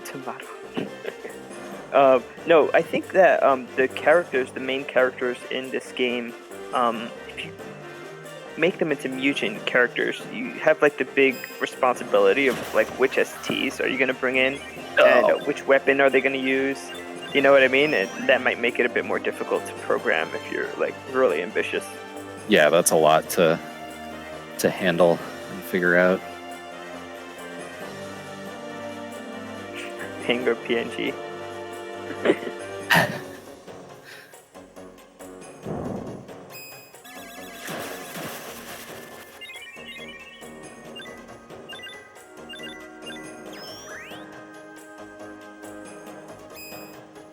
Oh, there's something I saw really good the other day, because it was about the whole GIF debate. Mm-hmm. And it was someone going, oh yeah, you just pronounce it like the G in garage. Which G in garage? It's so good. It's the ultimate troll answer. That's hilarious. Yeah, so in this quest, basically, we're helping Pearl traverse this tower? Yeah, I think at this point she's become aware that she has amnesia that is blocking out clearly important memories. Mm-hmm. And she wants to figure out what it is that she's missing that she should know.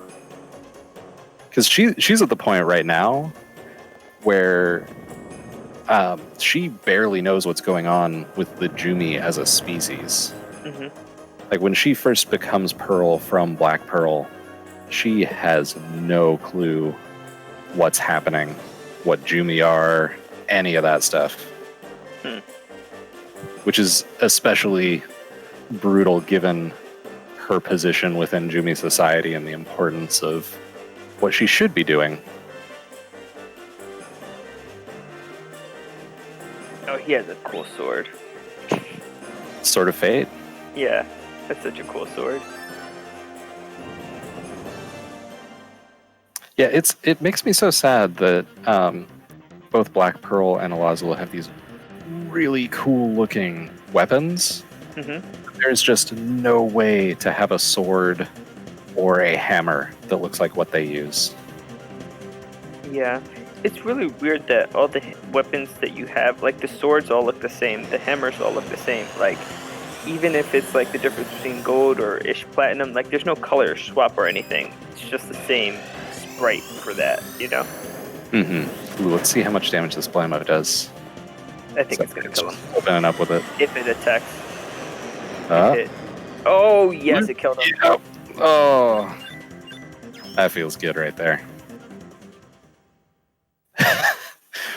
Bring Black Pearl to Gilbert. You know, I guess it's worth mentioning, I have no idea where Gilbert is hanging out at the end of the game once you finish all of his quests. Mm-hmm. Now I kind of want to... Alright, so after my next playthrough, because my next playthrough is going to be another do all of the things, Mm-hmm. I'm going to have to spend some time figuring out where Sierra, Deanna, or Escat is. See if I can find Gilbert, for better or worse. I think he might be in the restaurant of the hotel. Yeah, I know he usually hangs out there. Are hotel restaurants a good place to pick up chicks? I mean, Gilbert clearly thinks so. I think he should go to the bar, talk to Flamesh. She hates him so much. I like Flamesh. She doesn't even give him a chance. It's a shame you can't get Flamesh to come with you as a character. I mean, obviously, mermaid. Yeah. But she's legit. Her just, I have no patience or time for this attitude is wonderful. Hopefully he becomes a monk. A monk? Yeah, if you tell Gilbert to become a monk, he's gonna go to the Sacred Order in Gato Grottos and be like, "Can I join?" And You like, think? "Oh, You don't think he'll join in Domina, the church where you talk to Boyd? oh, I don't know." So long as he doesn't praise putty, right? There's too many religions in this game.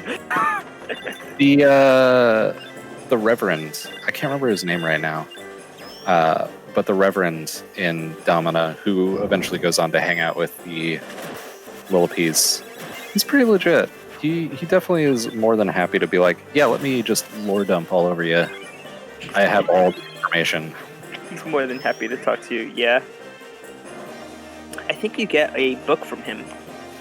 I don't remember if he gives you the book or if... No, yeah, I think he gives you the book if you ask about a certain person. Mm-hmm.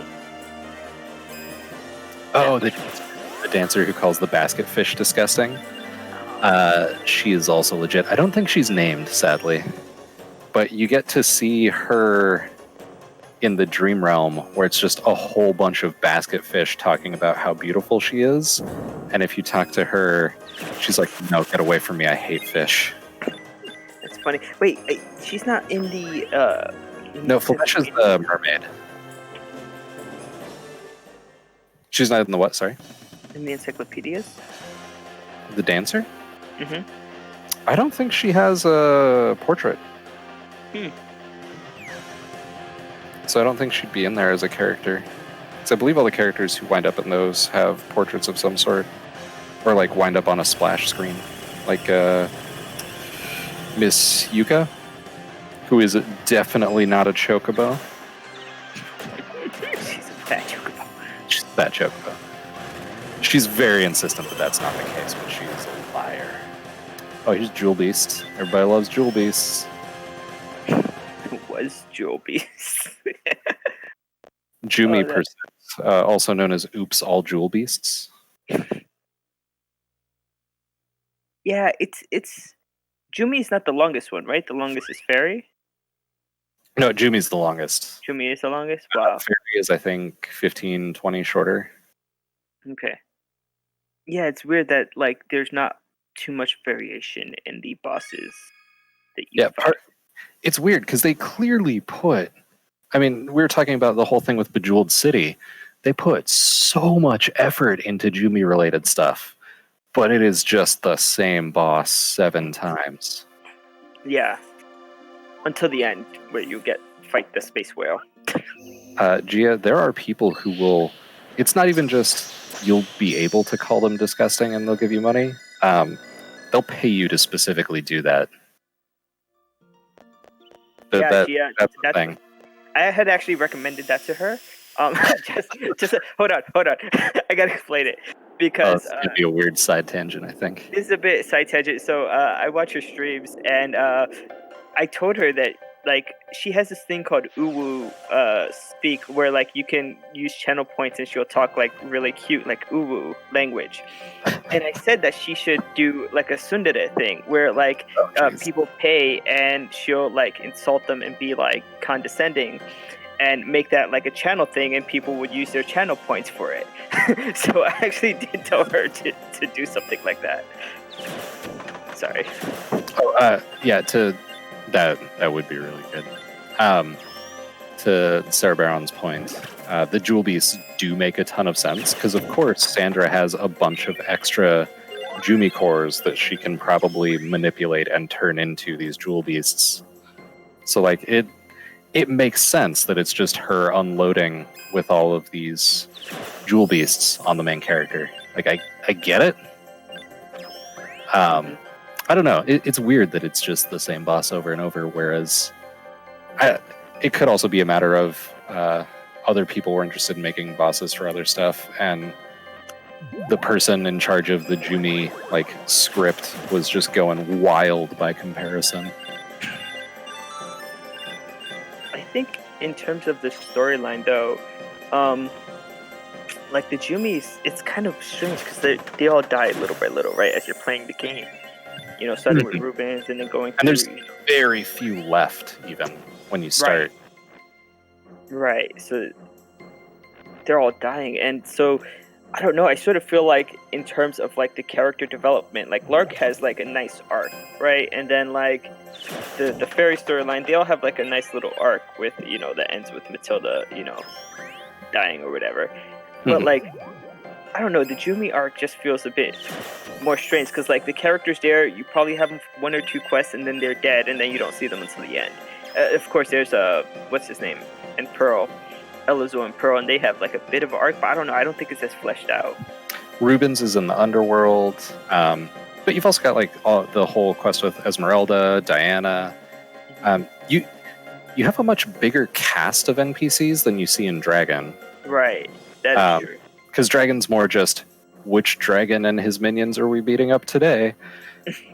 Fairy doesn't have a huge cast, but there is a lot going on with Erwin, Matilda, and Escad and Deanna. Like it works out to, even though it's just 4 characters, being a pretty rich thing. But with Jumi, you have a huge cast of characters. So yeah, that is true. Like there's more people to deal with, and so it's harder to like give everyone time to like develop and grow in. You can't do as much character development when you're blasting through, 10 characters. I wonder what would happen if you were to take Elazul to see Rubens or Pearl. So are you talking about post game? Well, can't you take Elazul out and just explore like the underworld with him? Ooh, yes. I think you can take Elazul with you when Rubens is in the underworld, so you might be able to go see him. Yeah. I don't think you get any special dialogue if you go to Diana. So I want to say I tried that. Oh, also, sorry, real quick, on the Can't Look Back quest, 2 things to shout out about this quest for anyone who's not already aware. This quest is very important to activate and not do in the Jumi storyline, because it, again, ties up a specific NPC, and then you have to drop the land anyway, so you have your minimum number of lands to trigger Cage of Dreams. But also, in regards to this actual quest, this quest is so sad. Mephiance just wants to save her brother, and he has come here seeking a treasure that will let him bring back his poor dead wife, because he wants to be with her again. And so he's come here, and because it's such a hostile environment, he's turned himself into a monster so he can survive, but as a result has lost his mind. And now he's like just this mindless beast. Mephiance can't pull the trigger on killing him themselves, so it's up to you. But at the end, I can't remember if it's at the end or right before you go off to the fight, Mephiance talks about how they hope he's been reunited with his wife in the underworld. I'm like, man, you were just bumming me out. Right, yeah, it's kind of strange. I don't know if that ties into why he might have wanted to destroy the world as well. Like, if you think about it, like, he lost his brother, right? So, get him, Al. Get him, he's asleep. Get him, Al. Jesus. You could get him on the first ZL. That was kind of heart-wrenching because he was about to wake up. there's a lot of really, I don't want to say grim, I guess just more kind of melancholy stories in this. Yeah. I don't know. It's still But it is heavy, like the subject matter. Mhm. In most of the stories, like except for Lark, like it's just pure redemption. But like the Dwell story is a bit heavy. Yeah. You know, Monique or Elle being trapped in that bird cage. You know, that's a bit sad. You know, questing for freedom. Yeah, the whole thing with Elle and the conflict of wanting to sing but not wanting to destroy. Mhm. Like she has this beautiful gift, but it also causes all these problems. Mhm. Yeah, like there's some really heavy stuff.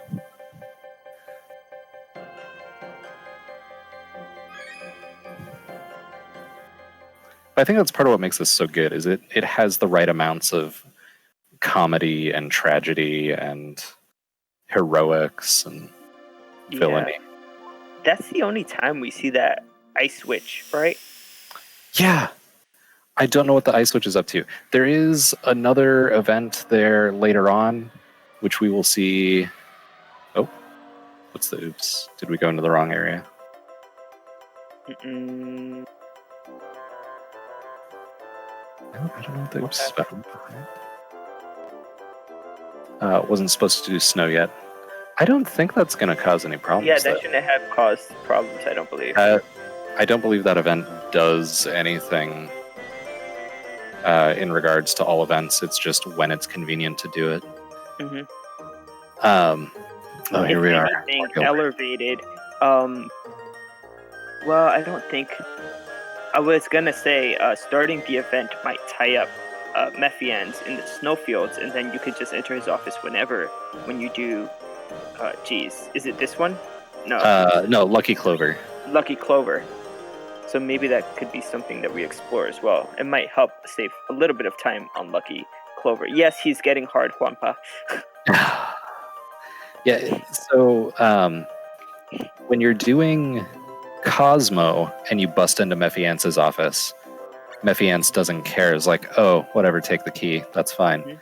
But when you're doing Lucky Clover, especially being a student at the school, Esmeralda's like, oh, the principal's here in the office. Let's maybe not steal stuff while the principal's in their office.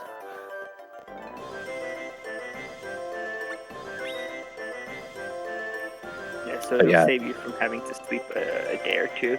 Although he has it pretty down to a science now, the way he does it. But just something to think about, 'cause at this point we're cutting down like seconds.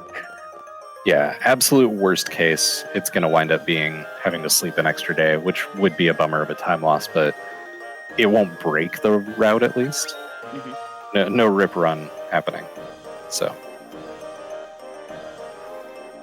gosh, Gilbert.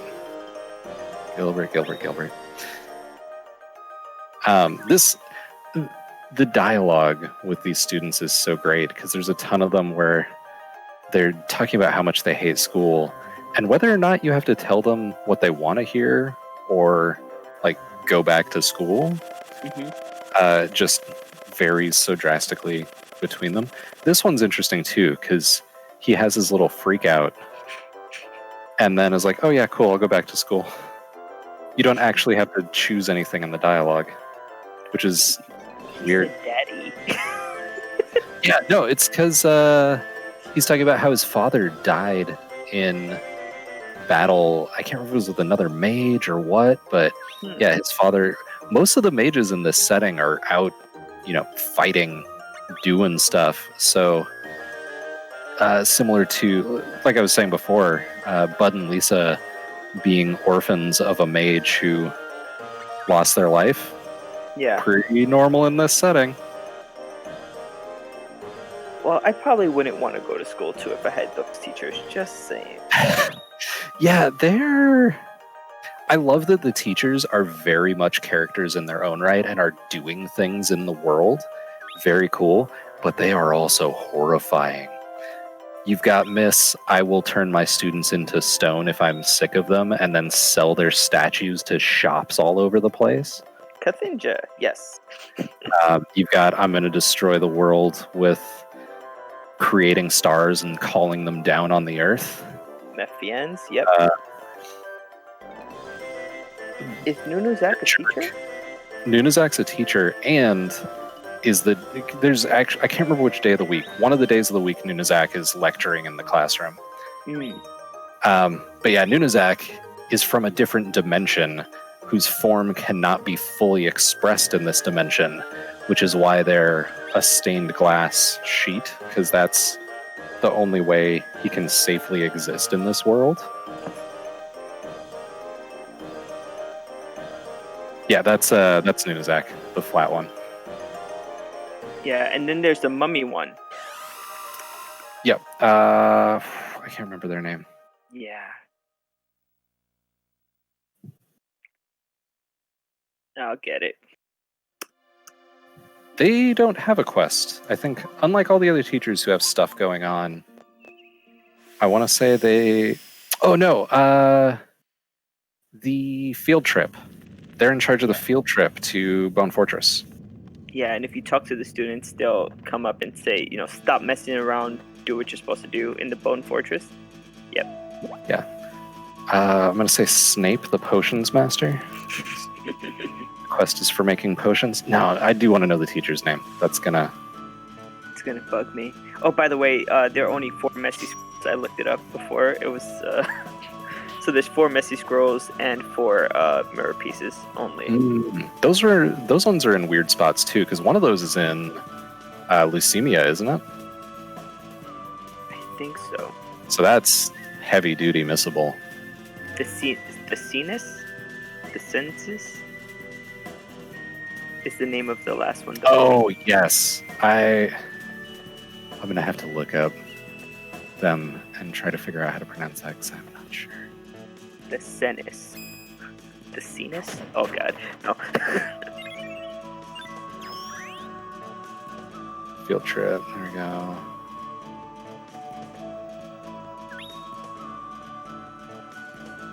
I guess the Census? I don't know. I'm not sure what's right.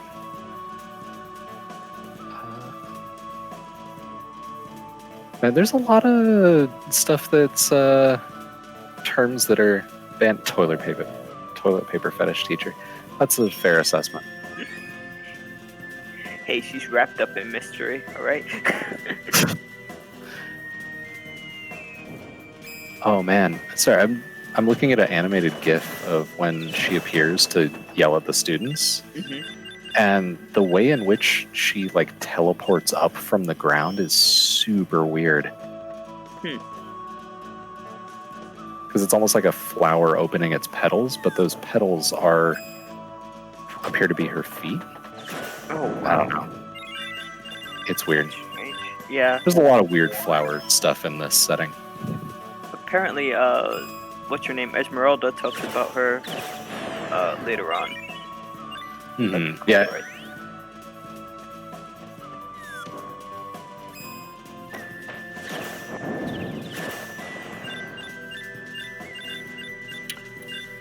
Apparently, she used to be the wife of Deathbringer.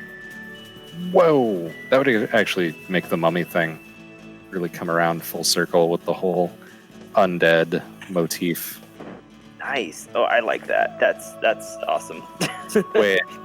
Wait, sorry. Just to be clear, used to be the wife of Deathbringer, which implies, based on the way that's written, is no longer because we murdered Deathbringer, but is more like got a divorce and didn't want to deal with his garbage.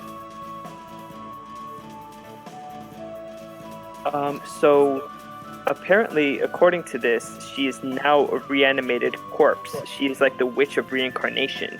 And so she had a past life as the wife of Deathbringer, but now she exists as this other life. You know what I mean? Because she's being reincarnated. So I guess she was the wife and she died, and now she's this new thing. That's wild. I love it. Yeah, it's the little stuff that's only in the text that's just so rad. And the game, to be fair, it's not like it's just...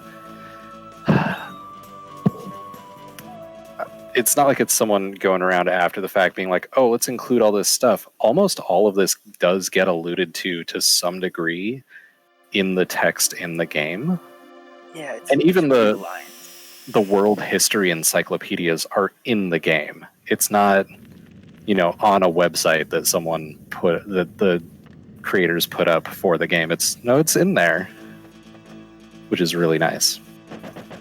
Yeah, the game has a lot of text that, like, if you're one of those persons that just like reads a game without, oh god, elevated to oops, what happened? Uh-oh.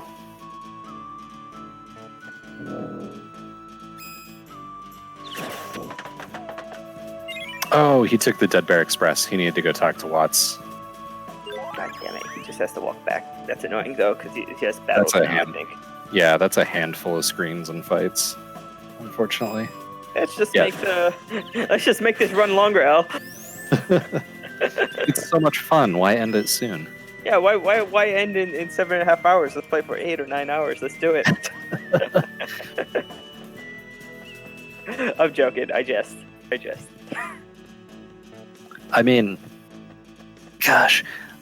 So we've talked before about how a 100% of this game would already add so much time because getting all of the little cactus diary entries would add a ton of time, and then having to stop and constantly harvest to get enough to get the golden seed would add a bunch of time. Mm-hmm. Like there's even just sorry.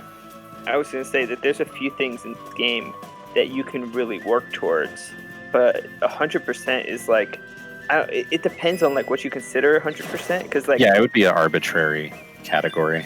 Right. If you add in abilities and special techniques, well, buckle up.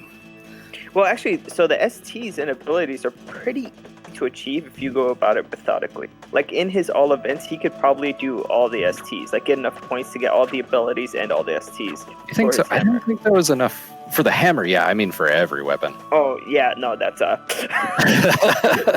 right. But again, that's arbitrary, right? Like, what are you considering 100%? Well, and so I think that's really cool because I don't think so. Even if you include all of that stuff, that's a lot of mechanical stuff.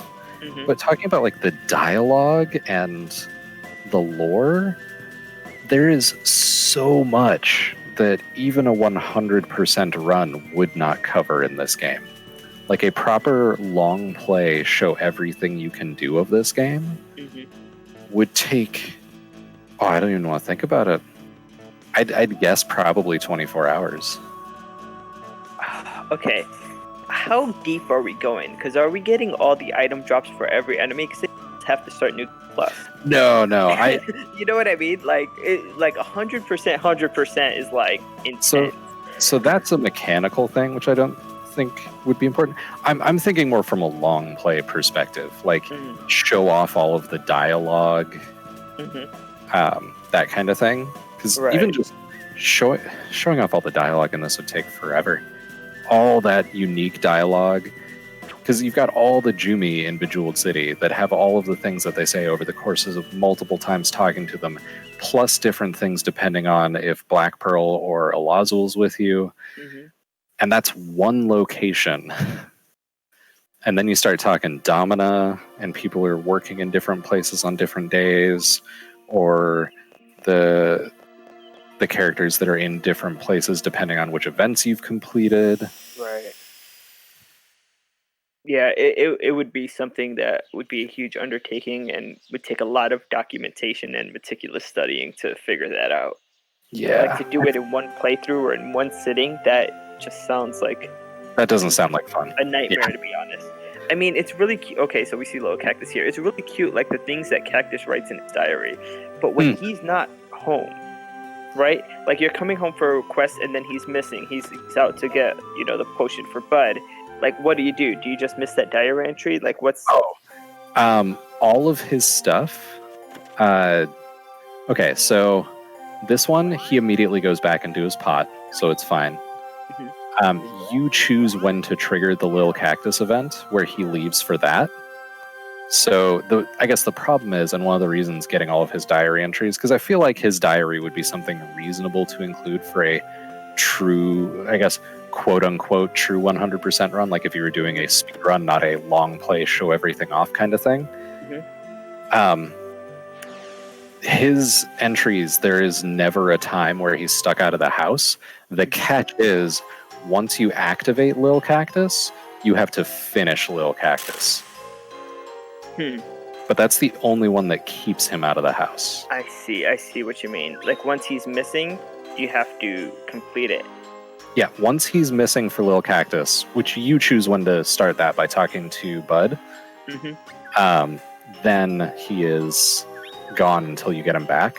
But for everything else, when he is outside for that, he goes right back in the house. When he gets rid of the broom for Daddy's broom, he goes right back into his pot. Yeah, there's never a time aside from Lil Cactus where he's gone. Cactus can walk IRL.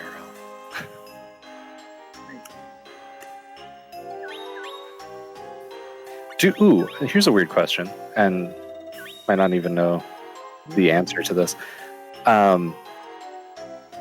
The eggs, does your mana levels for your house affect how fast eggs hatch? Because the mana levels affect... Okay, because I know it affects the fruit harvest. I wasn't sure if it impacted the eggs or not. Yeah, so the higher the mana level, the faster they grow. And I think when you say it affects the harvest, what do you mean? How fast your fruit is ready to pick is based on the mana levels for your house or your orchard, depending on... I mean, both, ideally, is what you're harvesting from. Yeah.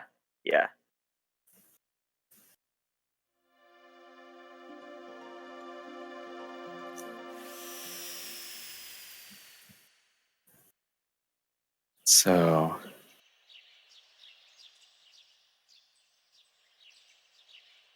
pull back up the event list and see where we're at.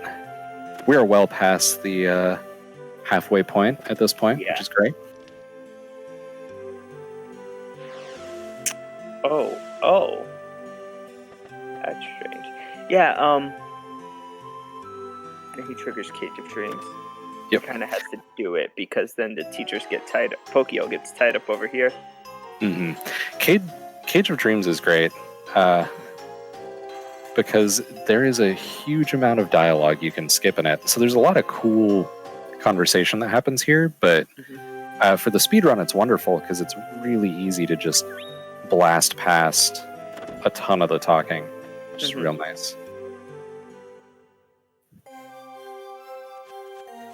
Though I'm curious. So he's going to run back in later. I remember... Oh, I don't think you left home.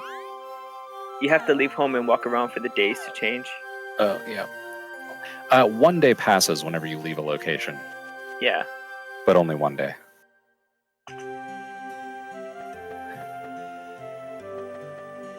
I think try the next time you come home, like when the little cactus goes missing or something, then you could try to get the dragon.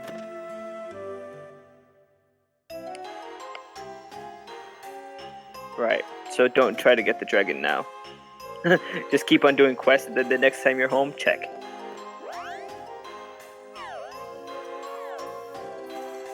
So I guess I should talk about that because that's not something that we explore normally in an all events run.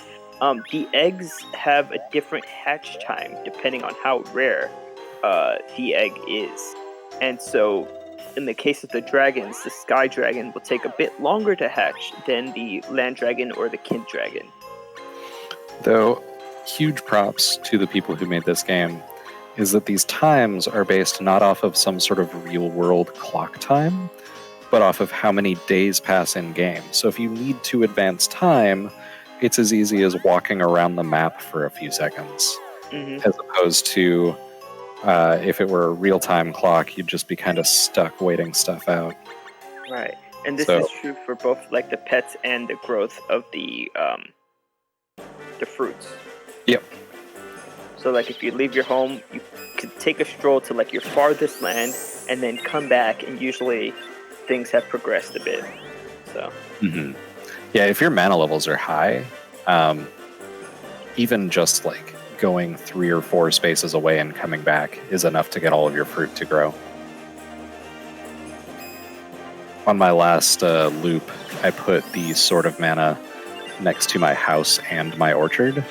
Nice. So it was basically go outside, go next door to my orchard, harvest fruit, go outside, go next door to my house, harvest fruit. Oh, the orchard's probably ready by now. Yeah, I think there are a few maps that unlock like every store, every demi-human that you could possibly get, all the events, and have like optimal time for growing your Yeah, there's a shocking number of at least casually ideal options. For the speed run, that narrows things down a lot because you want to keep things arranged to sort of optimize, but still hit the things you have to hit. But there are a lot of ways to be able to do everything. It's pretty impressive that it's not just so many games where there are this many options. You have to do it just right to do all the options, but this one gives you a lot of leeway. Yeah.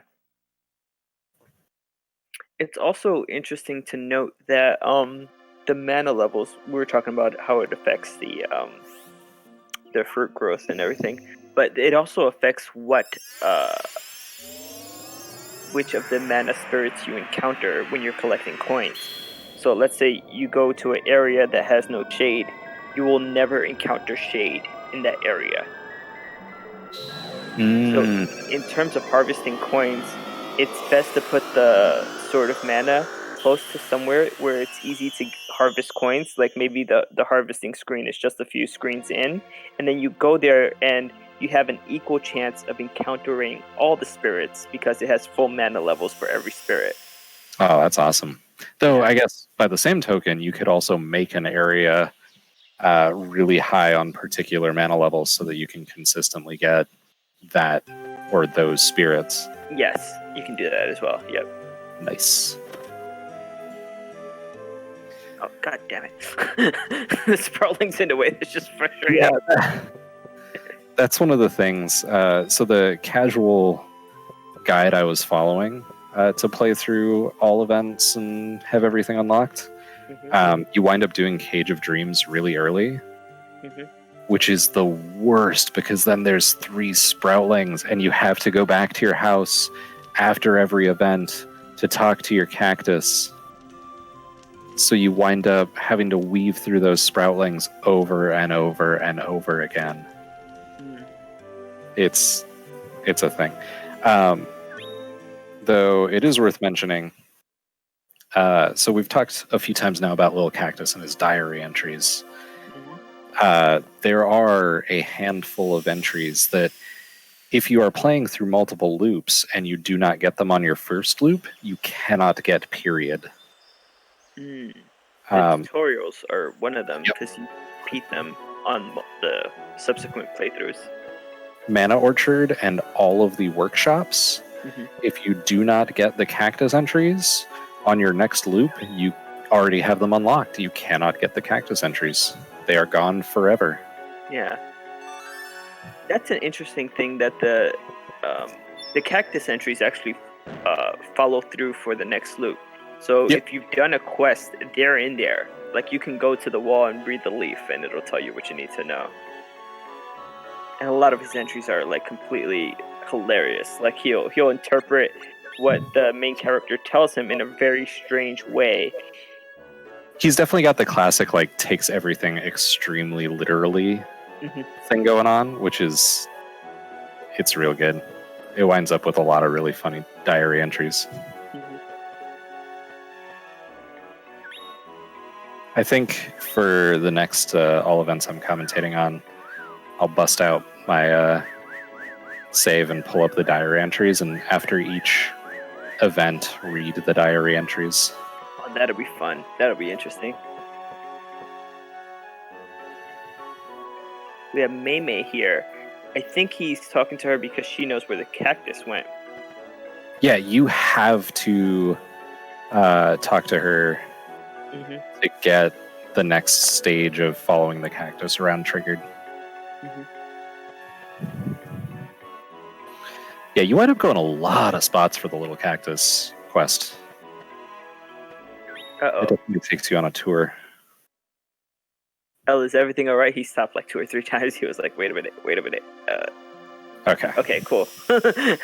He had stopped in front of for the store market. He's like, I was like, oh no, what's happening? Derp. Yeah. That's fine. Weird movement and forgetting things is okay. It happens. Yeah, I think it's the Rachel quest. Sometimes it's a bit strange, like when you have to who you have to talk to, when you have to talk to them. Because you keep having to flip flop days so you can talk to the Mhm. right person to progress it to the next point. And Yeah, it's like, sometimes. casually it's fine because if it's not the right person, you just leave, come back, whatever. It's the next day. But speedrun, you want to make sure to try to get the right person as quickly as possible. Yeah, A lot. it's a bit strange too because depending on the days, like sometimes Mark is manning the store, sometimes Rachel's walking around, sometimes they're in the house. Like, it's annoying. Yeah, I'm gonna need to spend some more time exploring some of the places where the days change stuff because days change dialogue for certain NPCs. They change where NPCs are.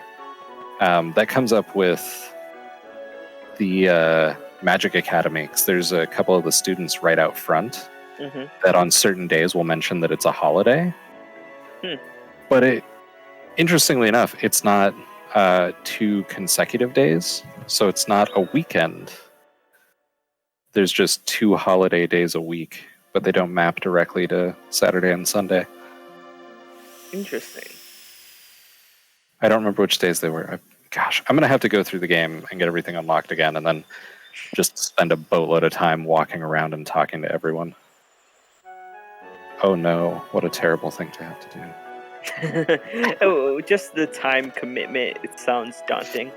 Honestly, what I'll probably do is get the save all set up, put it on PC, and then stream it while I do it so I can chat with people in chat while I'm slowly wandering around. That would help. You'll have a video of it too. Yep. So. And then if I want to refer to it, it'll all be recorded. So the commitment would pay for itself, I think. Right, yeah. So you know how, like, right now he has Elazul with him. Like, nothing's stopping him from going to the underworld right now and just being like, "Hey, Rubens, what's up?" Yeah, I'm gonna have to try that out. I'm real curious. Because it would be great if there's unique dialogue. It would also be kind of great to be like, dude, it's one of the last freaking Jumies and he's here in the underworld. You have nothing to say. Oh, it'll be great if Rubens says, "Oh, watch out for that lady. She stole my heart," or whatever. Like, she stole my core. Yeah. And you give some kind of warning or like dire message. That would be real good. Now, I have a question. Because, so the Jumi can't cry, right? They can't cry now, yes. Now, they can't cry because they've lost the ability to? Yeah, or because... It used to be that all Jumi could cry. And some of this is conjecture on my part. This isn't necessarily like verbatim lore, so bear with me. This is what I've pieced together over the last couple times I've played through this. The Jumi used to be able to cry, so any Jumi could cry to heal other Jumi. The Clarius, who is effectively the leader of the Jumi, it's a appointed position, is the one who is responsible for doing so. So any Jumi can heal another Jumi, but the expectation is that the Clarius will heal other Jumi who need it. And because it's an appointed position, after a certain amount of time, the position shifts.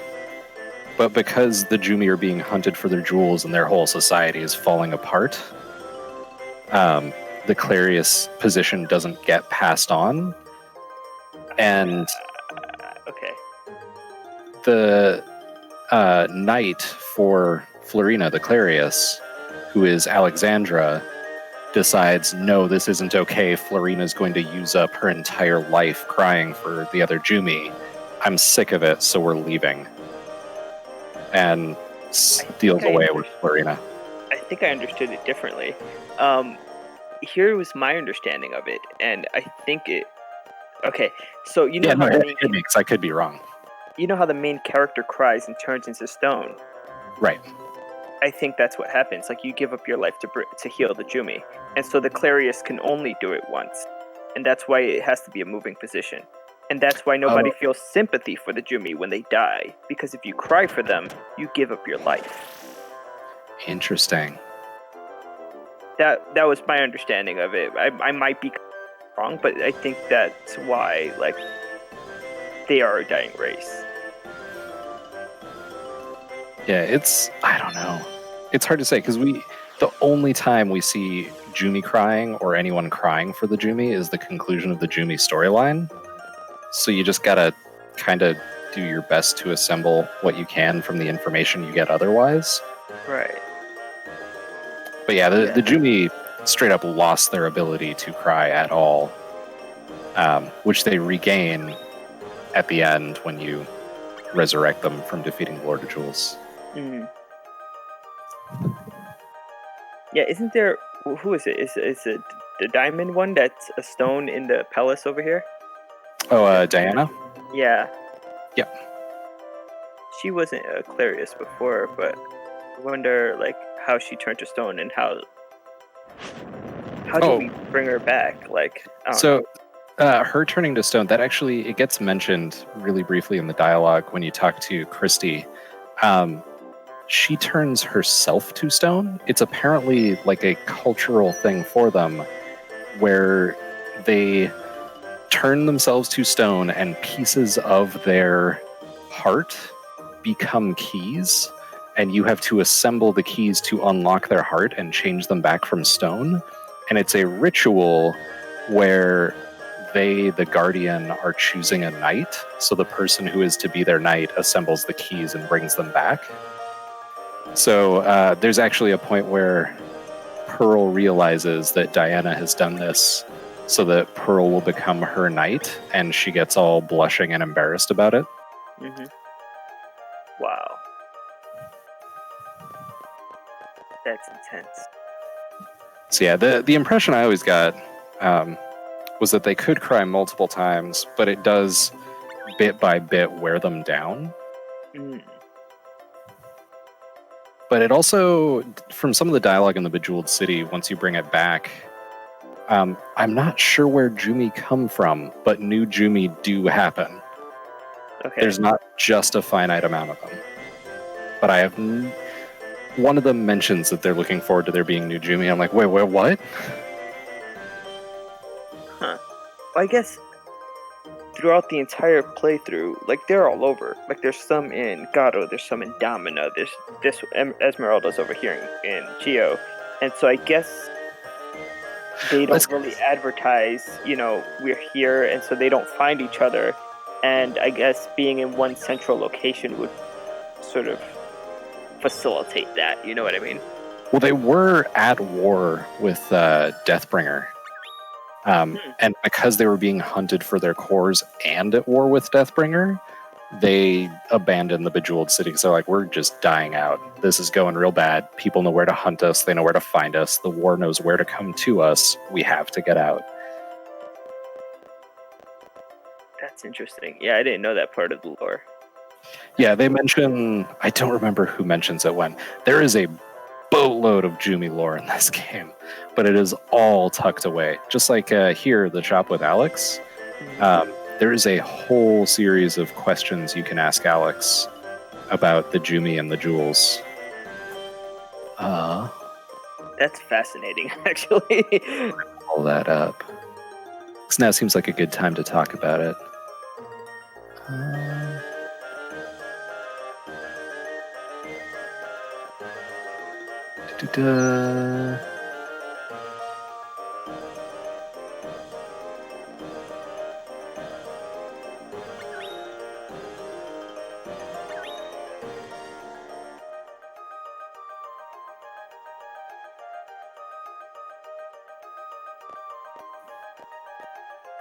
Okay, so real quick, let's talk about...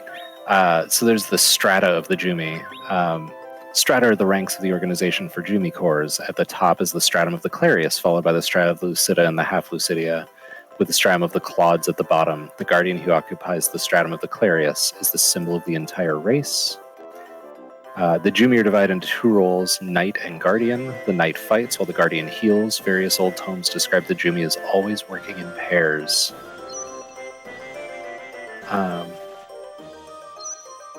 Jumi legends. One thing I often hear is, all who cry for the Jumi shall turn to stone. That legend forbids any contact with the Jumi. But it sounds like the impression I always got was that the Guardian heals the Knight by crying for them if necessary. But ultimately, their life force is diminished by crying. So it's not...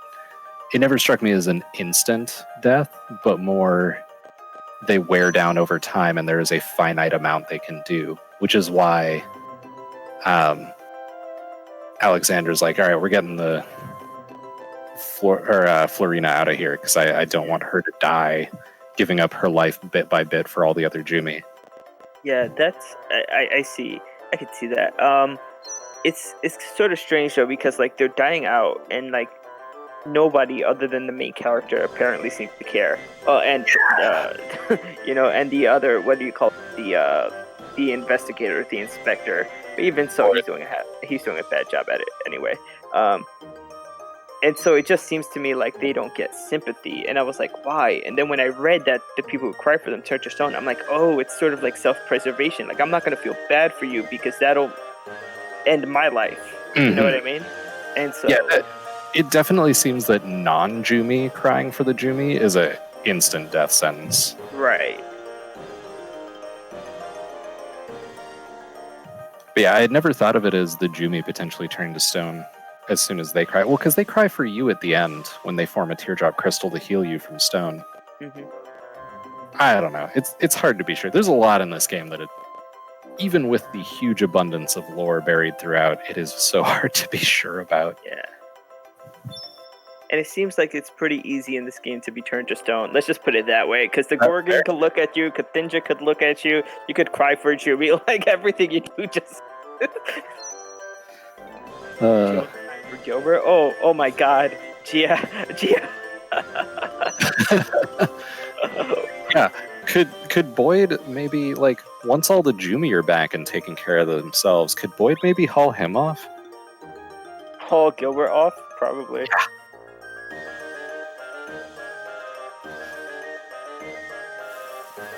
There's a ton of like little back locked away hallways in the Bone Fortress. Just turn them over to Deathbringer. Let them lock them up. Yeah.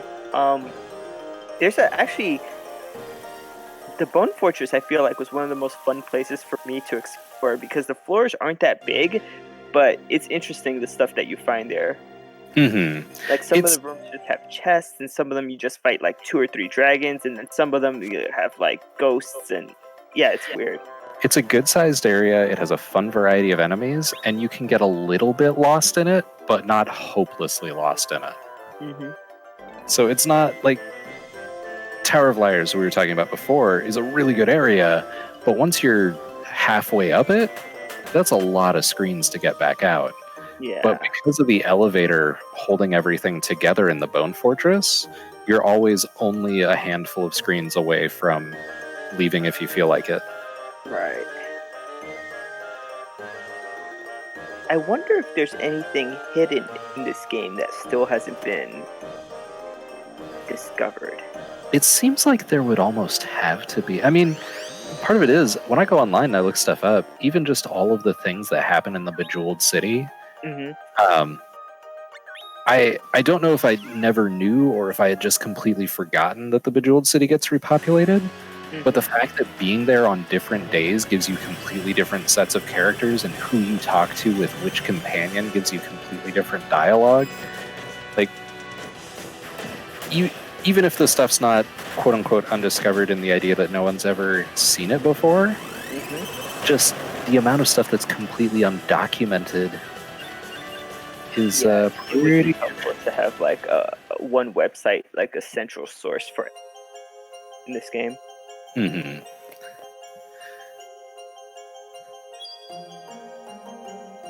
Gilbert's son. God. Oh no. Sandra, why? This bums me out so much. So you've been doing all this stuff. Like, I think there's no small secret that I absolutely love the Jumi. And it kills me that it's like, okay, cool. I have teamed up with a Jumi. They are my guardian, and I am a knight, and I'm in on this now. And then freaking Sandra.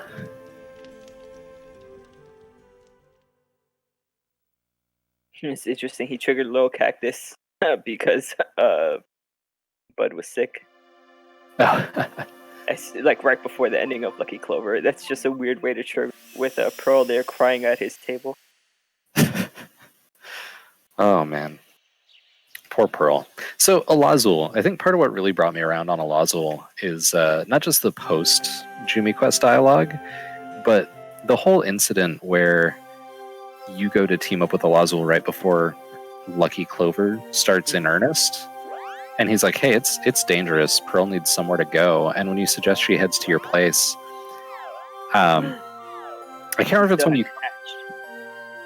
Oh, no. I can't remember if it's when you come back at the end, where he's talking about how, like, Pearl needs a place, like a family and a home. And he's clearly just trying so hard to look out for her. Like, he is not doing well with the pressure of the situation, but... the man's trying his best. Yeah, that is true. I mean, it's kind of weird because he's supposed to be her knight, right? Yep. And so it's like from the beginning, I feel like she doesn't help. Like she's constantly getting lost.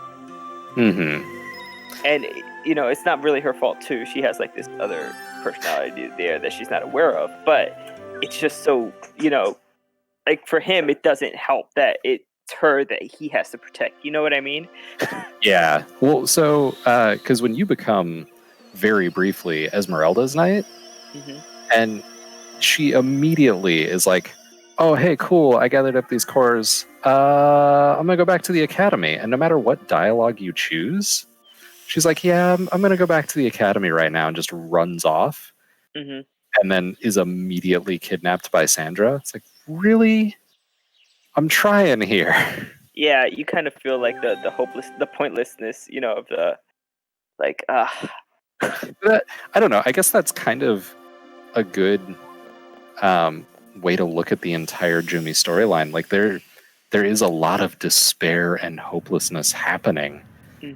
And things like that make you feel it, which isn't necessary. Like, I'm not saying it's a good thing that the game's making you feel hopeless or powerless to do something about, but at the same time, it really brings the duck. that aspect of the story home. Yeah, he's smoking a cigar, by the way. Just want to shout that out. Cigar smoking duck with a helmet that poops exploding eggs. Well, that sounds like something. Whoever came up with that was definitely something that day.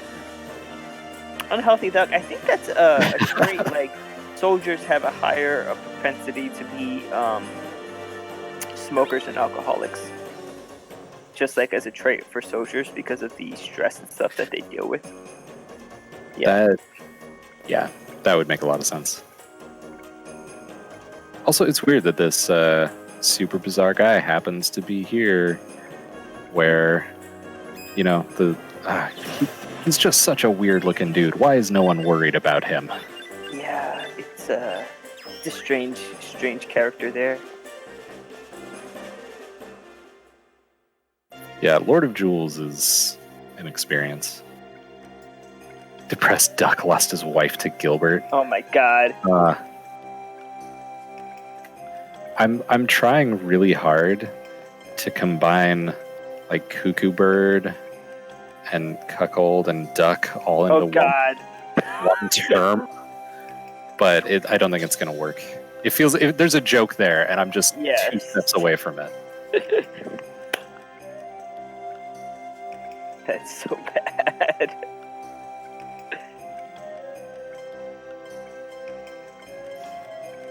Though, speaking of characters hitting on people, the dialogue with...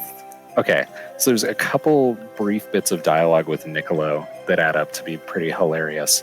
Because if you talk to Deanna in Lost Highway with him, he is clearly very interested, and she wants nothing to do with him. When you're talking to the Sproutlings, and he's talking about how much he hates Sproutlings, one of his lines of dialogue is, "I wish I had been born into a world of only bunnies and kitties." So Niccolo definitely has a type, just saying. Interesting. That's weird. Deanna is the only cat person, right? Yep. To be fair, Niccolo is also the only bunny person we see in this, I believe. Right. We see Wanderer in Children of Mana, and there is a old bunny person in the Friends of Mana thing. What's the word I'm looking for here? The little flash page that they have for it.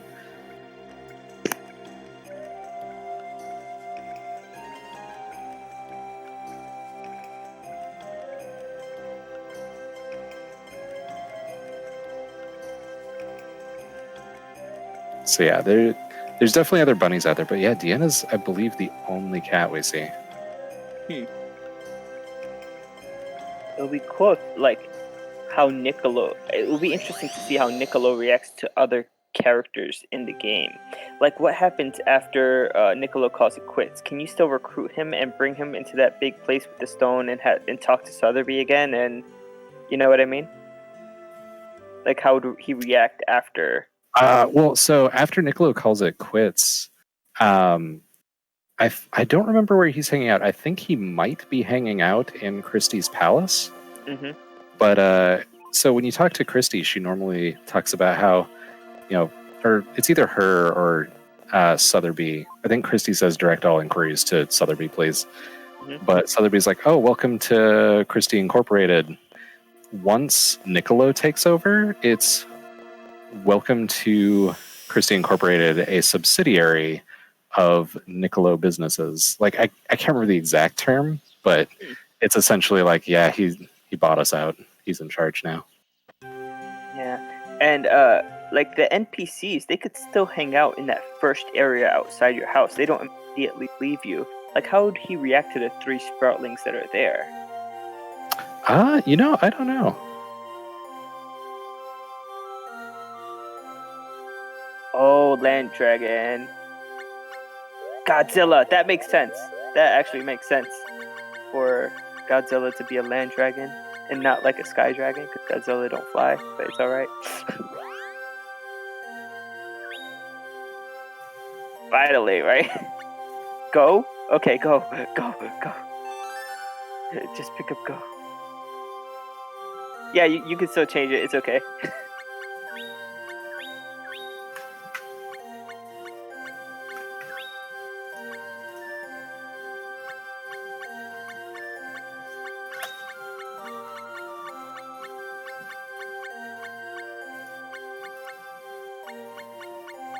That's so cool that you could change like any piece of equipment or like your pet names.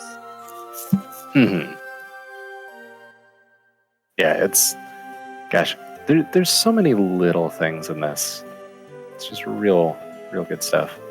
Oh, speaking of little things involving names, I think there's an area in this game that's named after the main character. Like, whatever name you give the main character is like the name of one of the areas in this game, or it's incorporated into it.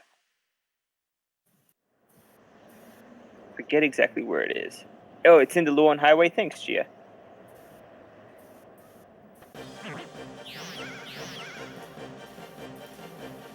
I guess I have a lot of tabs open. All right. Close down my Chrome for a minute. So he's at the fork. He's going to the right with his dragon. This is elevated canyon side. Yep. Elevated. That's so funny. Oh, it does that on both sides, too. Oh, really? Yeah, so the upper path and the lower path both do that. Interesting. guess your name really is legendary if you have like places named after you. I wonder if you always say your name is Chumpy if the name of the canyon side changes. Oh, Chumpy. Oh yeah, the dragon didn't go onto the hand. He stayed behind. Look at that.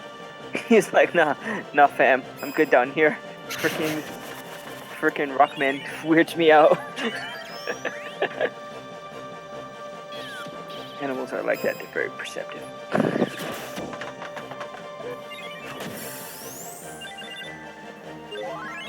Oh, interesting. I'm gonna have to restart my computer over here. All right. Well, we'll see. I'm gonna give it another moment because I closed Chrome, and it does not appear to be starting back up. It's getting a little funky. Yeah, maybe it's not into heights.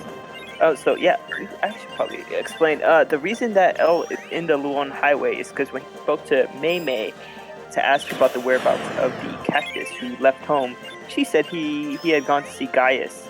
Now he spoke to Gaius, and Gaius told him the cactus went off somewhere else. So now, basically, it brings you into a whole worldwide tour again to try to find out where the location of the little cactus is.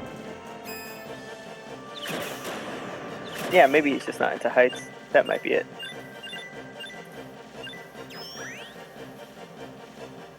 There we go. Everything's working properly again.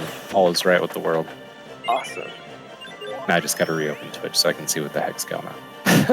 He's currently exiting the Luon Highway.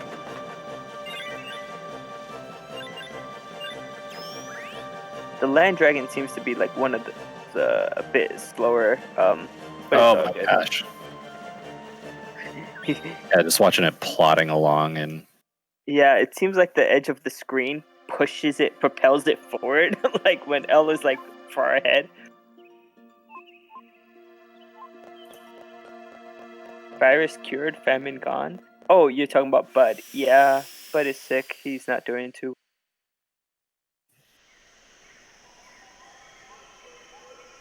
yeah, I think it's one of the students you talk to points out that this is a illness that all mages encounter, like when they're younger. So it sounds like it's just kind of puberty for mages. I don't know. Interesting. It's weird. Oh, and Escad's here. Oh, where is Escad? He was here in front of Rosiati in the jungle. Oh, interesting. We haven't finished out Fairy yet, though, have we? No, we haven't. Okay. I wonder if he is still hanging out here after it's all over, or what, based on who your buddy is for that. Right. Like, is Diana still in the home in the inn in Damana? I'm gonna have to make a list of all the NPCs that can come with you, and then where they are after you finish things, and then I'm gonna have to do it again and check for Escad, because I have a feeling only him or Deanna is going to be available when Fairy's over. But I could be wrong, because I don't know that we explicitly kill one or the other, we just fight them. Yeah, that's true. It could be like the dragons, they come back. Yeah. Correct me if I'm wrong, doesn't a Craviter show back up? You can go back to the Northern Peaks and fight him again? Ooh, I don't know. I actually don't know. I always assumed that was an area. Well, no eggs spawn in that area, I think. Because the egg spawns in Northern Peaks are in two different areas, other than where you fight the boss. Yeah, I'm gonna have to get. I mean, I just started on a new loop, so I'm gonna have to get to the point where everything's done again and see the state of the world. Gosh, the dragon is so huge. It's the size of the main character. Probably taller with that horn on his head. It's as tall as the main character, and then you put the tail on the end and the snout on the front, and it is just a beast. Yeah, he actually has some really cool fire attacks. And hopefully, I'm just like hoping that he pulls off a fire attack on an enemy just to see the fire status, like animation. That would be really cool. there's definitely an ice animation. By the way, I had looked it up for this game, and nice. and in tempering, I think there's a way to temper on to a weapon a certain thing that causes ice status to befall your enemy that you're attacking. Oh, you can temper on status effects? I think so, and it doesn't work with everything, but some I think do. Gosh, I want to look into that. Because I would love to have elemental or status weapons. Because I know that there's you could create a ring or a pendant. I have a pendant that protects against all status, like every single status ailment. Just because I hate getting confused.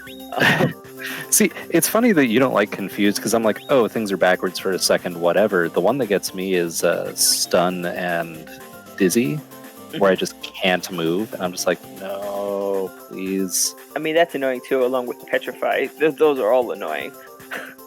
Yeah, I guess poison is the only good status effect, because it doesn't stop you from doing anything or make it harder. Right. As long as your health isn't low, then it's very bad. Trying to look at the tempering list to see about status.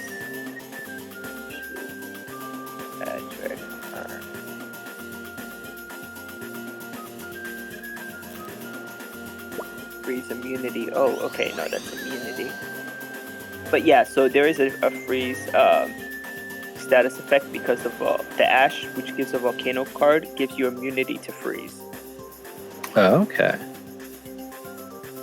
Fusion immunity. Sorry, I always forget you can temper armor. Yeah. Because, because it's an action RPG, and because you level up so quickly in this, especially in all events, the answer is just don't get hit, or at least don't get hit too much. Right. But with damage, if it takes a million hits to hit them, that's annoying. So there's a lot of value in a good weapon. Yeah. Actually, I'm just seeing immunities. I'm not seeing that we can cause status. Oh, that's sad. But that might be a effect of a plunge or something like that. Those special plunge attacks that you get. Mm-hmm. Well, I know, so there used to be a Yahoo group called the Legend of Mana Kitchen, which was all for tempering stuff. Mm-hmm. And I think a lot of their stuff got moved to Reddit. And a lot of it is available via archive.org. Yeah.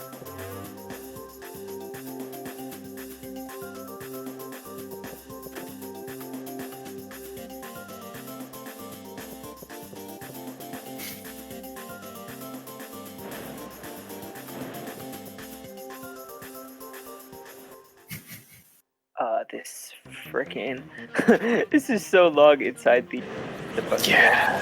But this is the boss that you were talking about. Yep. I gotta say, I love that the penguins move by sliding. What a dumb mode of transit. It's very apt. That seems right. Yeah, the pirate penguins in this are just an absolute delight. They're so funny. And then I swear the captain is a reference to Xenogears, because right there he talks about being a man of the sea. And that's the whole bit in Xenogears where they face the camera and pose and say, men of the sea. I wonder if anybody who worked on Xenogears also worked on Legend of Mana. There has to be some kind of crossover. I mean, it's all Square, so I would be shocked if there wasn't. I don't know. Who was the so many games at the time? Well, now I'm curious, because we keep talking about how cool the lore is in this. I don't have any idea who the dialogue or story script, the story designer was on this.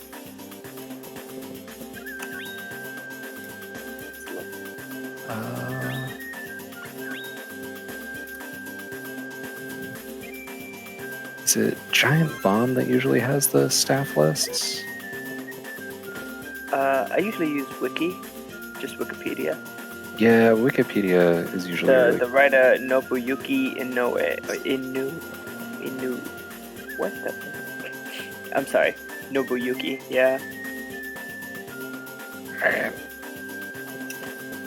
Let's see. He worked on Final Fantasy Legend 2, Romancing Saga, Live a Leave, Romancing Saga Ooh. 3, Legend of Mana, Magical Vacation, Magical Star Sign, Mother 3. So, okay, real quick. That Live a Live connection is interesting because that is also a very non-linear game for significant portions of it.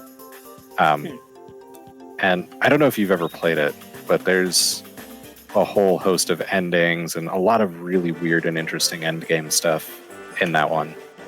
Did that ever come out here, or is it only English translated, like fan translated? There's a fan translation. The fan translation is fantastic. Okay, I think I'll have to give that a try. One of the best segments in it is the ninja segment, where I'm just going to tell you this. I'm not going to tell you anything about like how or any of that. In the ninja segment, there are, I think, 99 enemies in the castle you're invading that are human. You can kill all of them. You can kill none of them. And you get something special for either one. But you don't have to do that. You can do, something in between. Huh. Yeah, I've never played that game. I'd have to look into it. But I have so many physical games here in my collection. I'm like just waiting for them, like play me, sitting on the shelf.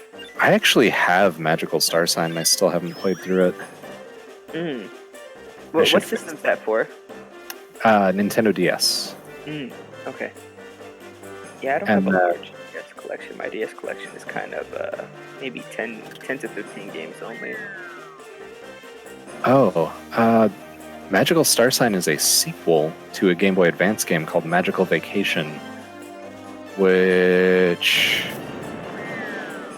they both have a very Legend of Mana kind of look and vibe to them.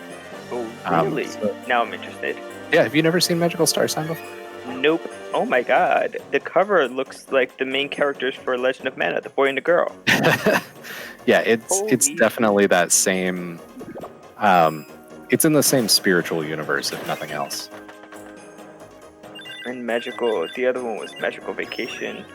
Yeah, if you go to the Wikipedia page, there's Magical Vacation is Japanese only. Yeah, I'm curious though. That's for Game Boy Advance, okay. English patch, is there one? Ooh. Actually, Magical Star Sign is the same game. Wait, oh no, okay. Different game. There is a patch. It's not like 100% complete, but there is a patch for Magical Vacation. Awesome. To translate into English. So I'm gonna download that sucker right now. God damn those dead bears. So I really like the Dud Bears, but the Digger Dud Bears are terrible. They're the worst. Also, is it okay? Does anyone have any idea? Is it some like random number of times you have to speak with them to get them to give up the map piece? Because it doesn't seem to be based on anything. I think it's a certain percent that is a chance that you either get them to like bug out with their eyes or actually flop their arms around and give you the piece. It's not like set, which is annoying. That's terrible. Those little jerks. So this is one of the quests that are failable. And so L, in an attempt not to fail, keeps leaving the area and comes back, because if you don't get the dud bear in a certain amount of time, the quest is done. And this is what's particularly egregious, is that you have less time for the very last dud bear. The time is decreased significantly. So when I was playing through this on my casual play recently, I actually discovered, so the failure trigger is when Roger comes in and gets to the penguin. So if you leave the room as Roger is running in, you're still okay. You just have to get out of the room before he stands next to the penguin and announces that it's over. But doesn't he run pretty quick? Like that'll be Oh yeah, no, it hard. That would be hard. had, and he comes from the entrance closest to them. It just happened to be by purest chance that I was right next to the exit as he was popping in, so I got out before he got to them. But I was just Oh, thank I was God! very That's surprised. the last one. Way to go, L. That was pretty yeah, cool. that seemed pretty smooth. There were Like a few the- times that he had to leave and come back the other areas, but the last area was nice. Yeah, the last area really came together. First try. I mean, honestly, that one stresses me out so much. Just not having to load from a save is a victory in my mind. Oh yeah. I mean, if anything happens during this run, L hasn't like done any saves. Like it's. Oh, did rare, he not do a if backup any. save? I don't think he did a backup. I know he used to do one before that event. It's He does it if it's a marathon. Well, he probably did, and I didn't notice. But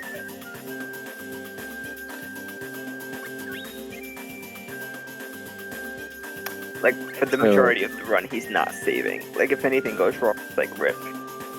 Yeah, I guess just throwing this out there, something that might be a good plan, particularly on emulation. This would be more of a hassle on hardware because you would need a memory card to dump all these onto. But with emulation, it'd probably be good to do a practice run and just save there and fairy chase. Yeah, because you can talk to the wrong fairy for the treasure.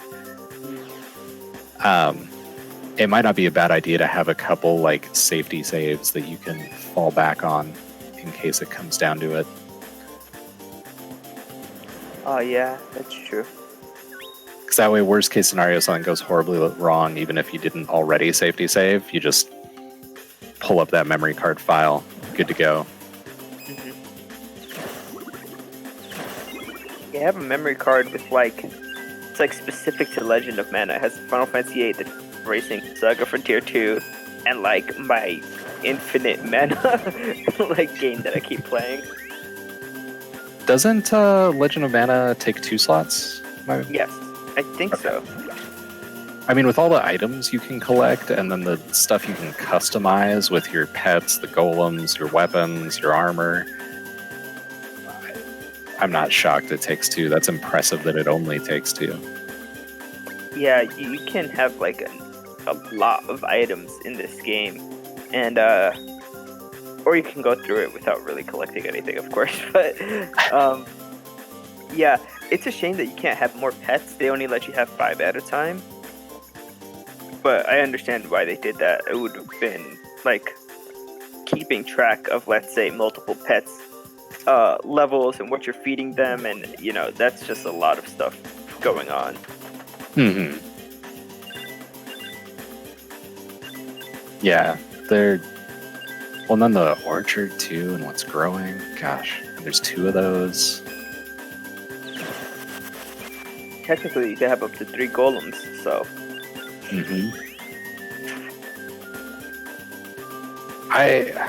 Every time I talk about this game or play it or any of that, I am constantly astonished by the ridiculous amount of stuff that was accomplished in it. Yeah. I like the diversity of enemies. Like, they didn't get lazy and just do palette swaps for different areas. It's sort of like each area has sort of the enemies that fit with it, if that makes sense. Mm-hmm.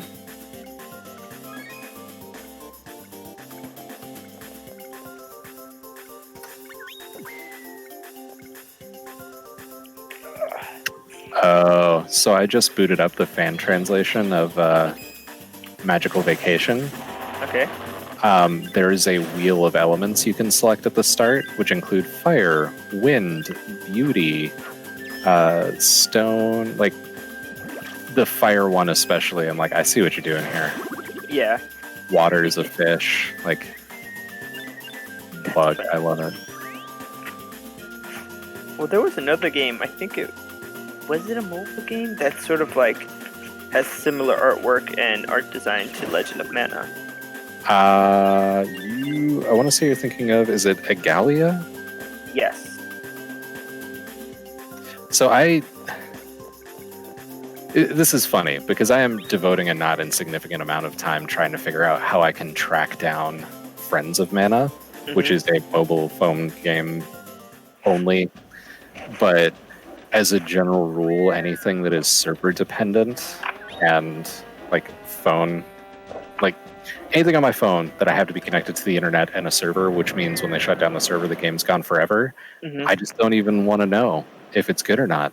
I'd rather just be. I mean, it might just like be right now. Everybody's into Among Us, but a few years from now, when Among Us is no longer relevant and they shut down the servers, everybody who has that game, you can't play it anymore. It's done. Mhm. Yeah, it's. I don't know, and there's nothing wrong with that.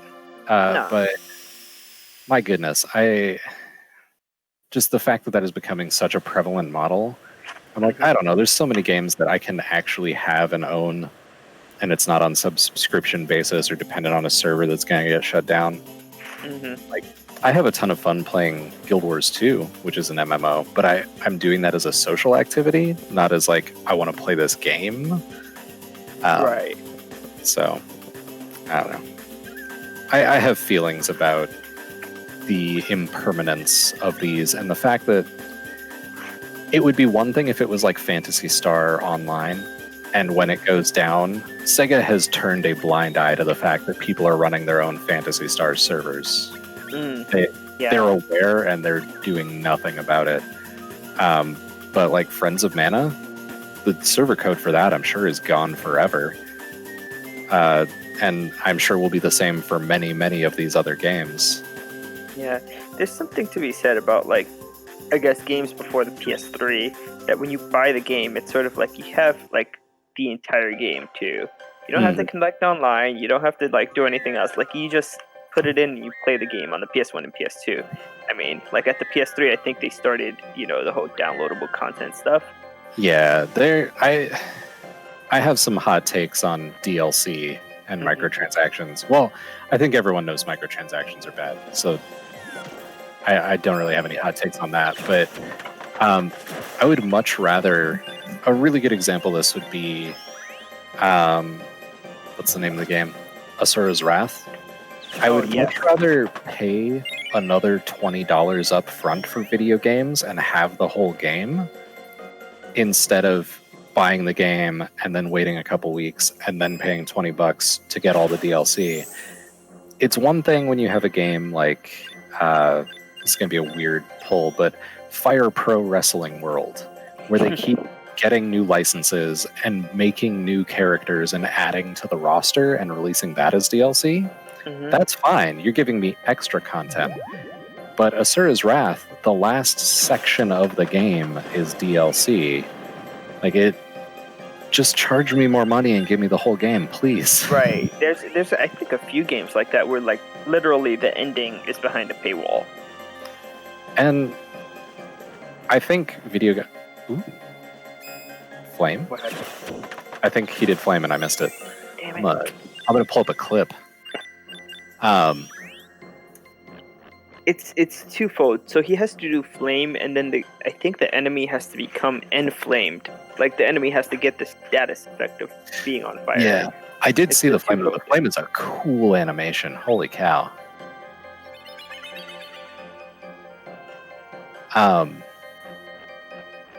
But yeah, the thing is, like, $60 is a lot, don't get me wrong.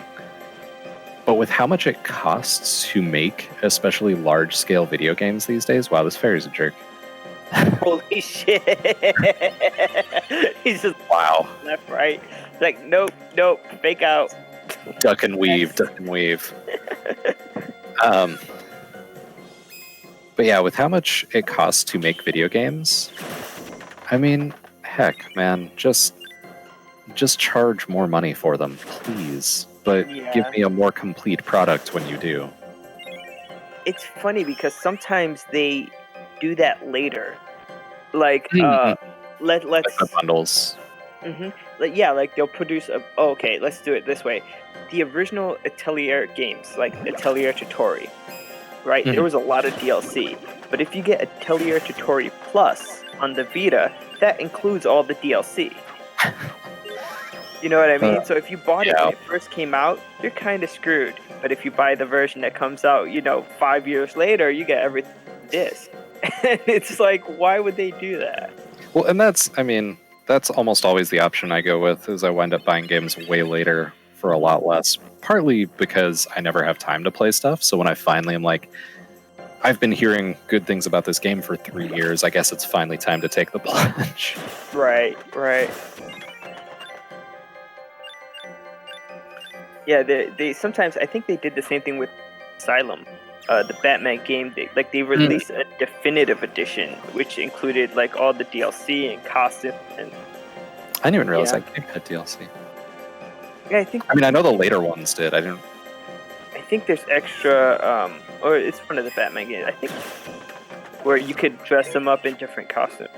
And that's like, it's not like content like story stuff, but it's like, See, and okay, stuff like that, I think that stuff is great as microtransactions. If you're going to let me customize my game and charge me a nominal fee to do it, awesome. Bring it. Yeah. I feel like sometimes they do. It's kind of like, it's weird sometimes when they do it in a fighting game. I have where like the roster looks incomplete because those characters are behind a paywall. Yeah, so costumes for a character is one thing. Characters is another thing. Oh man, that's rad. Oh, those rabbits are burned. Got it. He actually killed the other dragon with his dragon. That's insane. Oh my god, that's so awesome. That's OP. So cool. So fighting games, I have a lot of issues with Street Fighter 5, which is a whole other don't have that one thing. Ultra Street Fighter 4 because it actually has all the characters in it. So and Street Fighter 4 is amazing. But 5, there's a lot of things I have issues with about 5. But yeah, having so much of the roster released. Okay, the seasons that they did later, where they released more to the roster, and they were clearly developed later, and there were balance patches and all that. Awesome. But the stuff where it's like, well, guys, why didn't you just have a game's worth of characters when it launched? Right. I don't think there was actually an arcade mode either, right?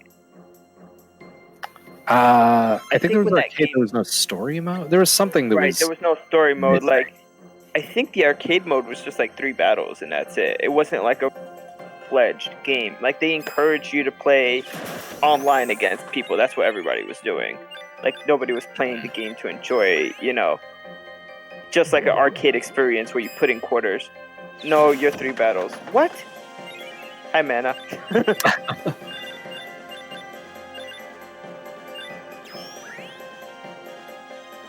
Yeah, but they keep doing that with fighting games. There was another really good fighting game that it included BlazBlue characters and Persona characters and I forgot what it was called, like Cross Battle or something like that. And just most of the characters were behind a paywall.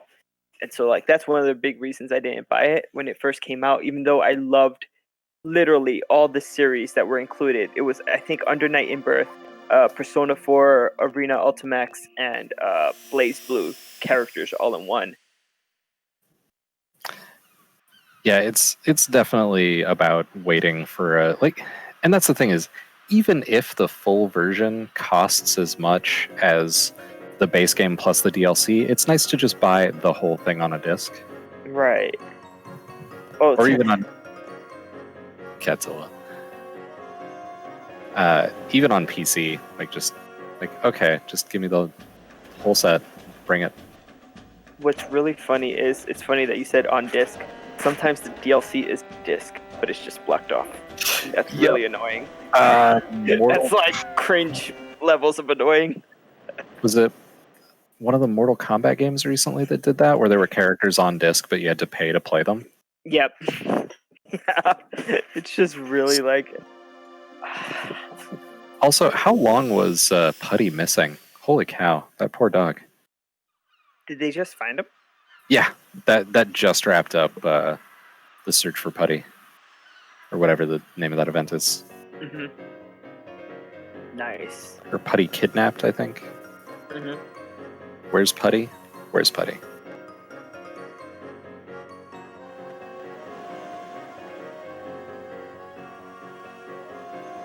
Oh, that poor dog. It's a weird journey for that pupper. This is second to last Niccolo. This is calls it quits. Yeah, But Niccolo last. does show up drunk in Blessed Elixir. I mean, he does. That's funny though. I don't remember. Do you wind up doing the battle with Niccolo in the speedrun? Or is that avoidable? I think he does do the battle with Niccolo. You mean after Niccolo falls from the? No, sorry. There's in Blessed Elixir. There's a part where you get to fight against Niccolo. I You know do? he Okay. Okay. Yeah, that. Skip it? I don't think so. But I was worried there was a way to. Oh, and he brings him with him to help with the Selva skip too. Okay, yeah, that's on Leucemia. Yeah, in Blessed Elixir, when you're trying to help them get their elixir, like the water that they need, the reason that the elixir is all out in the first place and they need the water from the oasis is because a rabbit man showed up and drank all of it. And up to this point, it seems like the Blessed Elixir is, like a healing elixir. But you come outside of the cave and Niccolo is confused and angry and starts a fight with you, like an actual in-game fight where you have to beat him in combat. And it's like, oh yeah, he's drunk. Wow, He's an angry drunk. That's really interesting.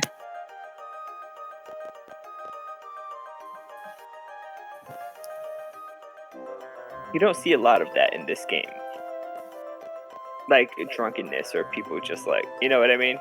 No, it's a pretty, like, there's enough war and craziness going on. We don't need illicit substances. But apparently the nuns from Gato are on top of it. Yeah, they have some barrels of that elixir in Gato, I think. Yeah, that's where they're making it, is in like, and that's the other part that's real sketchy, is it's in a random cave in the dungeon section of Gato. It's like, are these nuns making moonshine? What is happening? Weird.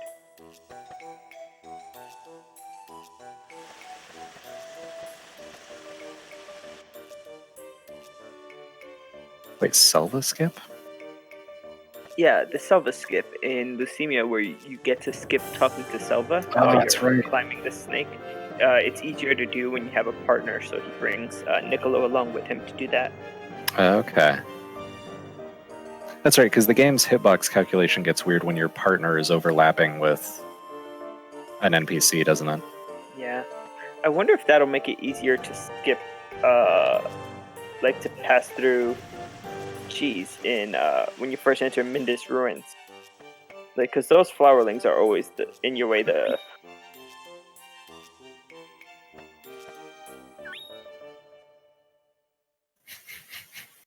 Some of that good night light shade. Funny. Nuns. The nuns are really strange because, like, if you just go casually to talk to them, they're really, like, standoffish to you. Mm-hmm. Like, they don't want you there. It's like, is it because they're making this elixir? Like, why? Like, what's... All the nuns are like the ones, because even the ones in the sanctuary or cathedral are very much like, yeah, busy trying to attain enlightenment. They're definitely busy on their own thing. Nun shine. That's good. Thank you, Well, Elevated. I mean, there is a like in the real world, right, in our world, there's a historical precedence for that. I think back in the day in Greece, what's his name? Socrates and Plato and all those like great philosophers, like those early philosophers, they all went on a pilgrimage somewhere very specific, and they drank of this concoction, which apparently gave them visions and helped them see. Like, that's a thing where people go out and on a pilgrimage somewhere far they make this drink, they drink it, they have an experience, and they come back and they're enlightened. Yeah, mind-altering substances as a part of religion is definitely a, or I guess religion is too restrictive, but like spirituality is definitely a common concept. It's not out there at all. Yeah, it actually same thing with Moses. Like he went up to the burning acacia tree, and he received the commandments from God. A lot of people say the acacia produces a mind-altering substance, and so if it was burning and he was inhaling it, he could have been tripping up. It brings new meaning to Moses high upon the mountain. Nice. Sorry if I offended anyone, by the way, in the chat.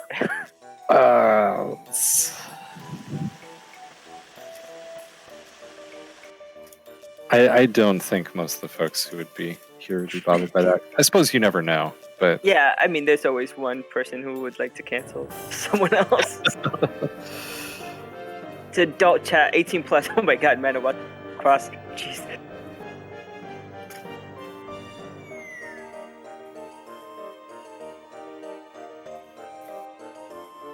Okay, so he keeps going up to the Cancun Birch nest. I keep forgetting. What's he trying to get from there?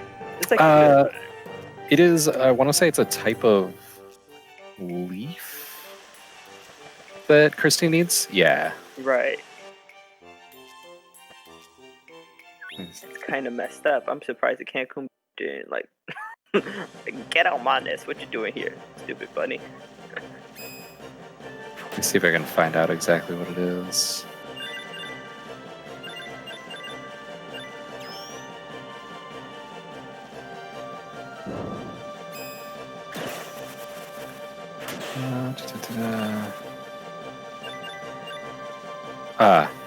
Yambaluribin herbs. Oh yeah. Christy mentions that.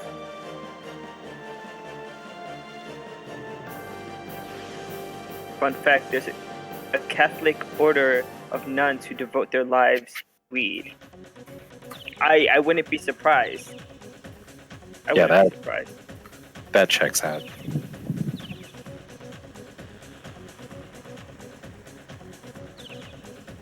A lot of religions have that. I think there's some Native American tribes that they sort of have peyote experiences, like around the campfire. The men gather and they smoke this peyote, and they have like sort of like it has hallucinogenic effects and stuff like that.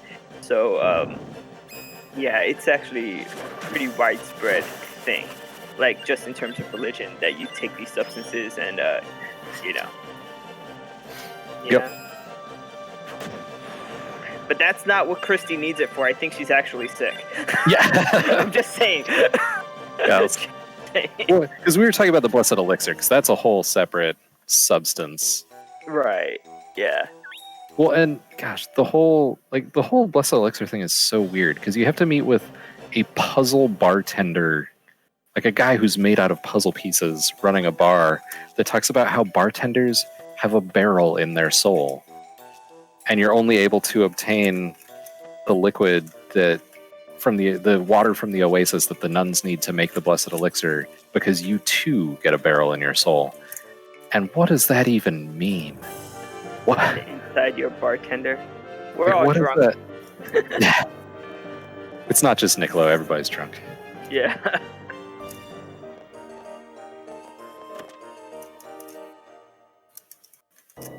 Dragon's over here putting on a face like, what the hell? I mean, that's what you do in the quest. You get a barrel in your soul, and you go collect water from the oasis. Mm-hmm.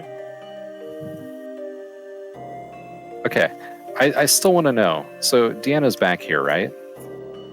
Last time we saw Deanna, she jumped into a portal created by a ring of fairies to go to the fairy realm. How did she get back? What was she doing over there? I would love to know. I feel like there's this bit of story that was cut out. We're not privy to that information. Yeah, oh man. Could you imagine if we did actually get to go to the fairy realm and go on like a whole wild quest with Deanna to get back from the fairy realm? That would be a trip. I wonder what would be there. Like, does the boreal hound come from the fairy realm, or is he just like a member of the jungle? You know what I mean? don't know. Tote, I believe, is the one who talks about how there are other realms and humans can't actually get to the other ones. I mean, you clearly can, but like humans can't natively get to them. Deanna had to use those fairies to hitch a ride. Interesting. Yeah, it's interesting to think about. I don't. How would the fairy realm even look? Like, I bet everything is really old there. Everything in this looks pretty wild, so.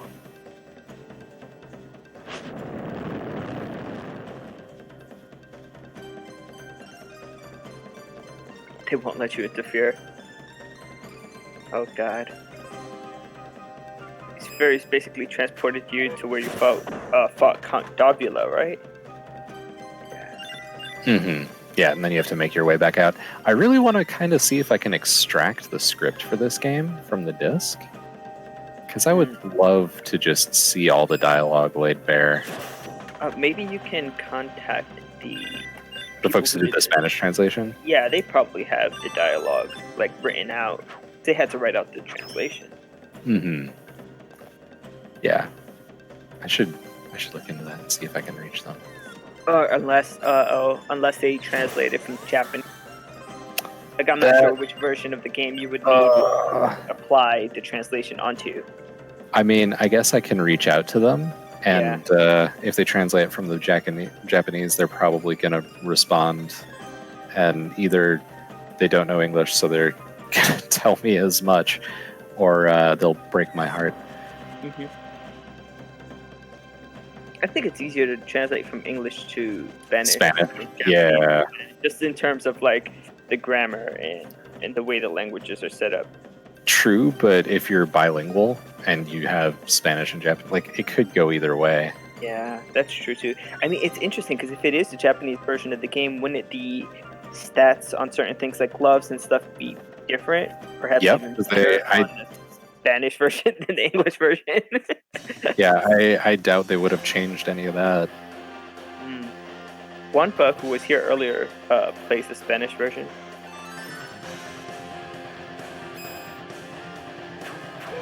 Nice. Yeah, I guess because Dragon was mentioning that was sweet little cactus art. I don't know how to say that name, but I believe that's the Twitter handle for the artist who did it for Ellervated is on the picture. Ullers. Yeah.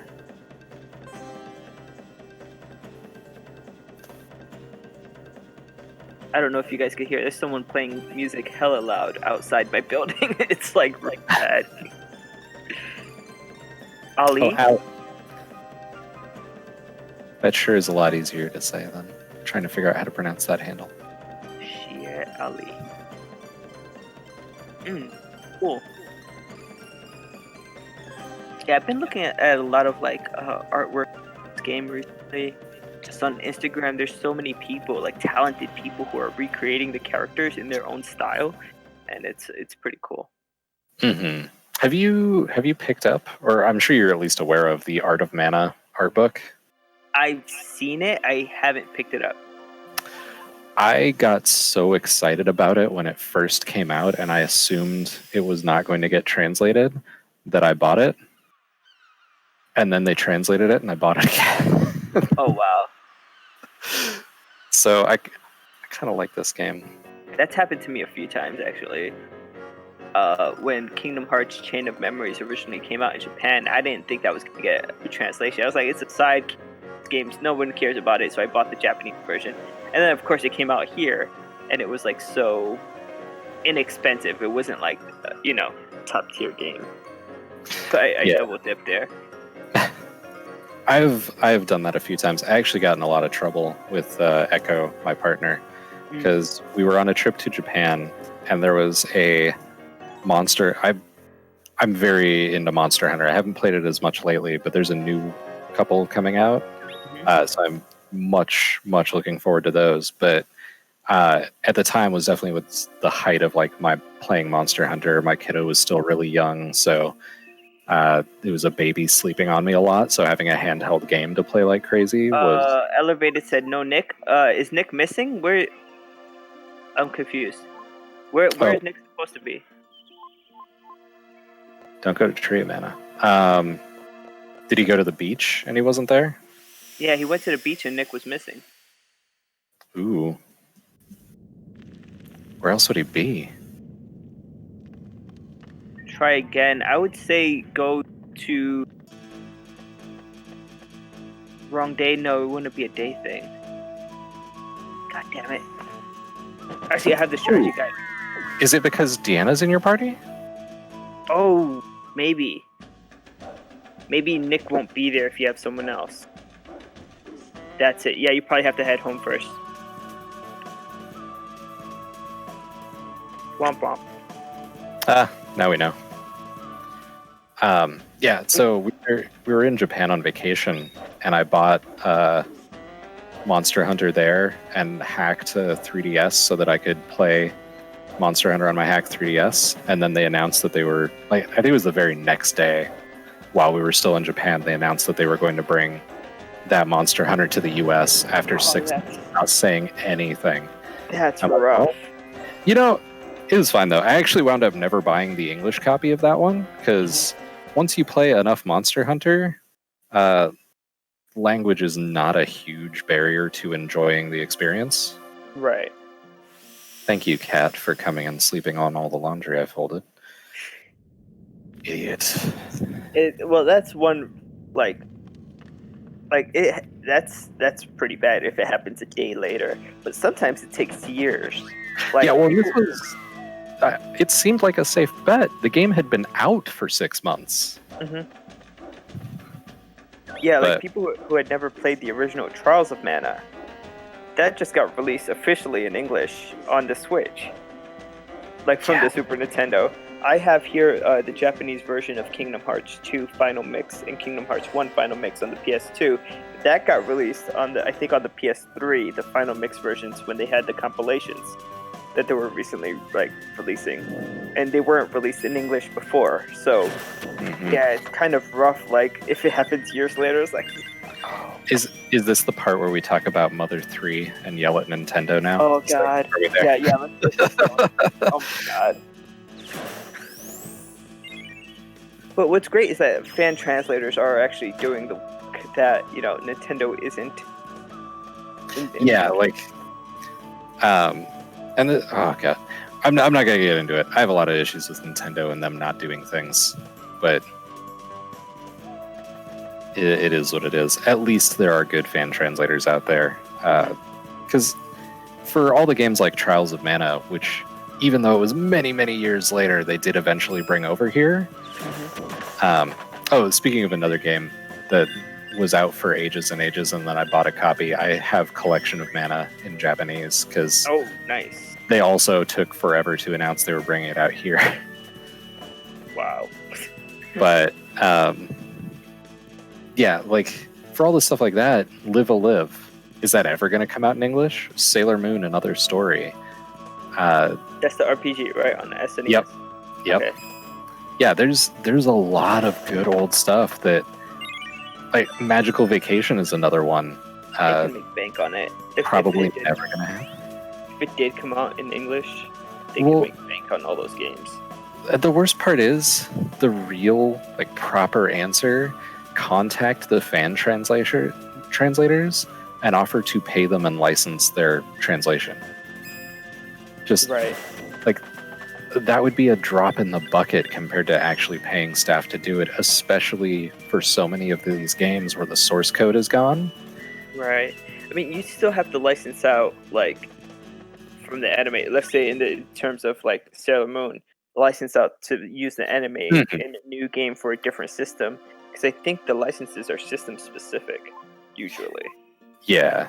Well, like, Trials of Mana is a perfect example of why it would be so much better to license these translations. Like, Live a Live, there's no one that the studio owns. It's just Square.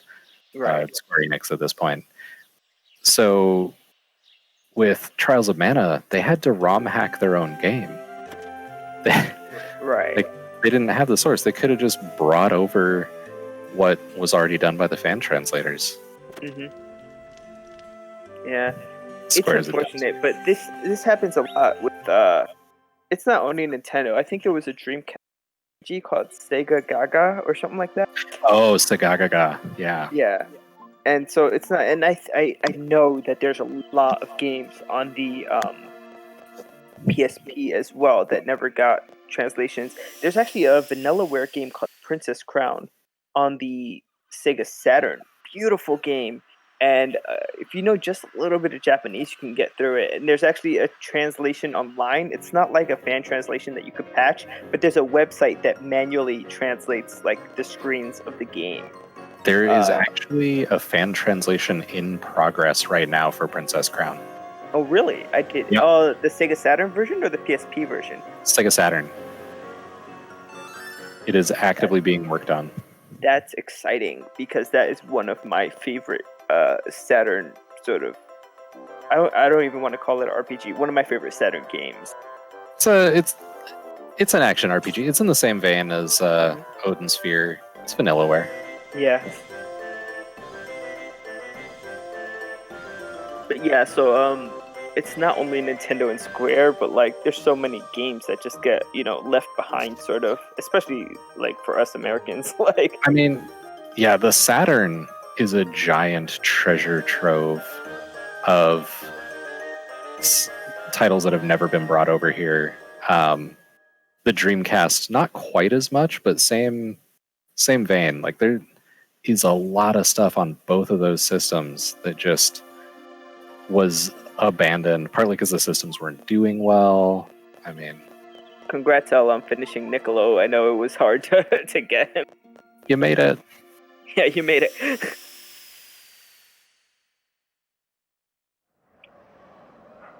Yeah, I didn't realize he just wouldn't be there if you had Deanna with you. Well, yeah. And so this is something I encountered in Bejeweled City when I was poking around. If you pick up certain NPCs to join your party, some NPCs will be like, oh, do you want me to join instead? And you can dismiss the other member. Some of them won't even offer to join your party if you already have someone with you. Right. Yeah, it's strange, like who does that and who doesn't. I think Lark does that at the Underworld. Like if you have Bud with you, Lark won't join you. He's like, no. Mm-hmm. Like he doesn't give you a chance, like, to just dismiss, But in the beginning of the game, it's either or. Like you could pick up Elazor and drop him for Niccolo without a problem. Mm-hmm. And so, yeah, it's really, it seems random. For the pets, I know the demi-humans won't join you if you are currently walking with a pet. Yep. Yeah, I ran into that with Wimpy Thugling when I ran into him in the dream world. Because I'm like, oh, I wonder if I can bring him along with me since he's here, I guess. Mm-hmm. But he was bummed out because I had a pet with me. Yeah. Which is weird that you can't just dismiss it. I guess, unlike a person who's going to wander off and do your own thing, your pet doesn't necessarily know how to find their way home. Yeah, that makes sense. Again, it's kind of messed up that you can only have 5 pets with you. 5 pets like in your inventory because there's so many good ones.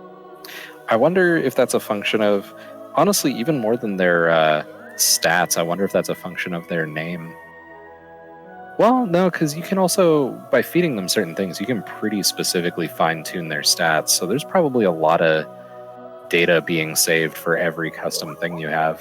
Yeah. I wonder if a hacker, like someone could edit the file of the game and change it.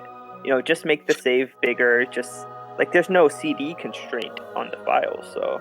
I don't know about making this... Well, so...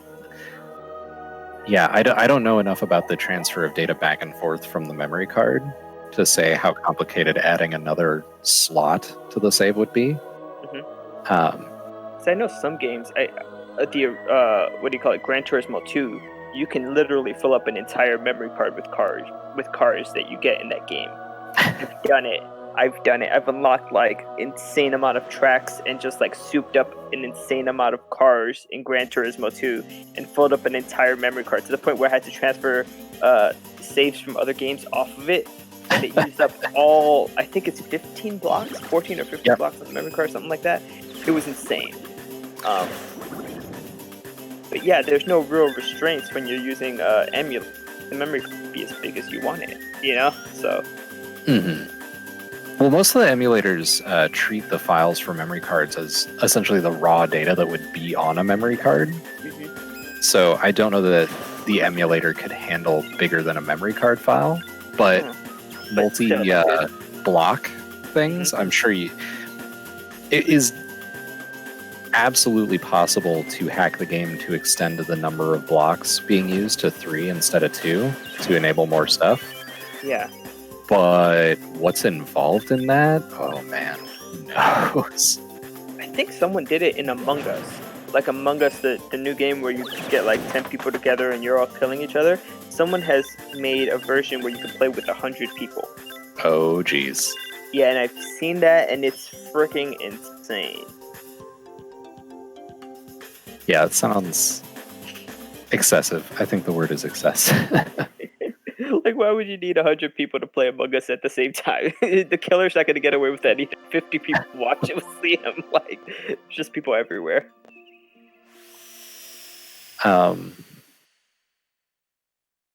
Yeah, there's a few games where things are limited as far as that, and there's no good reason for the limit. Like, obviously, I'm sure 10 just makes for good game balance, and I'm sure they tested it out where like, okay, you have this many people, this makes it possible to avoid people so you can get away with stuff without being seen. Like, I'm sure there's actually a lot that went into that number, but you know, is 10 necessarily that much better or different than 11 or 12? Yeah, it's the more crewmates you add, the harder it is for the imposter to get away with stuff.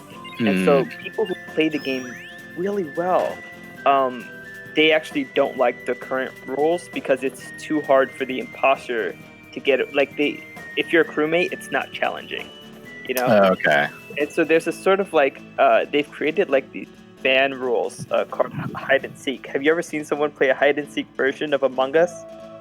No. It's hilarious. Everybody knows who the killer is, and you can't vote him off. The crewmates are supposed to win in hide and seek just by doing the tasks faster than the imposter could kill everyone. That's like the challenge of it. Like, you're not supposed to vote the imposter off. If the imposter could kill whoever they want in front of whoever they want, they have no fear of being voted off. The challenge is for the crewmates to win, like, just by being faster, and they call it hide and seek because if the imposter finds you, you're it. Like, he's gonna kill you. So yeah, it's a pretty funny like thing that they've come up with. Quick question. So Monique is singing this spell to save Gilbert.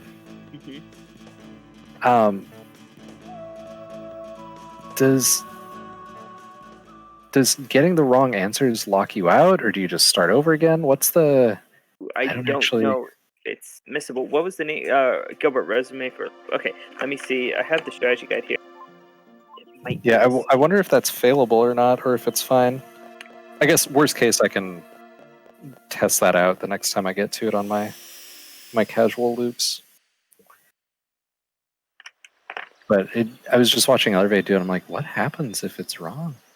Yeah.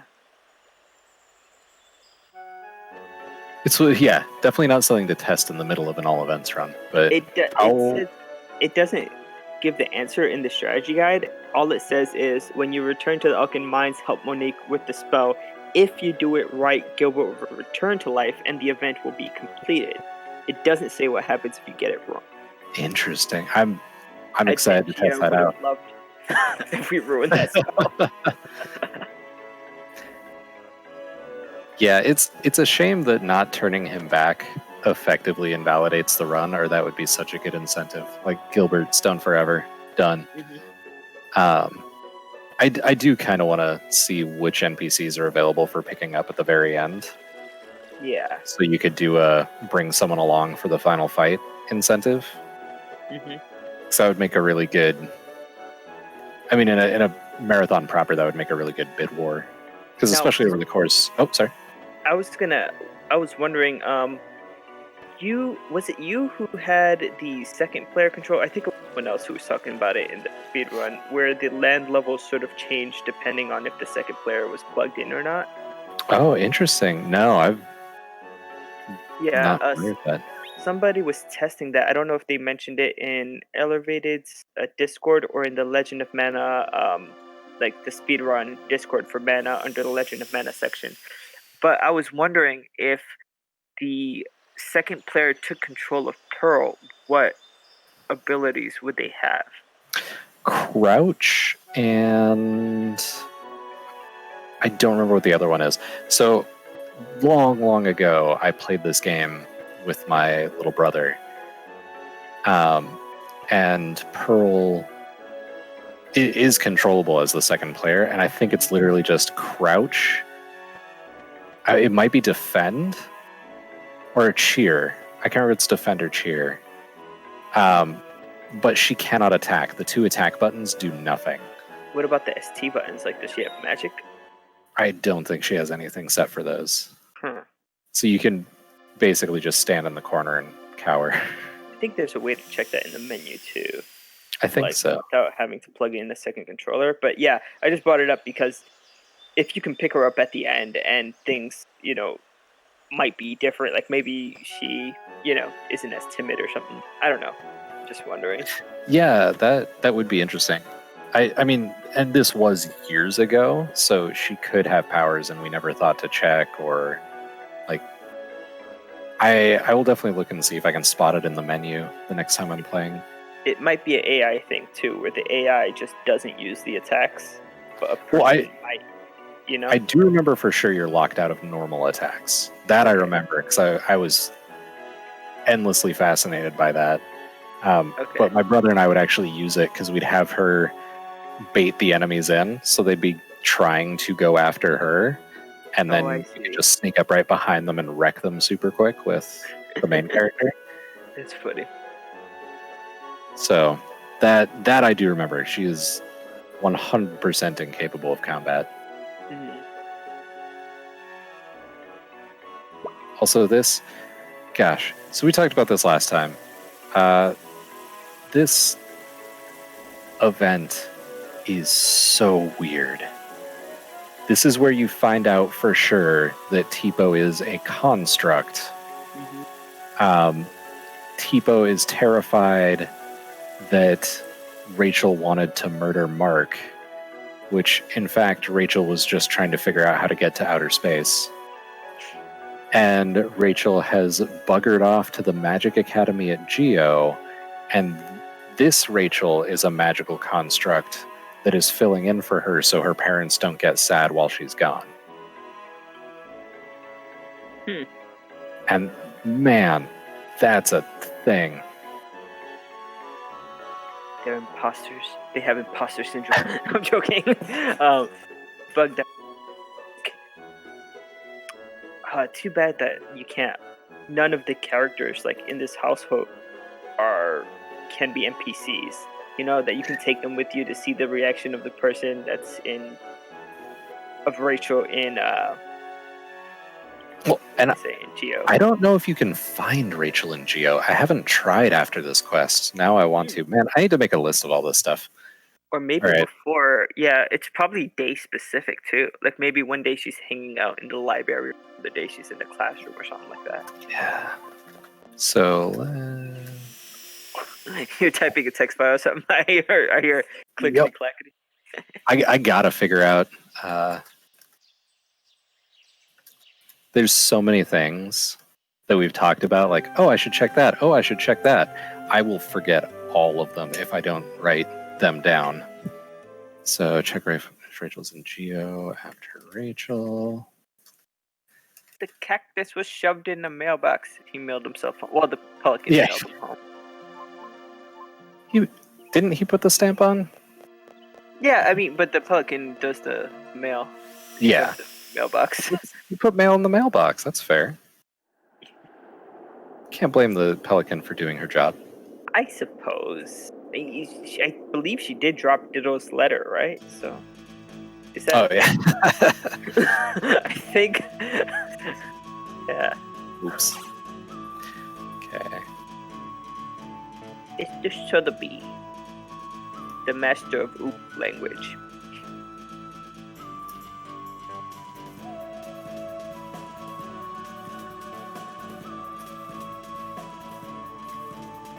This is the catching Lillipes quest, right? Yeah. Yep. So the priest is here. After this, he no longer appears in the cathedral in Domina.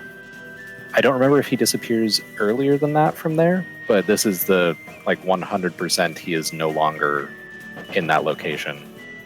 Interesting. Now, do the Lillipes don't really talk, but does he understand them? Like, is this you know what I mean? The priest or the reverend? Yeah. Yeah, he knows their language a little bit. The whole event where you're talking to the little piece at the end, he's translating for you, and eventually hits a point where one of them says something. He's like, I'm not super sure. Okay. Okay. Interesting. The Lillipes have religion. Yeah, probably. Okay.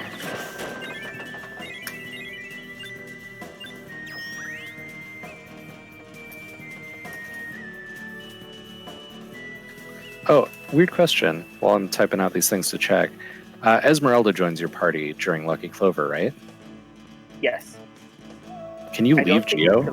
I don't think you could leave with her in your party. She'll say, "Oh no, wait! Like we have to check this out," or That's right. I think I remember testing that before. It'll be interesting to see if she's equipable at the end, obtainable at the end of the game. Every time I talked to her, she was not in Bejeweled City, sadly. What if does she actually fight with you? I don't think Nope. there's any battles with her. Yeah, She just runs around. Yeah, it'll be cool. Like if when she does join your party, to check out the menu to see if she has anything equipped as a ST or as a weapon, or you know what I mean? Because you could check that stuff in the menu. I'm Even sure. the synchro effect, like maybe she has a synchro effect. Because yeah, even Yo, if what's up, PK? Thanks for the good luck, dude. Oh hey.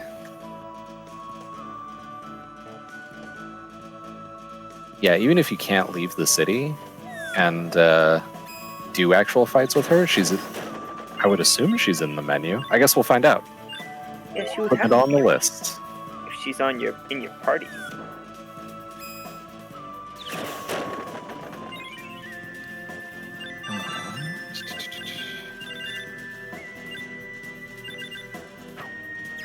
TMC.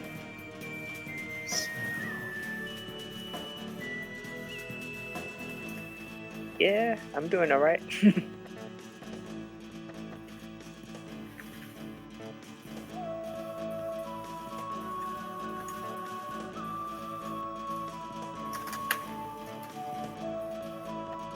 Wait, if you bring Esmeralda to the fight NPC place in Geo, will she fight?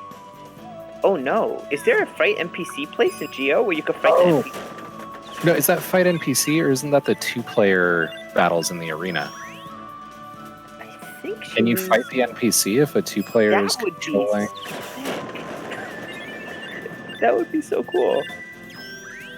Oh, Ellervated, did you miss something in the conversation? Did you miss an actual? No, I missed one Lillipede. Or yeah. Oh. Oh man. I remember you got the one you can fight the NPC alone. Yeah, also Pearl fight. Ooh. Oh, you can do it in single player? I thought you had to be multiplayer to do that.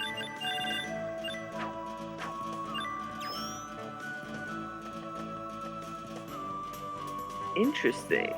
That's something to test out. Yeah, I'll have to just in general. Oh, and I don't know if you wrote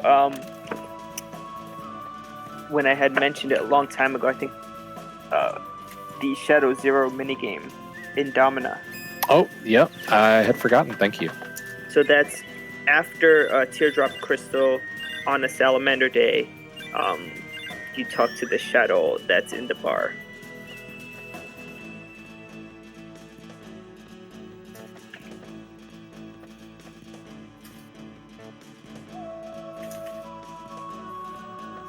I love that like this route is locked down. There's all sorts of stuff that is so well known about this game, and we're still like, here's a giant list of stuff that we have no idea what happens.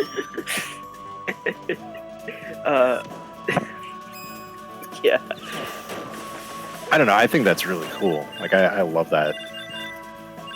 There's always more to explore. I feel like nobody can ask all the questions. You know what I mean? Just because there's so much.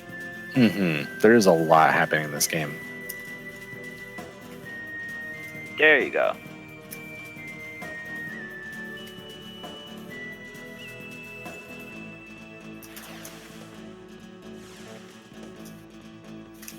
I think this might be, I'm saying it's going to be 7 hours, 35 minutes. Anybody else want to take a guess? I don't know. I don't know how we usually stack up on time at this point. Yeah, the thing is that he hasn't done Leucemia yet. He hasn't done Bejeweled City. You know, there's so much left to do. Yeah, oh, Bejeweled City and Leucemia, such good events, but those sure add up to the clock. Like they eat up the minutes right there.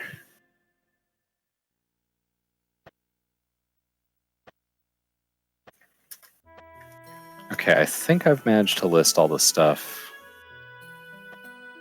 The goddamn millipedes. They're like literally in his way.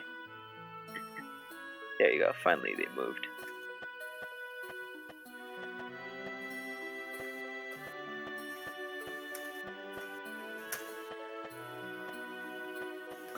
What is the other stuff?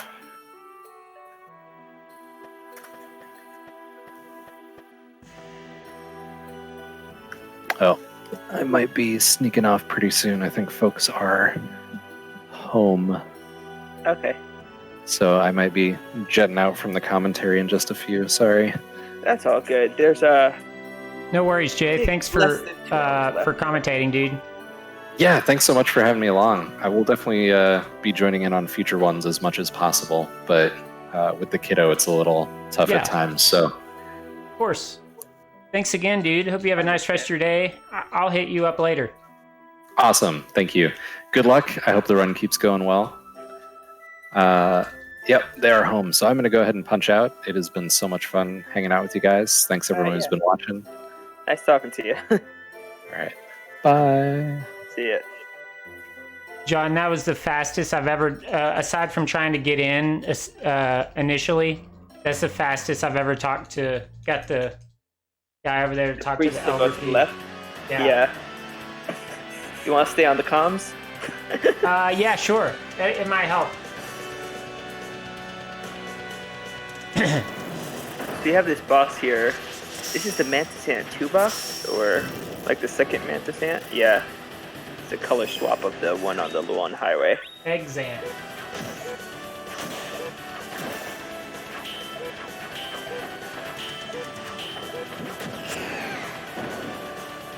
Man, he liked to block. Yeah, that's just so annoying. Because, like, if he doesn't, like, your weapon is so powerful, you know, it's not necessary. Yes, I was hoping the dragon would pick that up. You're trying to level him up? Well, a little bit, because he seems to be shooting fire more now. Yeah. He's a little more aggressive. I like that he's aggressive.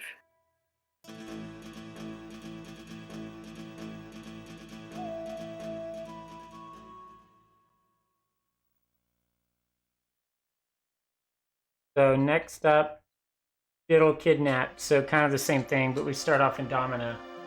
Mm-hmm. Is this the last of the Diddle quest? I think it is. Yeah, it must be.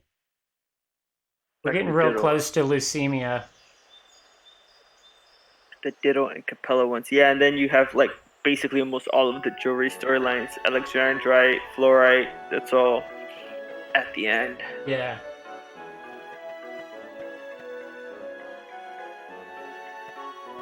Uh-oh. Why Go is... ahead. Why... Let's see.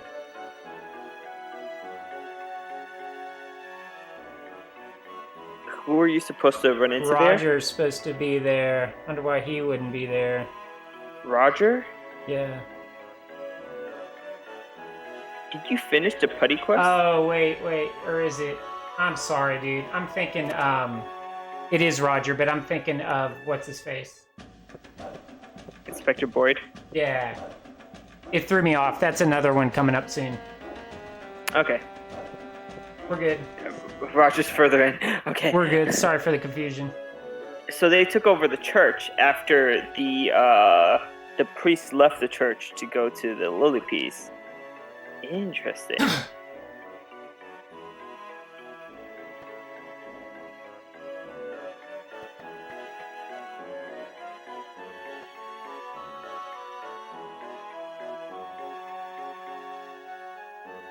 Oh yeah, he's gonna get kidnapped, and then we'll bonk some dud bears in the White Forest. Yeah, it seems like that's a theme in this game. I don't think we've talked about it in the previous All Events Monthly. Like, Gilbert kidnaps Elle. Right. Skittle's gonna get kidnapped right here. Putty got kidnapped.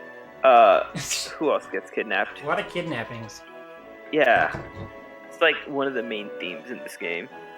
Totally.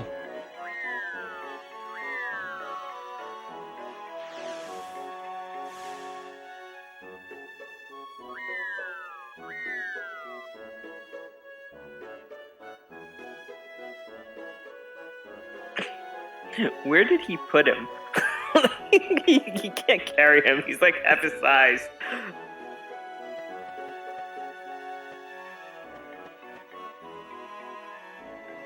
Yeah, we finished the Where's Putty event, Wampa. Yeah. But yeah, it's pretty late in the game to Uh-oh, that would be that event. That would be bad. Yeah. It's one of the things you trigger really early.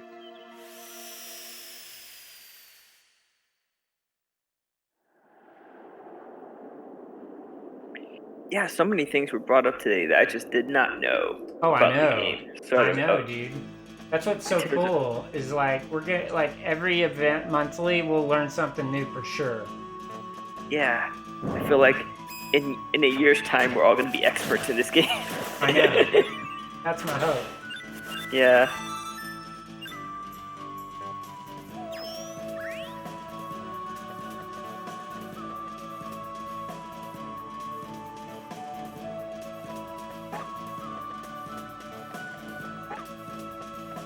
So, Elle, not to distract you, but do you have any plans for doing this on a not all events monthly to try to beat your record? Yeah. Oh yeah. I still Okay. want to get that sub 7 one day.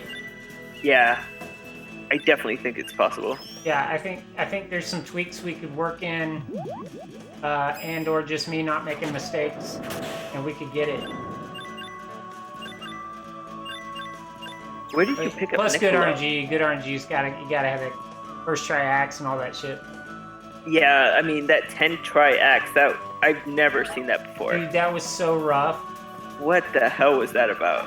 This is Monka S right now. Oh, but we got it. I can't believe that. So happy we got that. Yeah, I definitely want to reduce my time. Absolutely. Like a more minimal run with just what's needed to complete all events. Mm-hmm.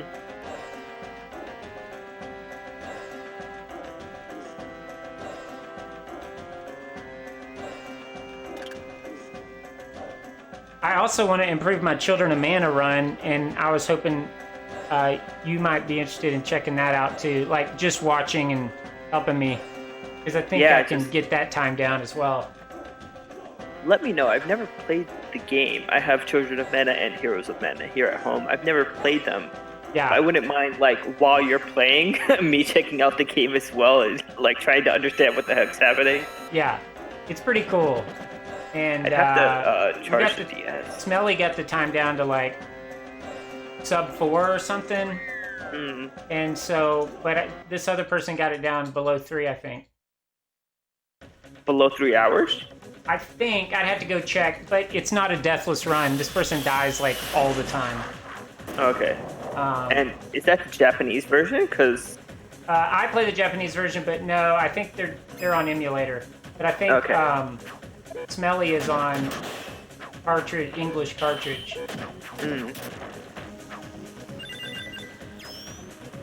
I'm a big nerd, so I got the Japanese cartridge. Is that another Chimera? Oh, that was the Chimera boss. Yeah. Yeah, that's a pretty cool boss. Okay, so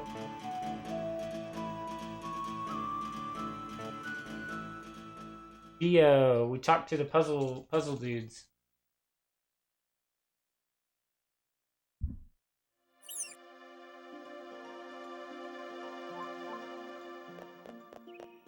We talked to that fruit parlor guy, then we go to Lumina, then we go to the desert. This is not for the dream No, event, right? this is an Oasis thing. I'm not really sure. It has to do with a bartender and some other stuff. I think he has to tell you about Barrel in your the soul. elixir stuff. Yeah.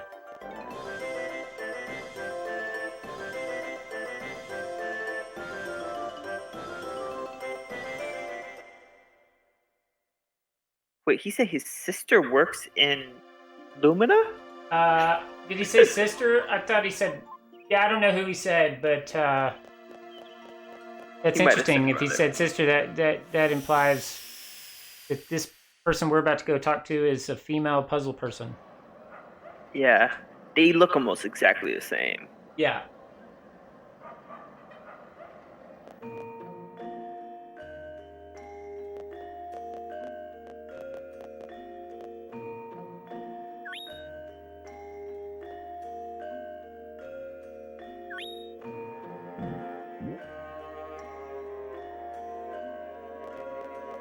Love that music. Yeah. Okay, so next up, desert. Yeah, so they basically gave you the barrel in your soul. That's what Jay was talking about earlier. And so Yeah. now you're heading to the You're Oasis right. area. That was funny. Like, what does that even mean? Yeah, it's weird. Some of the language in this game is it's kind of strange. Totally.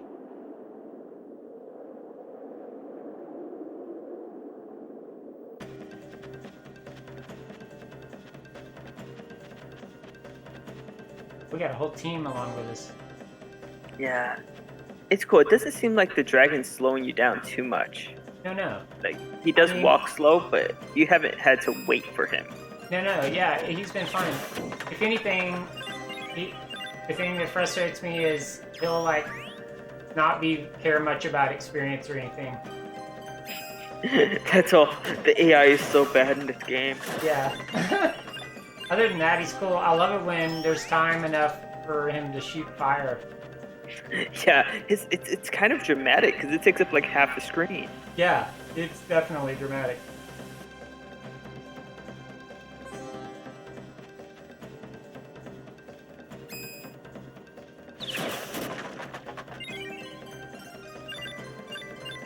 That face thing, it's a poltergeist enemy, I think.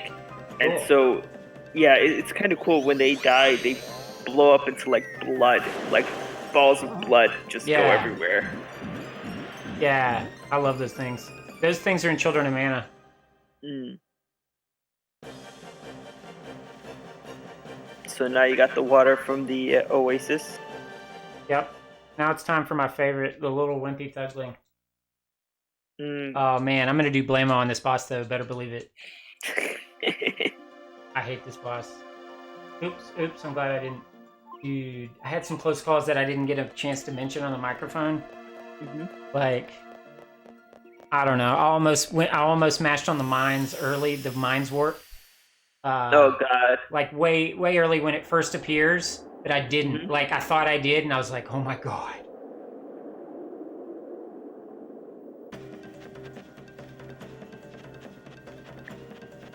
Yeah, there was a few times. I mean, but you did pretty good on treasure map. Yeah, treasure map was stressful. But yeah, I'm glad it worked out.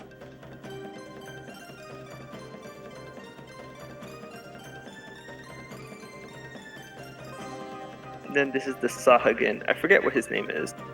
Yeah. Oh, it's not Wimpy Thugling? Or no, that's just what he's being called. Right, but I think he actually has like a name. Oh, cool. Like I'd love to when know he's his part name. of your party. Yeah. You can't recruit him though. You can't? Oh, I thought you could recruit him. That would be cool. You can't take him with you right now because you have the dragon. Yeah. Oh, gotcha. Right. I was just planning on keeping the dragon to the end. Yeah. I wonder if it's necessary to take him with you to complete the quest. I don't think it is though. I don't know. I mean, you definitely started the Wimpy Thugling quest, so just keep going. Right. Do you usually recruit him like at this part? No, I've never. Oh, wait a minute. He's not with us, is he? No, you have the Oops. dragon with you. I wonder if. I forgot what he said. Did he still. Was he like, I can't because I have a pet? Or can Yeah, I? basically, that's what he said. Oh shit, man. I wasn't paying attention. And so I have a pet with me, so I have to go drop it off, right? Yeah, you have to drop it off. Jesus. Okay, live and learn. I mean, I hope it's not failable. Let me check. Yeah, no worries. Because that would be, like, why would they start it if you could feel it? Like Right. that? Yeah, let me, I'll talk to him again.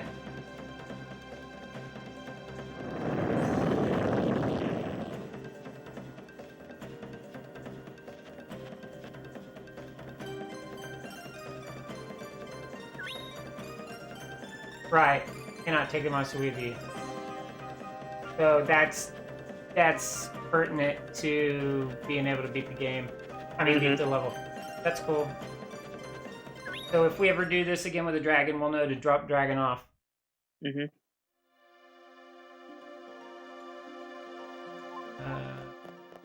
Pretty funny, right, Dragon? Dragon 18. But the thing is, do you need Wimpy Thugling with you? I think you do. Well, no, I don't know that for sure, but I'm worried that you do. Because he says, oh, there's no room for me, is there? You know what I mean? Dragon says, don't drop me. Like in the chat because you're dropping off your dragon. Right. Don't drop me. But I don't know the answer to that, but that's something we should try to find out, I guess. From the start, go to the next screen where you meet. Oh, his name is Tickle. But that's a weird name. Oh, Tickle, that's right. Ah, good call. You have to agree to defeat the beast Kima to continue. To find the beast, just...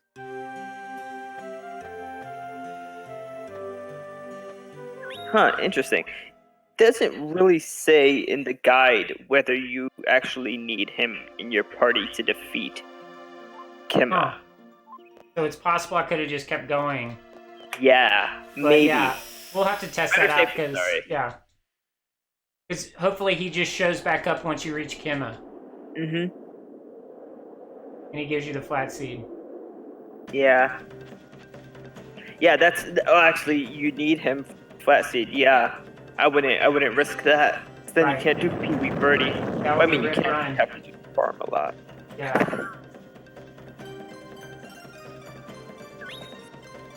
That'll be a rip run. Alright, back on track. Hey, we got all day. I'm just playing. Yeah, it's gonna be a 9-hour run. 9-hour run. It's like running Final Fantasy 9. Oh god, that game. Because Love that game. unless you're the first 3 runners, the run is definitely going to be more than 9 hours. Right. Or 8 hours. Do you know if the runs on Final Fantasy 9 count if you're using the remastered version? I hope they have a category. That would be cool. They Yeah. would probably just categorize it. Because there's time involved with switching discs and all types of stuff. Although probably all the Oh yeah. emulated later, maybe. Oh yeah, you gotta switch the disc. Although I've heard if you're like a boss, you can do it pretty quickly. Sounds stressful though, because I don't want to scratch discs. Yo, for real. You're like a world record pace and you scratch your disc. It breaks in half as you're pulling it out of the system. Like, so frustrated. I hope this is the right way to go. yeah, you're following the tremors, so. And I hope I have a blammo when it's all said and done. Oh, that would be so good. I think. Have you had any fights? Yeah. Okay, this is another We got fight. blammo, that's Actually, good. you're gonna have the blammo. Yeah. Yay. PK says this is why I have 13 discs. Right? It's true. That's why people buy multiple discs. That's hilarious. Please land.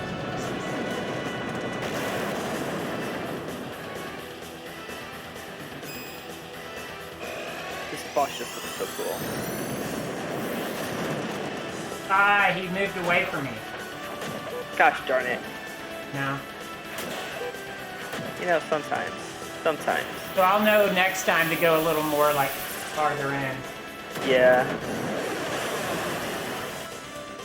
I could stand like right here actually and set off the blammo. Mm-hmm. Flat speed. So in the strategy guide, there's actually an error in so Kima looks like Kima in the strategy guide in the bestiary, but which his name? Oh, actually, it's not an error. There was another enemy. Oh, the Marlboro also looks like Kima, and it's not. It's there's no picture of the Marlboro in the bestiary. They used the boss Kima, the one you just fought, as the picture for the Marlboro by mistake. That's weird because yeah, I know what the Marlboro looks like and like the weird derpy looking thing from Jungle. Mhm. Yeah. So now we go home for Pee Wee Birdie probably. Yep. I hope I did the right thing with the flat seat. I think I did. Not rip. It's now time to do some farming. Time to farm some produce.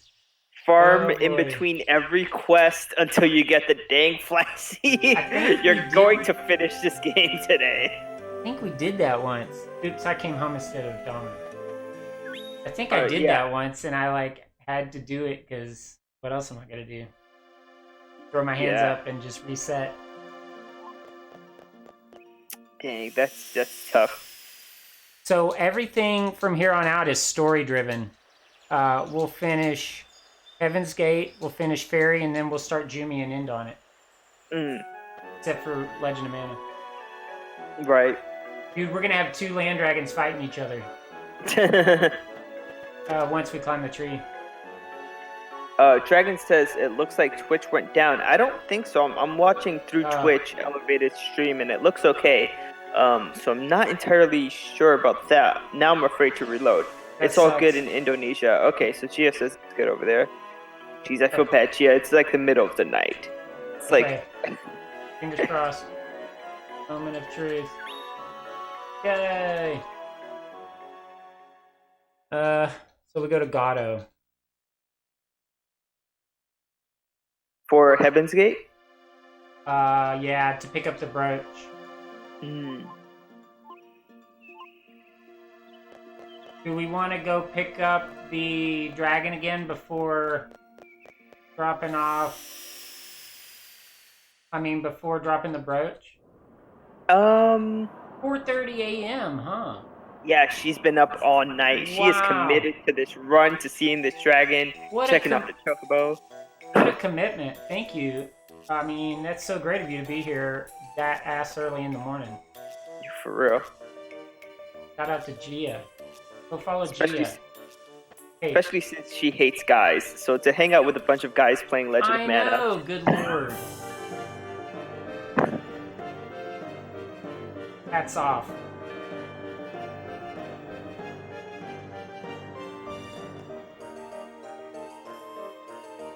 The door is open, of course it is. So we'll have a cutscene where they talk about the Worm of Light. you don't technically need Niccolo with you, right? You just have him for the skip.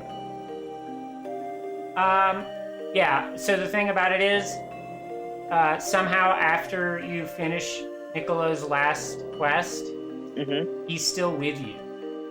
Okay. Or something. There's something happens because I checked it out. I was like, wait, why do I still have Niccolo? I thought it was a mistake. But he just sticks with you unless you get rid of him. Unless you go home, basically, or switch him out for another NPC. Yeah. Yeah, but then when I tried to do the silver skip without him, it was impossible. Oh, I see. So I was like, well, that's kind of like a silver lining.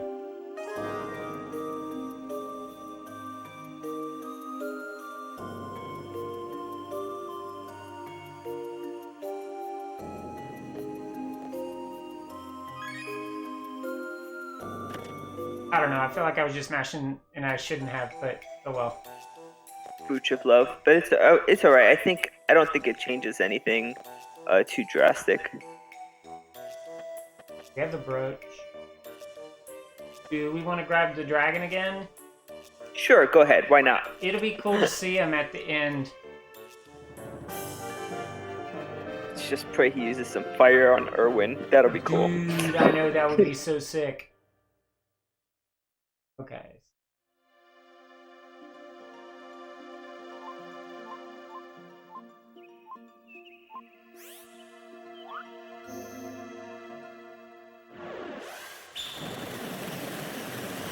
It's cool that you could place it on water because it's technically floating in the air. Mm-hmm.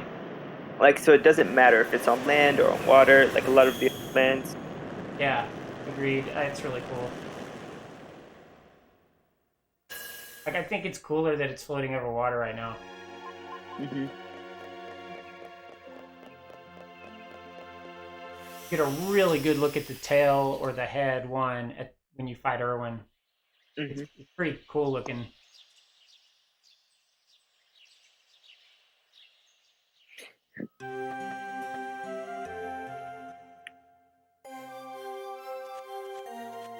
Oh, Wampa, I meant to ask you if you're still in the chat.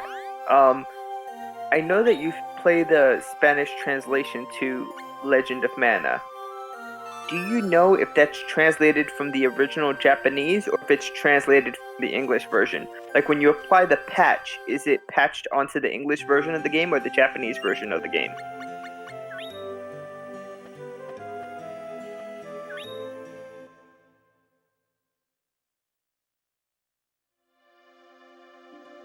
Oh, you finished your homework. Cool. Yeah, I told her that she should have like a Red Bull or coffee or something in the beginning. I think I was chatting it to her in the chat, and she said that she drink caffeine like that, but that she'll have her homework to keep her up.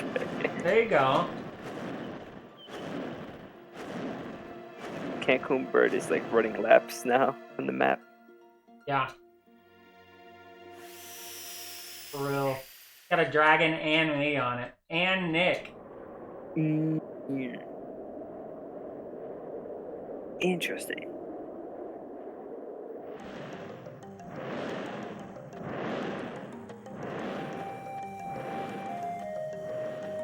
That's just such a quick like glimpse at the bird right there when he drops you off, but it's so cool. Yeah. Oh, that's good. I hope that Jay's able to get that full script of the game. Oh, but they took into account the Japanese names to make better job of the translation. Cool. Yeah, so me and Jay question mark were talking like during the run earlier that some of the dialogue options change when you speak to certain NPCs with different characters. And it's like very small things, just like the things that they say change. And so, yeah, like Draconis in the Japanese version was called Tiamat, yeah. So yeah, we were wondering like if the translation team had a full script for every single dialogue in the entire game. And if that was available like through them. There you go, that's also a poltergeist enemy, that little imp that you fought. You're gonna fight another one here with these two zombies. So, and it breaks up into blood. It actually adds a line, though. I just realized. I think it does. By bringing Niccolo along, he says something, probably money related, after Irwin talks. Oh, really? So be on the lookout for that. It's kind of funny. But I still feel like you're still saving time because it's 2 Selva skips. Mm-hmm. Yeah, I mean, if it's just... I didn't mean to do that, but oh well. We'll try on the second one.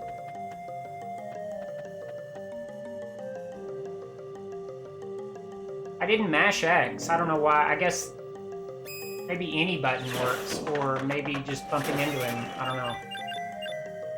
Yeah, that was strange. So what we're trying to do, for those watching, is that we're trying to sneak past Selva without engaging him in conversation. And one of the ways to do this is to bring Niccolo along, because that helps sort of the sprites sort of mesh together, and it helps like force the main character along. But for some reason, it engaged him in dialogue there. Yeah, it makes me wonder if I should not touch any buttons at all and try to walk through them.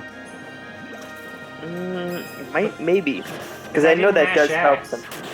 I was holding circle while running into, trying to run through him, but maybe I accidentally did something I didn't realize what I did.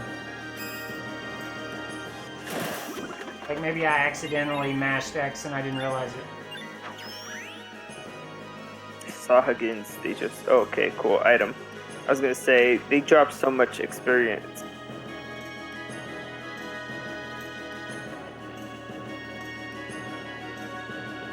Thank you for that alert, Dia.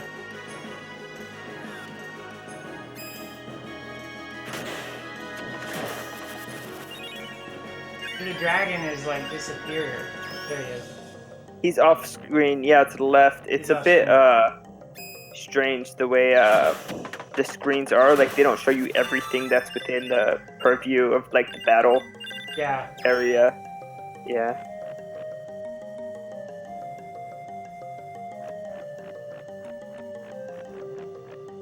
I like the sound it makes when you're running on inside the worm. It's like this rubbery sound. Where. Yeah, it's like when you're wearing new shoes or something. Yeah. It's pretty interesting. The sound effects just in this game, like the little details are so cool. Oh yeah. We're talking about Inspector Boyd when the smoke comes out his ears, like that sound, that pop pop pop pop pop. Yeah, we did it that time. It took a second or two. Okay. You think it, but it definitely took less time than engaging him in conversation because you got to wait for like the prompt and then the answer. Yeah, that's my hope. I did the math. I've got it written down in Discord, but it's like one of those things where you want to get it as quick as possible to maximize the benefit.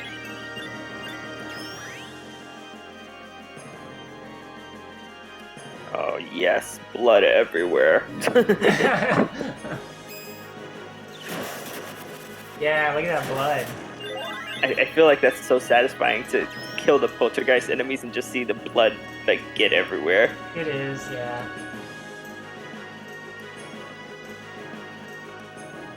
There's a giant swarm real close. Yeah, in a chest somewhere here.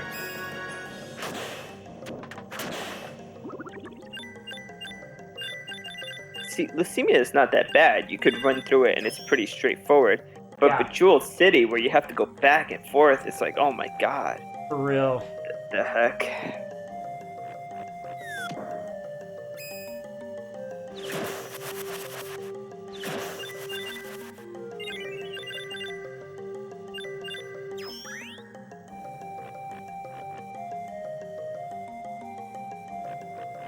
That might be the Giants run right there. I'm pretty sure it is.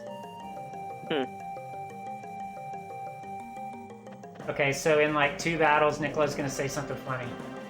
Okay, I'll try to pay attention. I'll watch. Oh no, it's fine. I just for anybody watching. Narcissist, imp.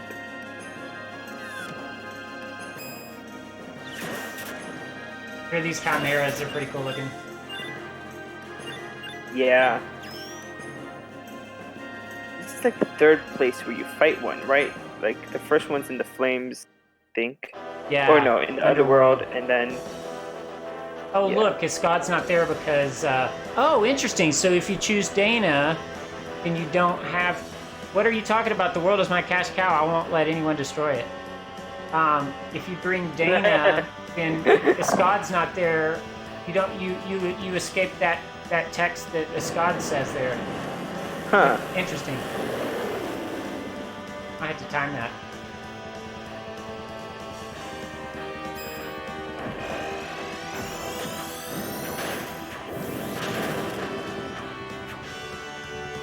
Oh god, let's see how. Oh, they hit him first, Yeah. so we can't really tell if this is one hit kill because Niccolo had a hit in before he did the blammo. Really? Yeah, so it might be one hit kill. Yeah. Maybe. Question mark.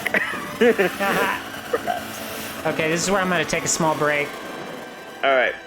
There's no dialogue you have to mash through, right? So Not anymore. you're good. All right. Thanks for holding down the fort for a minute, John.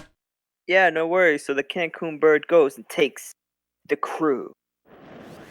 Godzilla, Ellervated, and Niccolo to safety. While Lucemia gets destroyed. Completely destroyed. Never to be returned to again.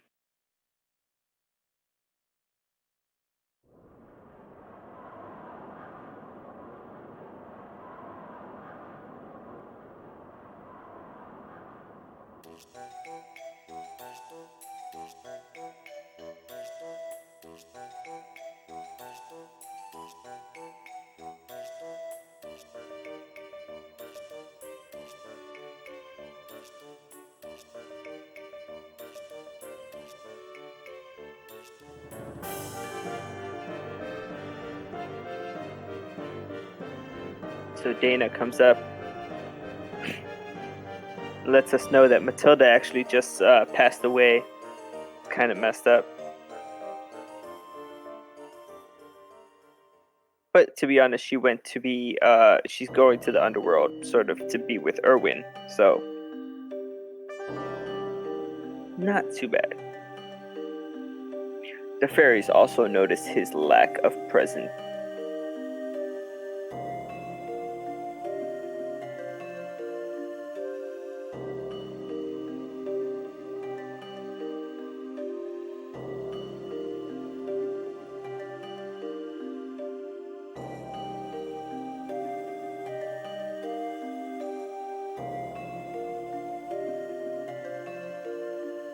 Now, down in the underworld, since both Erwin and Matilda are gone, their souls, I guess, appear here.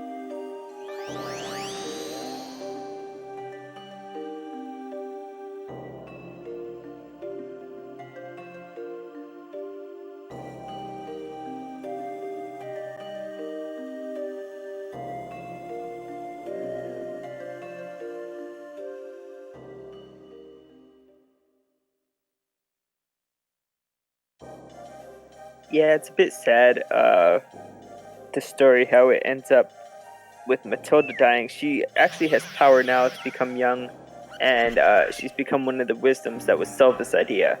Down here, we have sort of these shadows trying to get Erwin. Tilda saves him from them.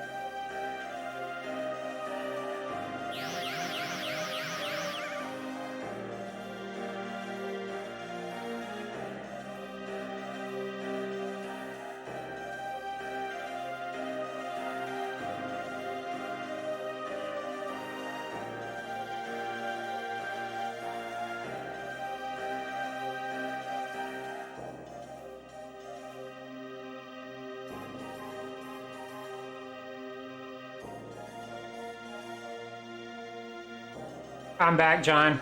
My dude. Oh, hey, hey. Just chilling. Yeah. Just reading through the dialogue here. Yeah, it's interesting stuff. It's interesting that, like, after death, they have so much power. Like, she just became young, you know? Because she wanted to be. Right.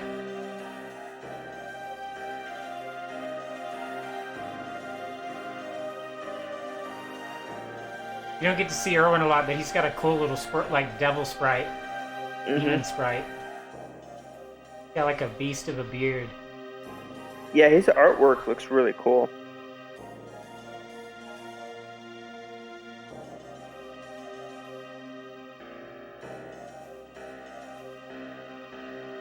It's interesting that they use this room, like with everyone staring. You know, like the Yeah. statues on the wall. Yeah, that's true. It focuses things.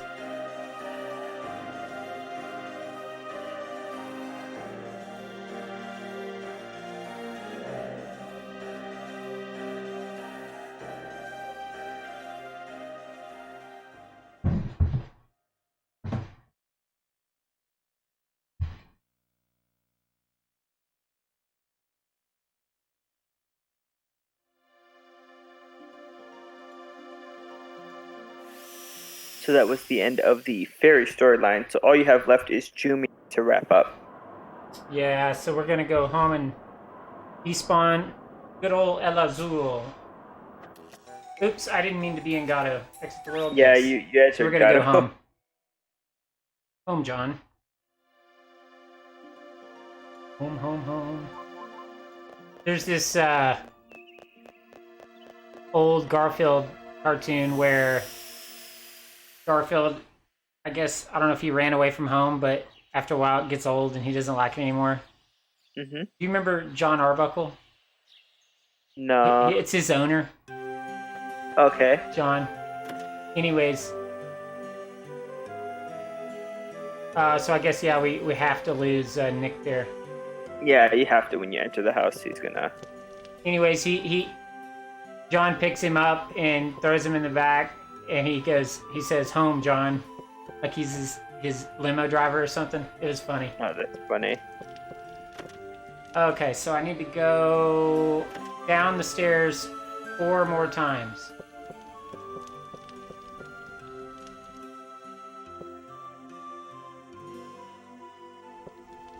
It's so weird that's the trigger for this. Yeah.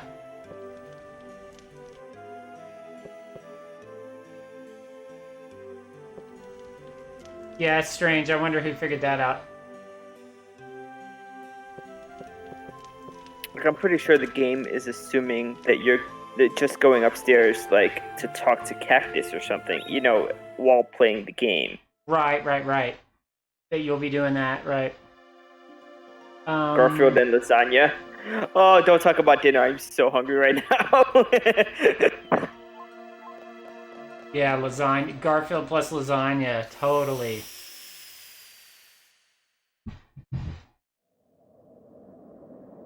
Don't tell Niccolo. He likes cats. I'm joking. Right?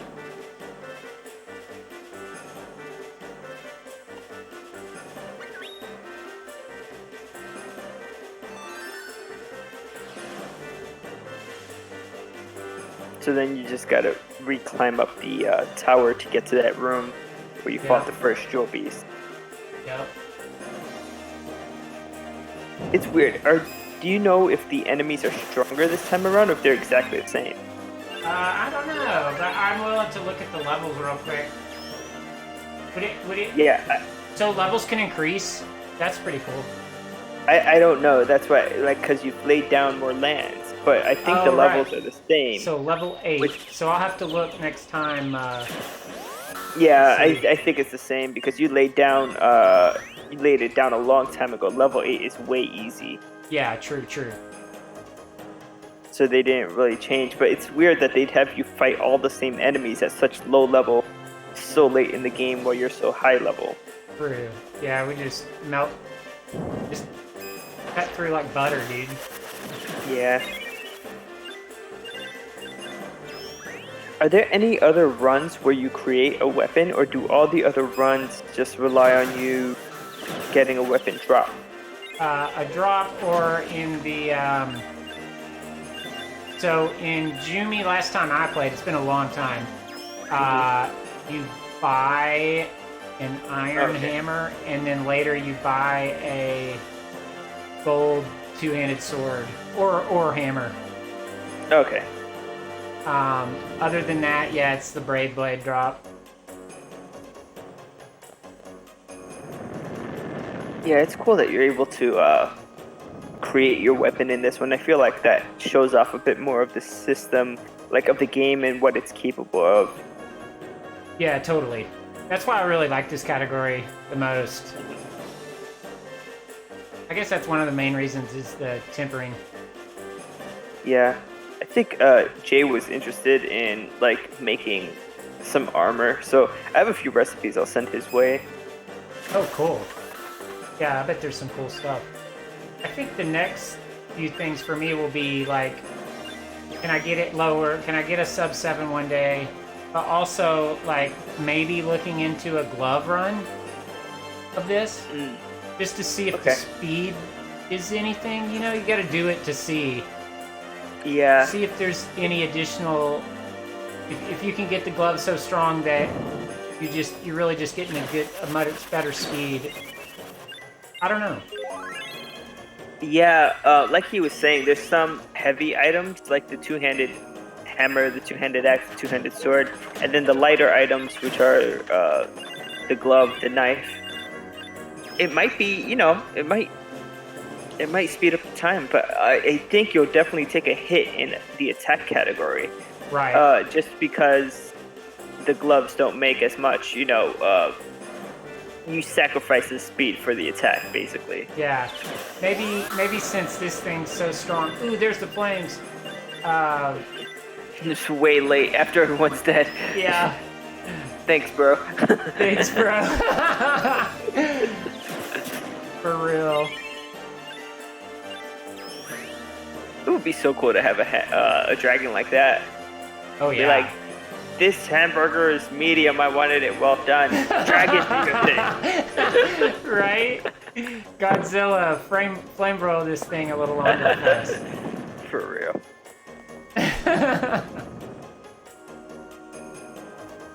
No, it was a good idea to pick up a dragon pet. Oh hell yeah! Fun. This is fun. It's really good stuff when you see them breathe the fire. The best was in the snowfields, dude. He torched a few of those enemies. So Dragon is asking, Dragon is the stronger pet? I think he means strongest. I think the stats for the dragons are the highest base, right? Yeah, I think so. In terms of, I might have to check that. But I think the Sky Dragon is the best one. So not the one he has, but the more rare one. And then the Kid Dragon has like, I think normal stats pet. Yeah. I think they all have like high HP though, probably. For base. Yeah. Yeah, so kinda the like dragons have pretty high HP. I think the enemies that you find like difficult to destroy, like harder, like name an enemy that takes more than normal number of hits. Right. A Jewel Beast takes a couple. Well, I mean like normal enemies, not boss type. Oh, normal enemies. Well, a Mad Mallard, dude, for real. Right. So if you were to collect a bunch. If you were to collect the Mad Mallard as a regular pet, that would have higher HP, I think, than the dragon. Yeah, that's just because the enemy stats are like the same, based off the same base stats as the pet.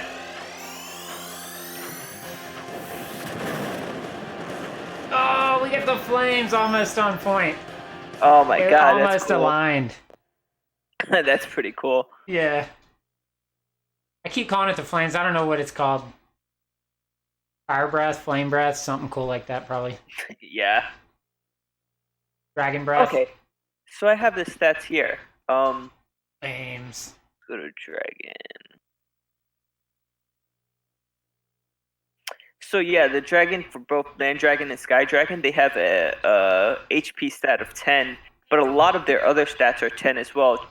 Spirit, magic, defense. And then the difference between the land dragon and the sky dragon is the land dragon has a skill of 8 and a power 10, and the sky dragon has a power 8 and skill 10. So they're kind of reversed when they use skills. But the land dragon is actually the more powerful one. Cool. So the flames does good damage then, you think? Yes. Or is that like a tail swipe? Well, I saw him try to tail swipe somebody and it did. I don't take a hit, but I think it's got like a tail attack. Yeah. Kind of like the way some of those enemies will try to like take your feet out from underneath you. Yeah, none of the other pets have like stats that are just like 10, 10, 10 straight down the way the dragons do. Right. I'm literally like clicking through all of them. I know, dude. Yeah, they have mostly 10. Mostly 10s or 8s or something. Yeah, it's mostly 10, 10 for everything, and then either 8 for power or skill. And then all of them have luck of 5, but it's hard to get a really lucky pet. Like you'd have to... All the pets have a luck of 5. That's the base stat for every single pet. Except for, well, yeah, but then you got the Polterbox Demi. The Polterbox is like, what, 10? No, the Polterbox still has a luck of 5. Oh, really? But, yes. But the Synchro, yeah. The Synchro makes the rare drops more common. That's what it is.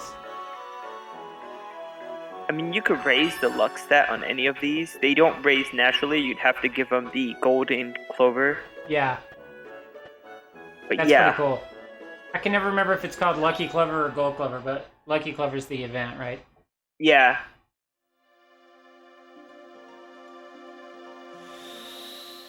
We're gonna leave Domina again and go to Geo. It's again with this letter, with this note. I know, the note theme. Dude, we're on 65. I know, we're pretty close. Number 65. 23 more. But the Bejeweled City takes some time. Takes forever, yeah.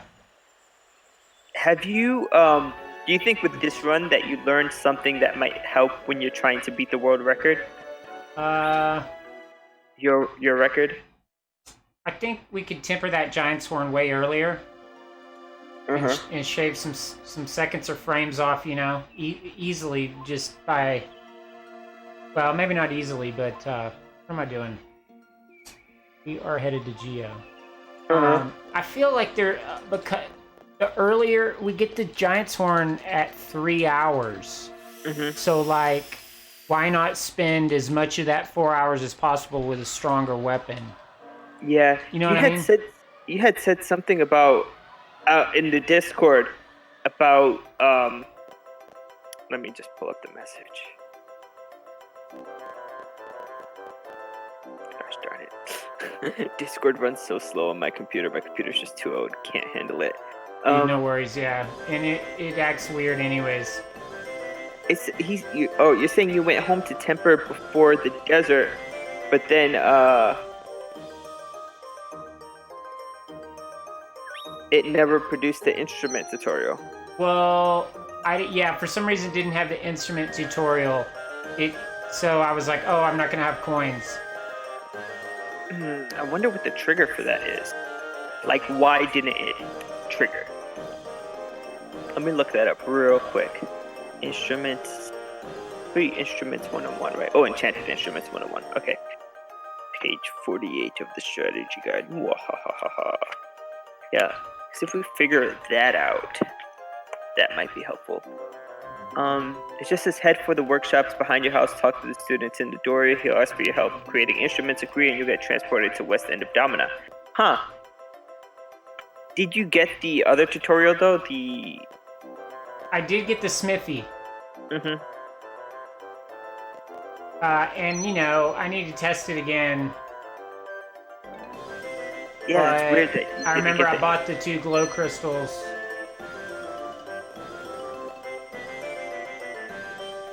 I might have ended up using them anyways. Because, yeah, I remember at least one time using a 170 hammer. Yeah, I remember you had done it once. I don't remember if you had done it uh, like the same way, like at the same point before the desert. Right. Even so, do you think? Not before the desert. It would have been after.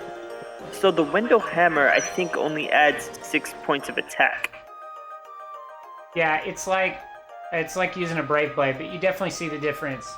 Okay. But I haven't timed it out. Like I haven't timed. Like it feels like a bigger jump if you're using a black elk first, Okay. and it probably feels less of a jump if you're using an earth splitter. It's probably more than +6 if you're coming from black elk. Okay. I see. But I need to test it. Yeah, because to have a more powerful weapon would be amazing. Yeah, How is that just there? It would be nice. Trying to get Diana back. Yeah. Come on. Headed Where are those back to keys? Indiana. Right? Give me the keys. We're done finally. We'll just have a cutscene.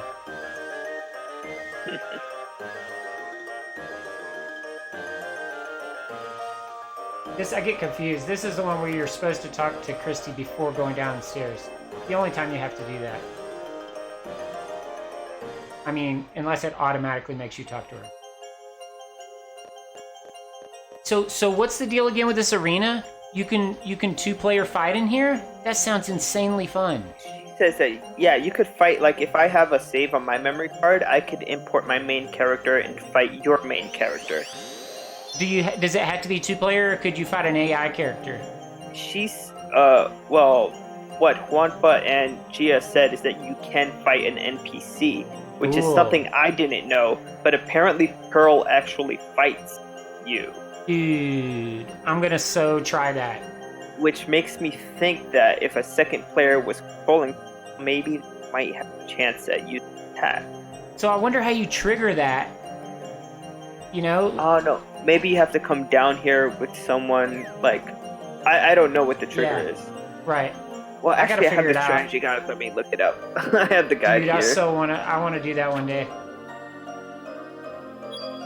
And I want to do the Shadow 01 game. Mm-hmm. Those are 2 things I've never done. Yeah, the Shadow 01 game, I mean, that is something that you have to do after, like, all the way at the end. Yeah, gotcha. You have to do Teardrop Crystal. You do it before you go do Legend of Mana. Yeah. Right, you'd have to do it after Teardrop Crystal, right before Legend of Mana. Wow, so. That's insane, dude. That's insane. That's like the very last thing. Special techniques, weapon creation, mana, golem, expanding your party. I'm trying to see in the strategy guide. I know they mentioned 2 players. Okay.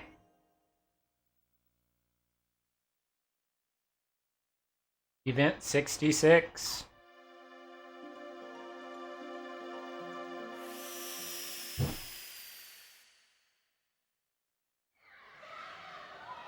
Yeah, it's not really mentioning anything about the arena. That's so weird. I mean, this strategy guide sucks. Okay. That sucks. Yeah, it does though. We gotta create our own, like, fucking, like a on point as hell guide. when, yeah. Mm-hmm. Super accurate to the North American version. Yeah, that too. I mean, oh, and there's the box, box. Yeah, hell yeah. Yeah, so they made a toy of that shit. That's what you shared that link to.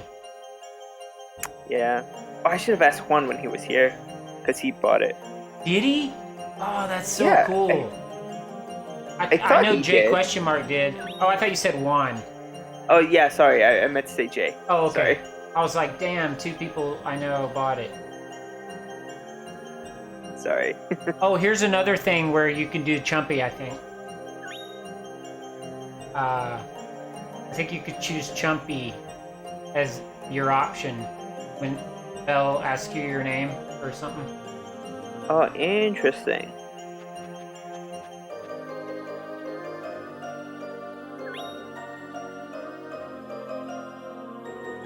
We just keep picking up Niccolo.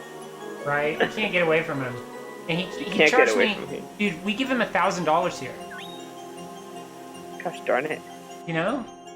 Yeah. How am I supposed to save any money? I think at this point in the game, I'm just playing. that's not a real big concern. The fact that you're trapped in this dream world. Yeah, but I'm gonna make a golem. So now what? That's true. And I just gave him $1,000. Well, there's a way to do it without talking to him, right? Like navigating here on your own. That's true. That's true. I think is it mirror image of the real desert? Just painted I'm not differently? sure. Yeah, I would be so confused. dude, me too. I'll just give him my 1,000. Yeah, for real.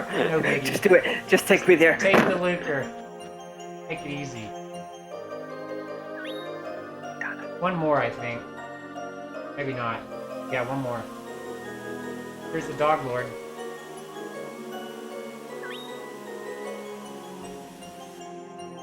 We'll get to see another skull beast. And we'll get to see the only scorpion I've ever seen. In the game, yeah, it's weird. Scorpion doesn't appear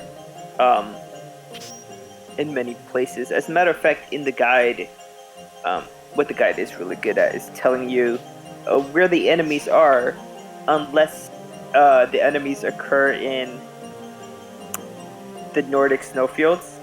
Sorry, not the Nordic snowfields, the Norn Peaks. Because for some reason, it confuses the Norn Peaks with Luon Highway. And it tells you like the wind colors are on the Luon Highway and the Narcissus are on the Luon Highway. I don't know why. It just does that. But Scorpion, yeah, let's see where where it's at. Fucking level 12 sand scorpion. It's so cool looking, dude. It's wicked. Got like these two little beady eyes hiding in there that you can't barely see. Oh, it says it's also in Leucemia, but I guess you don't go to that interesting. area. Yeah.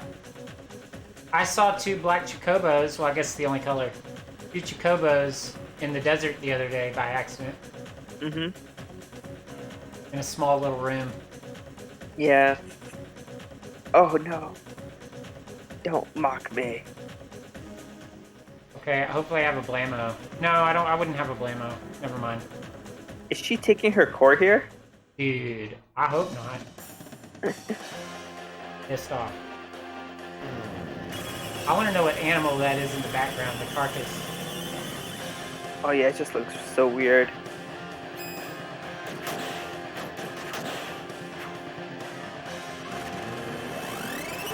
Here, dragon, level up. Dragon! Pick it up. Come forth, you slow creature. Damn it. Just one. Just one. Are you kidding me? Can't let it go to waste. Are you kidding me? He was just like looking at it. He's like, what's that? What's that? I don't know. Duh. I bet you anything that would have leveled him up. Oh yeah. Okay, so what's next? So holy smokes, we're on... Fluorite? No, you did fluorite. Alexandrite. Dang, we're on Teardrop Crystal. Teardrop crystal. Oh, that's it. It's the end. Coming up. Next. We literally have 2 events left, and we will max out the events in this game. Mm-hmm. Well, we had to sell ours. I mean, we didn't have to sell it, but we did sell ours. Mm-hmm.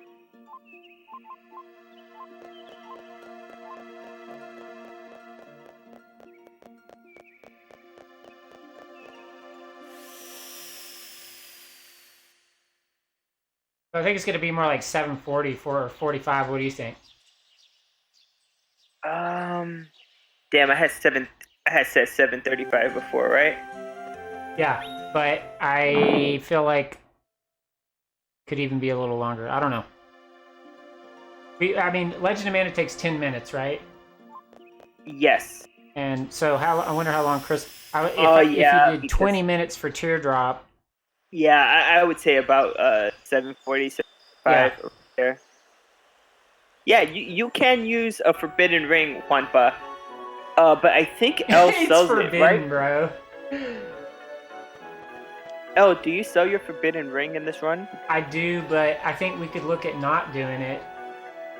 I don't know. That might make it hard to make our. It might make The it web- hard. The thing is, we only... Okay, so here's the thing. The reason we use it, or we're using it, is to purchase the Baobab wood, which we know we don't need to do that early. You could do it at the end of the game when you have the money. Right. Before Pee-wee's turn.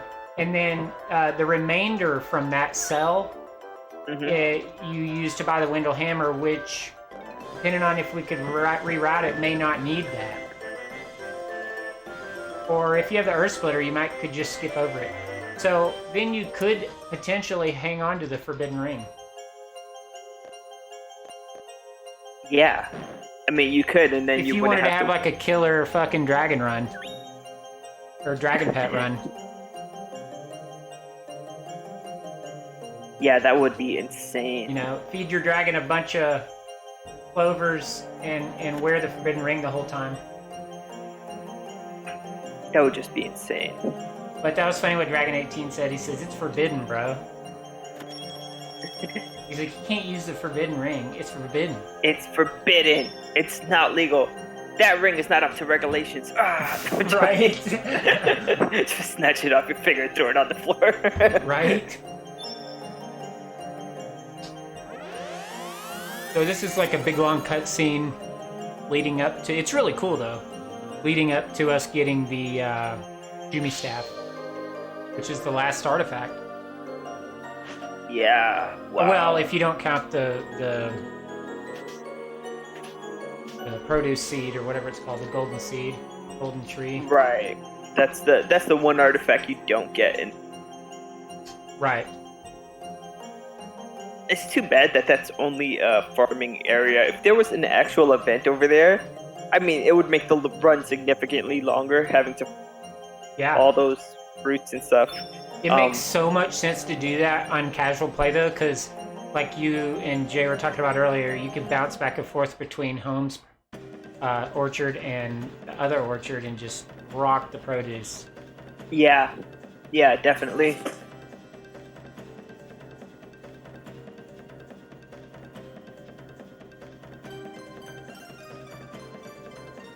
Yeah, right. Yeah, true.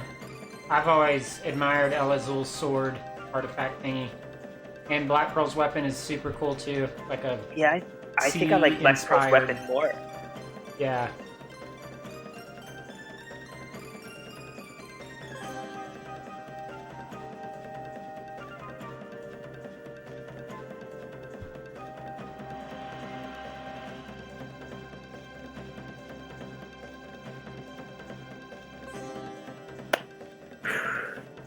Wow, this is a long cutscene. Holy smokes. Oh yeah. Hey, El, I'm gonna cut out for just a minute. I have to use the restroom. I gotta talk to my wife because No worries. we We're need to going talk about over. dinner. We're going over anyways. So Yeah, we need to talk about dinner, me and her. So I'm just gonna plan that out real quick. Use the restroom and be right back. of course, dude. No worries. Thank you. Okay, so here we are back in with Florina rather, and and you also see the Black Pearl is in full form here, which is pretty cool. But as soon as Black Pearl changes back to Pearl, that'll be the time close to the time that we receive the Jumi Staff. And we're gonna place that above. My bad. What I meant to say was that as soon as Black Pearl changes back to Pearl, it's closer to the time that we'll leave to go place the Jumi Staff. Yeah. So there she is transforming back to Pearl. So we're going to place this artifact north of the underworld. And I believe there's water there as well. But I don't think it matters. Kind of like the way Lucimia didn't matter. Floats. We have to pick one person. And we pick El Azul. And we're off. This is event 67 coming up. No, it's technically we're on 67 right now because we saw the teardrop crystal cutscene or splash screen. So let's go drop this bad boy north of the underworld. Goodness, so hard to get in there sometimes.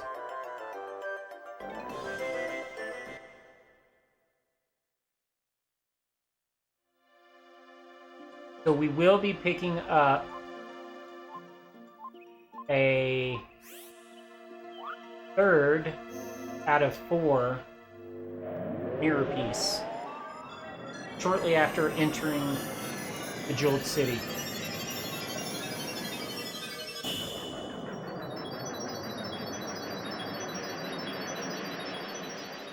Mirror pieces, by the way, are rare items that are used for super god tier tempering. Type of tempering that you want to do for like a no future run. John knows a lot more about it than me, but that's basic. That's the basic gist of them. They're items used in tempering high tier, high attack weapons and armor and stuff. Okay, so we're gonna go left into the Sapphire Room first, and that's where the third mirror piece is. It's forbidden. All right, let's do this. It's forbidden. Come on, Dragon. Dragon is like stuck over there somewhere. Yeah, he always does that. He's like slow to catch on to where the battles are. He's like, yeah. That's the only thing I don't like about him so far. I Yeah, was just saying that we just picked up that mirror piece. Yeah, there's ways to make him better, but then you'd have to go through feeding him, like to make him more aggressive and more. So there's 2 like personality traits. One that's makes him dependent on you, and one that makes him independent on you of you. And so one of them, he'll fight enemies that are closer to you. The other one, they fight enemies that are more away from you. Right? It's like how needy are they? Right. But I don't know any situation. Well, it depends on the type of player you are. If you want your characters to fight other enemies, you do way. Right. But if you want to take advantage of the synchro effect, right, you always want him close to you. So it really depends on like the pet and how good he fights and all that stuff. That's a good point. Yeah.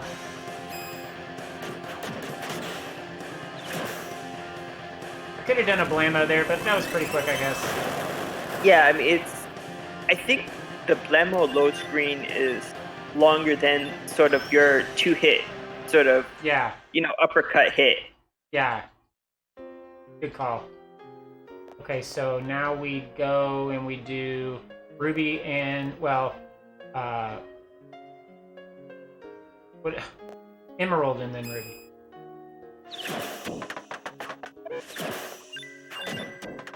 Oh, this could be bad with all the experience. They all drop massive amounts of experience here. Oh, you got lucky with the succubus dropping item. Emerald, then Ruby's next. It's so weird. Sometimes I see you like struggling to get items, like to pick up the key. You were like going on the table. Oh, I know, dude. I know. It's just now with the emerald, you had to like engage that platform a few times. You're like, where is it? Where is it? I see it right there. Give it to me. Yeah, that was annoying. A nice little Shadow Zero enemy there. Yeah, right. Very cool. Okay, then we go back right. Pass this way. We don't want to have to go through blue and yellow again. Hey, Wampa. Hey, welcome Wampa. back. Wampa.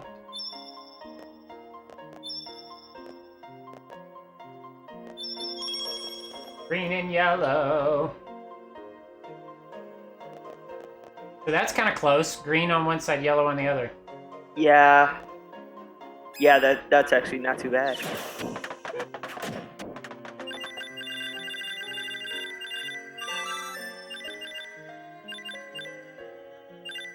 It's too slow, Godzilla. Sorry. He's like, I want to participate in battles, but his legs aren't that long. He can't, like... For real. He's like, I'm trying.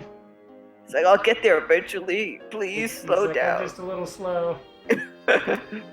The Sky Dragon's actually cool because he flies, and so he keeps up with you. You know, it's not like a slow, like, flying through the air. But I feel like enemies that have small legs, like this dragon and the Lullabud, are just like so slow. Yeah. For real.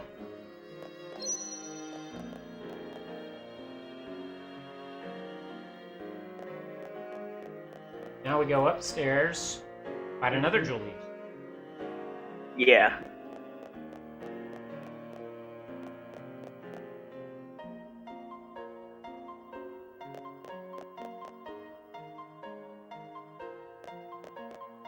Aquamarine.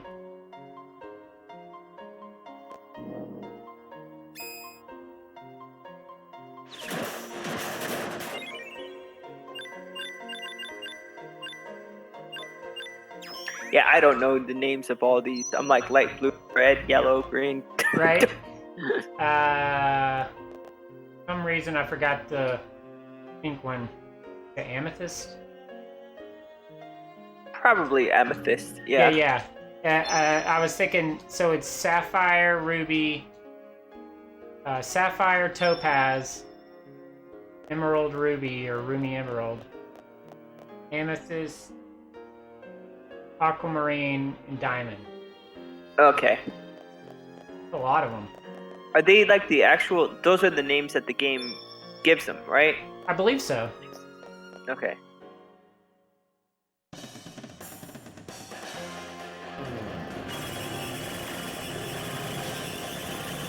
Now, here's a question. Do you have to engage the door before putting the crystals on the pedestals? Say again? Do you have to engage the door, like, and fight the jewel beast before you put the crystals, the gems on the pedestals? That's a good one. I don't know. His jewel beast skipped, right? Like, maybe... I think it's the just type get it of right thing the first where time. if you try to talk to the door to tell if the rubies are right, would it interrupt with a jewel beast fight first? Or would it even let you put the jewels on there? I don't know. Right. Yeah. That's a good one. We should It look just into seems that. like you should do the jewels first, and then fight the jewel beast, and then come back and see if it's right. You know, like, I don't know. There you go. I'm down to try it out.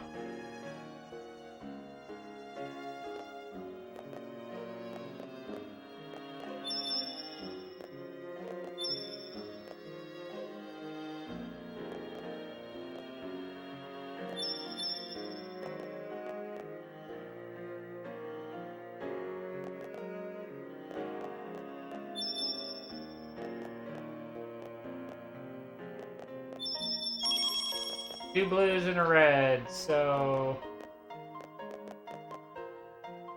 That's Blue's over sapphire, here. aquamarine,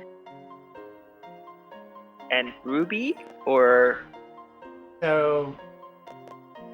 It's the red one and both blue ones. mhm.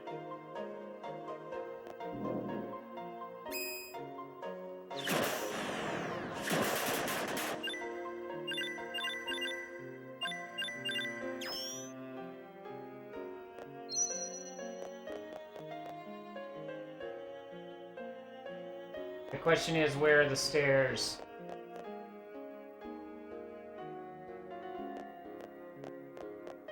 The red and blue, so...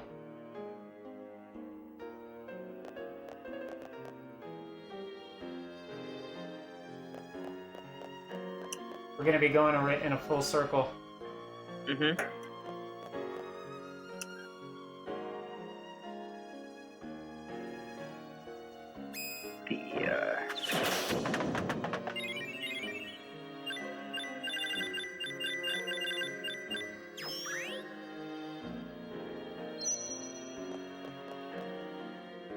Nice.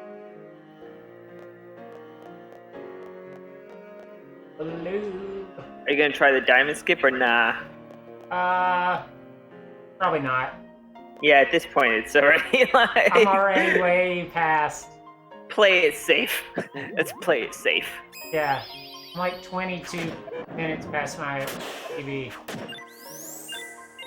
I mean, you did do a lot of extra stuff with the dragon and waiting for it to hatch and checking it, and then there was the little bit of confusion here or there. Like had to stop and like, oh wait, I entered Gato instead of home or whatever. So yeah. Deathbringer 2 and 10 triaxes.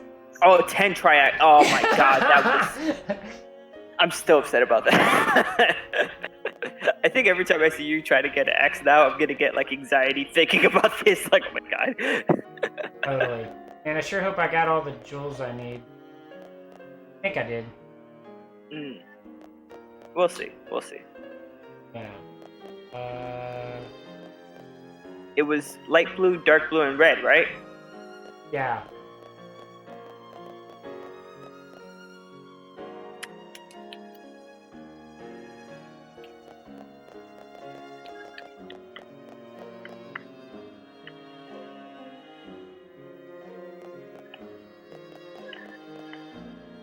Goes a golem fight. Golems are sweet. Yeah, the golem fight is so cool. And it's weird because here he's like a normal enemy, but in the other one he's like a boss fight. I mean, I guess it's the same, but it's cool. I mean, this is a boss fight too because the thing was the bottom, the bar was huge. Yeah. Oh yes, the dragon actually got some. You got 2 of those big ones. Yeah. Did you get the diamond? You just fought the golem and you didn't get the diamond. Did I not pick the diamond up? You didn't pick the diamond up. You were celebrating and then you just walked past. Oh man, I gotta go get it. Holy smokes. Oh my god. But what if I so got funny. it without picking it up? Then I would have technically got the diamond skip. That would have been so funny. The funny thing is, you fought the golem, and I'm looking at the diamond. I'm literally looking at it. I see you celebrating after the fight. I'm like, okay, he's gonna get the diamond. In my head, I'm like, this is the last one he needs. And then you just walk out the door. I'm like, what is happening? No. What the fuck? Oh, you gotta fight the golem. I gotta fight him again. Get the fuck out of here. This is the opposite of diamond skip. This is double diamond. Double diamond. That's hilarious. Ooh, get you some. Oh, wow. I thought he was gonna die close to the dragon. Oh, he did die close to the dragon. Yeah, he got a couple, I think. I don't know. I think he got the coins. Good to know you gotta fight it again if you go in there. You could farm some serious experience there, dude. Yeah, I mean, it's unlimited bosses, technically. That's crazy, dude. Mm-hmm. That's gotta be something. Yeah, I mean, that Oh, I gotta fight a thing. See, this is why I usually don't do commentary, because I get so caught up that I forget. No, it's good stuff. that you tried, because now we know that you can't put the gems in before you engage the door. Ah, true. It just wouldn't even let us do it. Right.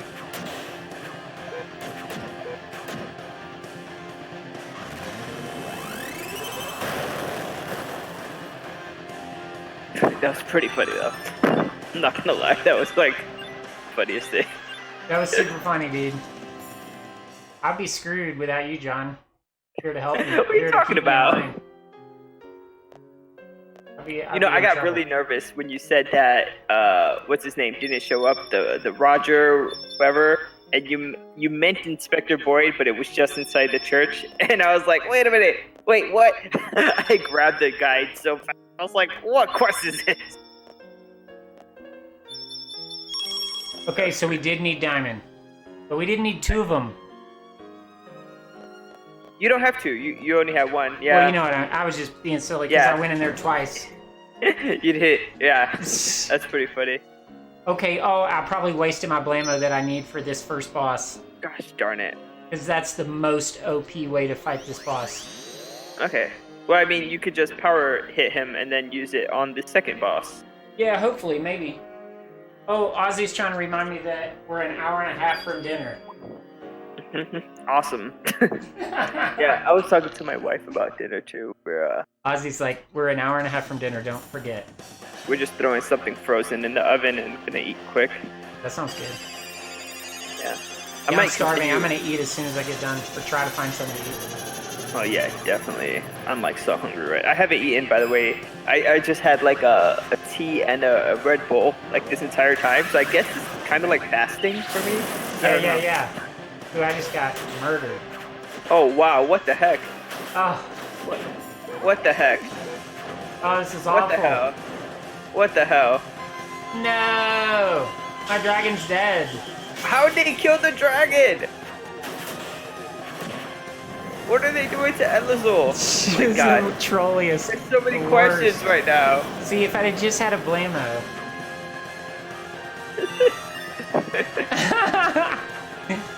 Yeah, it's gonna be like 750 or some shit.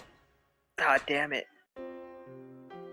Oh yeah, because we have to wait for the end screen too. Well, there's like a 5 geez. minute. Yeah, true. Well, you don't have to. You can leave whenever you want, but No, I should I'll probably, be for here. the fans, leave it up all the way through the fin. Oh, do you have a YouTube channel? I do, but I haven't really used it, so I need to get on that. Yeah, I think you should post your world records on it. The way Dragon does, like whenever he gets something, he just Yeah. updates his YouTube channel for it. Because for me, it's an easier way to go back than Twitch. Yeah, totally. You know what I mean? Like Twitch's system for watching VODs and highlights are a bit strange compared to YouTube. I think it's more Two forward. hits. Bit nerd. Hey, 2 Hey, hits. Bit Nerd. John. Yeah, I saw that. It And you was didn't. barely like 2 hits. You didn't have Blammo, but that's all right. You didn't need it. How is this one less difficult to beat than the other one? Yeah, I don't know, but it really does seem to be that way. Although I've gotten some weird AI from the Space Whale, Oh yeah. Okay. but usually it's not too bad. How are we doing? We're good. Ellervated pretty well. He's unleashed the dragon a few times. Yeah, right. We're doing good. We're on the tail end of the. We have a cut scene. In fact, I need to bounce out for a couple minutes if that's okay. But we have like a 4 to 5 minute cut scene, and Yeah, then the that's final completely event, which is like 10 minutes. So we're like 15 minutes away from the end. Yeah, this is the end, basically. This is it. Yeah, this is the end of the 3rd story, and there's only 3 stories. You're so close to beating it. Are you gonna do like a quick check in the diary to make sure all completed? I probably should. Yeah. We'll count them out. It's one of your favorite top 5 RPGs on the PlayStation. Tears time, yes. It's time to cry for the Jimmy. Oh my god, it just looks horrible. Like the main character is just like, stone. This is like one of the most tragic parts of the game, when the main character is like sad, and then Bud and Lisa are at home, like wondering why hasn't he come home? Like what's going on? Yeah, it's kind of tough. Good stuff. Good stuff.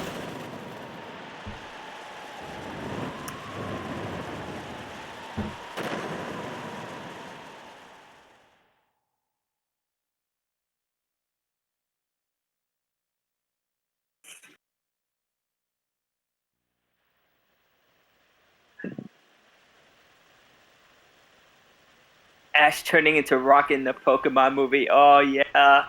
Oh man. Sounds rough.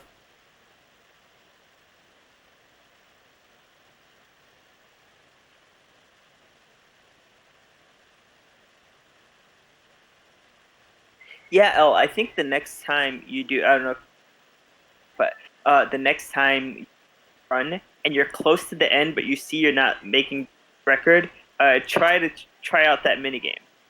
Like, obviously, don't do it if your pace is amazing. Don't do it if your pace is amazing. Yeah. But if you're like, this run is already like down the drain, just try it out. Dead. Like, don't waste 6 hours and not. Yeah, and not check out that mini game. Right, like we've come too far. Dude, I can't wait because I don't even know the first thing about it, so it's gonna be a huge surprise. Yeah, to be honest, I haven't played it in a long time. I don't know how well to explain it. It's not like that good of a mini game. Like I know that you engage the Shadow Zero, and you have 3 options. He could explain it to you. You can play the game, or you can check your score. That's it. So here's another Um, question then. What happens if you master? Let's say you become the absolute master of Land Bopper. Do you think anything happens, or you just get like a high no, score? well, Land Buffer has benefits, right? Like you get something when you play it. Am I wrong? What was that again? That Land Buffer has like benefits when you play it. Like you get something Oh, playing it. cool. Yeah, I don't know. I guess I played it, but I didn't notice anything other than, well, it was keeping track. It was either the levels or the points. Mm. I couldn't remember. But I wish I knew.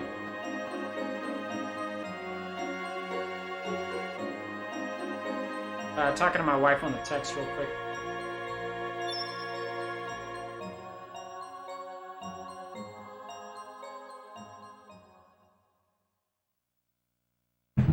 All right, last event. Hey, Bobo. He's like, I'm starving.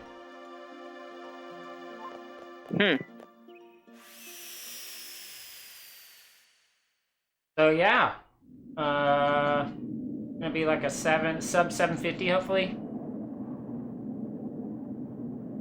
Hopefully. I'm speaking to what's his name?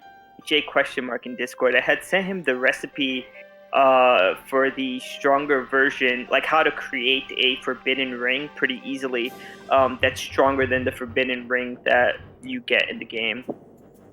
Now I'm sending him the recipe for how to create a pendant that's resistant to everything.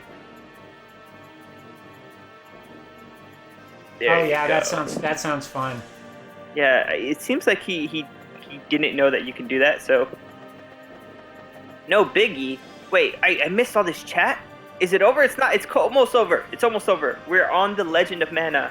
We gotta And pick actually, up the last mirror piece. yeah, the last mirror piece.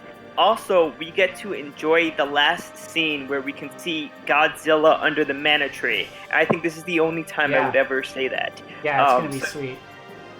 So, this is a little known thing for people who... Wait, oh, Gia redeemed the Name the Pet, I guess, for next time. Yeah. So Cool. she didn't realize that it was like a monthly deal.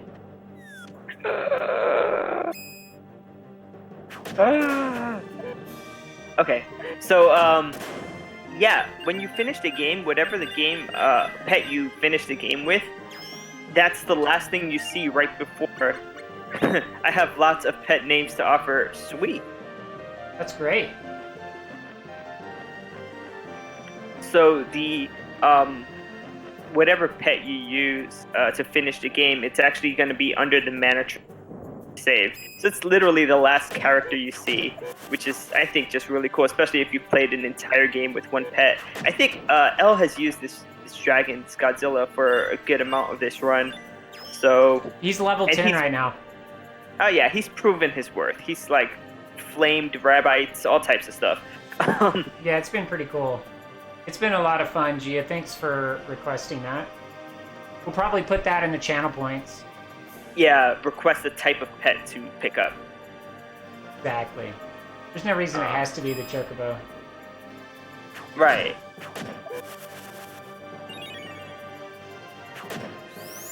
Says let Jumi for last makes sense for me because you die and revive to complete your last and biggest quest to be Yeah. the real hero. Yeah. I kind How of like about doing Jumi last. Soybean. Okay, so the pet's going to be named Soybean. Cool. And Utopic unlocked all the mirror pieces for next run. Oh wow. Okay, cool. So that's gonna happen too. I'm just gonna paste Soybean into your all events Discord thingy. Yeah, you know, maybe since maybe the person who picks the name also picks the pet type or something. Hey, Bob Wood.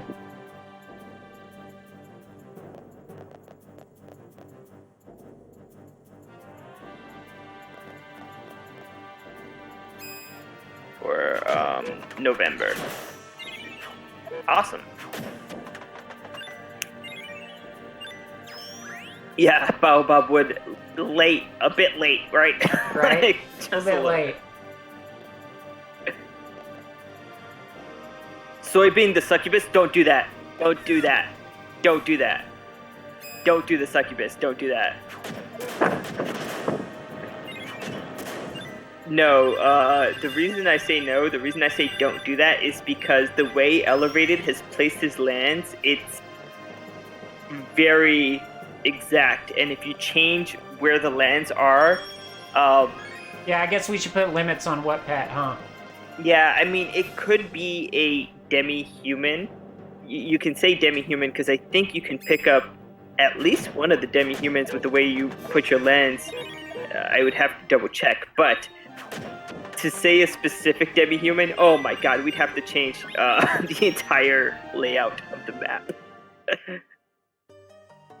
Smoking duck? Yeah, we can do that. The duck's in the lake, and we can get it on this route. You can? Yeah, because we placed the tree right next to the lake. Oh, yes. It's between the lake and the junkyard. Yep, so we can do the duck and call him Soybean. We can do the duck.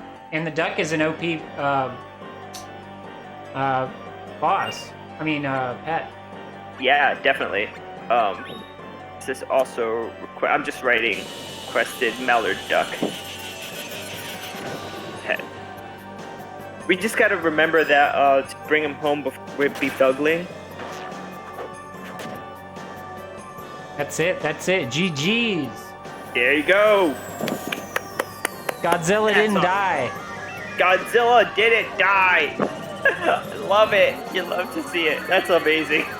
It's just funny to use the pet's name. I wonder how many enemies in the next run are going to be allergic to soybeans. Sorry. I had to. Well, that was a lot of fun. Thanks, everybody, for watching. And, John, thank you so much. Before you sign off, no rush. Please hang out as long as you want. Before you sign off, make sure to tell everybody all your socials and all that. Oh, yeah. Do you have SO working? I am going to create a custom one. Okay. I'm just going to shout you out right now.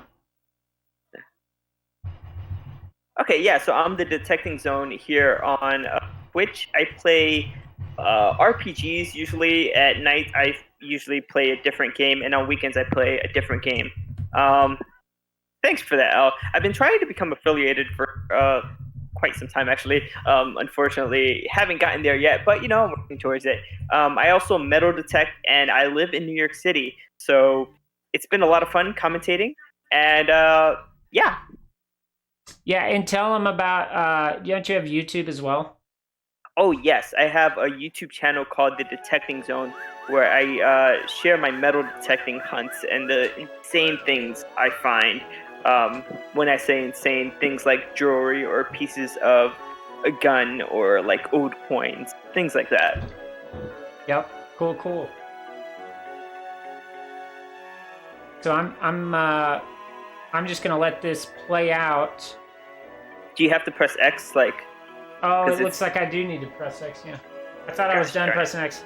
X. That might be the last part. That's the last one right there. I want to see this dragon though, next to the tree. Yeah, it's all the way at the end. It's gonna be hanging out under the tree. It's one of the coolest things in this game. Oh hell yeah!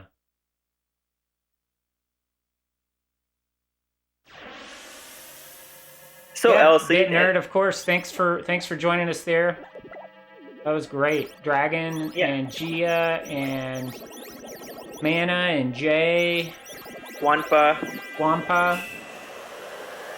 Let me try and think. Anybody else? Yeah, my chat doesn't go that far because I had to recently. Thanks, Dragon. You rock too. Seen any good movies recently, El? Let's see here. I mean, I watch movies every day. I'm just trying to think if there's anything that I saw that's new, but in the last 2 days, Gamer Widow and I watched Alien 1 through 4. Oh, that's awesome. So that oh was my fun. god, I love the Alien movies. Yeah, we just got through that last night. And I think we're going to watch the prequel to The Exorcist today, which is pretty good. It's the story of Father Merrin before The Exorcist. Oh wow, I don't think I've ever seen that. Yeah, it came out in 2005. Mm.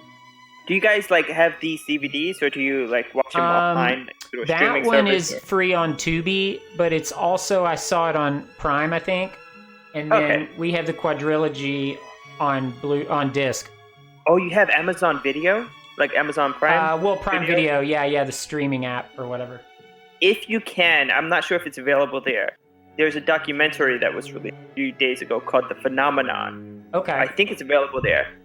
It's a documentary, but oh my god, it makes my skin like crawl. Let's just put it that way. Yeah. Let me type it in. I got it open right now. Phenomenon. The Phenomenon. Oh, phenomena or non? Oh, the phenomenon. Non. Oh, you gotta buy it, but it looks interesting. Oh, you gotta buy it? Oh, okay, never mind. Don't buy it. I had seen that it was on video. Oh yeah, this is right up my didn't. alley. I would love to see this. Yeah. I'll add it to the watch list in case it becomes free or something. Yeah, definitely. Definitely worth it. Yeah, yesterday I saw Riding the Bullet. Oh, that's a good one.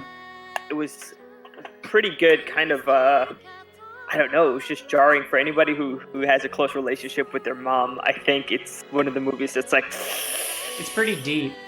Yeah. I mean it's dark deep. rather. Yeah. Well, yeah, both. It's sort of like death gives the guy the decision, you know, someone has to die. Is it going to be you or your mom? And it's like, you got to make that decision. Right. Tough. And tonight I'm going to be watching Children of the Corn Part 2. Oh, sweet. Yeah. It's been so long since I've watched the sequels. I might try to lurk for that. Yeah. Because I want to see number 2. Yeah, I mean, if you have a time that you want to start, that's too. I have like the evening open. I do have to eat dinner, but I just feel like with it almost 5 here, and Gamer Widow went into work unexpectedly, that we'll probably have kind of a busy night. Okay. But it'll be the type of thing where I'll have it on in the background. Oh, cool. I just won't be able to participate like in a vocal convo. Yeah. No, that's cool. Yeah, but that's my guess. I mean, it could change, but that's the best guess right now. It's been kind of like, yeah, I don't know how Gamer Widow's gonna feel when she gets home. Okay. Yeah. So she has to work extra, you said? Well, she just got a job, and evidently there's been a lot of turnover. This has been the way it is for both of her past jobs. Because she got a job when we first moved, but it turned out the commute was just really rough, and so she quit that job. But she just got another job. She's a rock star, but at both jobs turnover was real high. So like they already needed her today, if at all possible. You know what I mean? Like unscheduled to come in for a full shift. To help out, yeah. Maybe have a cold one ready for her when she gets. Oh hell yeah! Yesterday I made her a mixed drink, so maybe I could go. I'd need to go out and get something, but yeah, she deserves it. Sounds good. That was awesome, man. So that was All Events Monthly 2.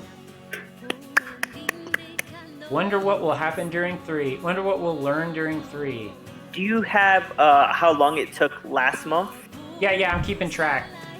Okay. Let me pull that spreadsheet up real quick. So average viewers, I won't have that till afterwards, but October's time would be 7:43, but we did more this time than we've ever done before, and I made a lot of mistakes. Right.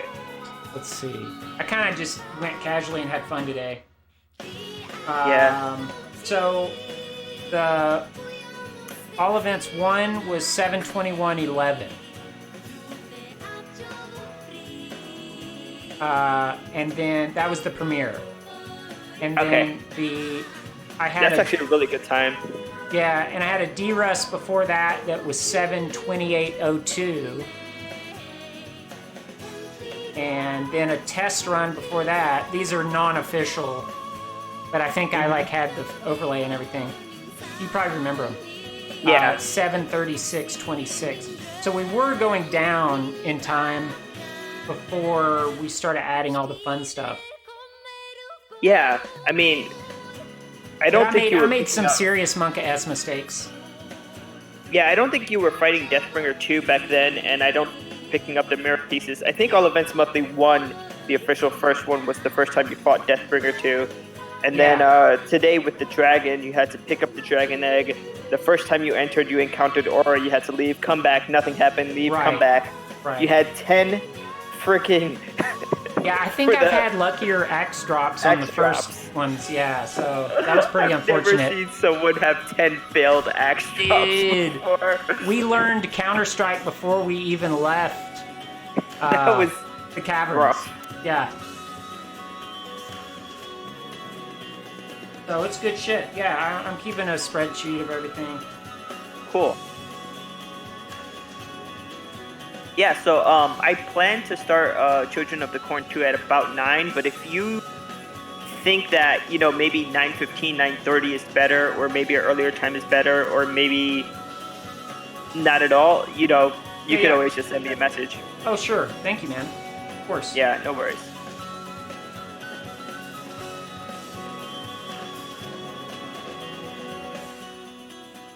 So let's see here.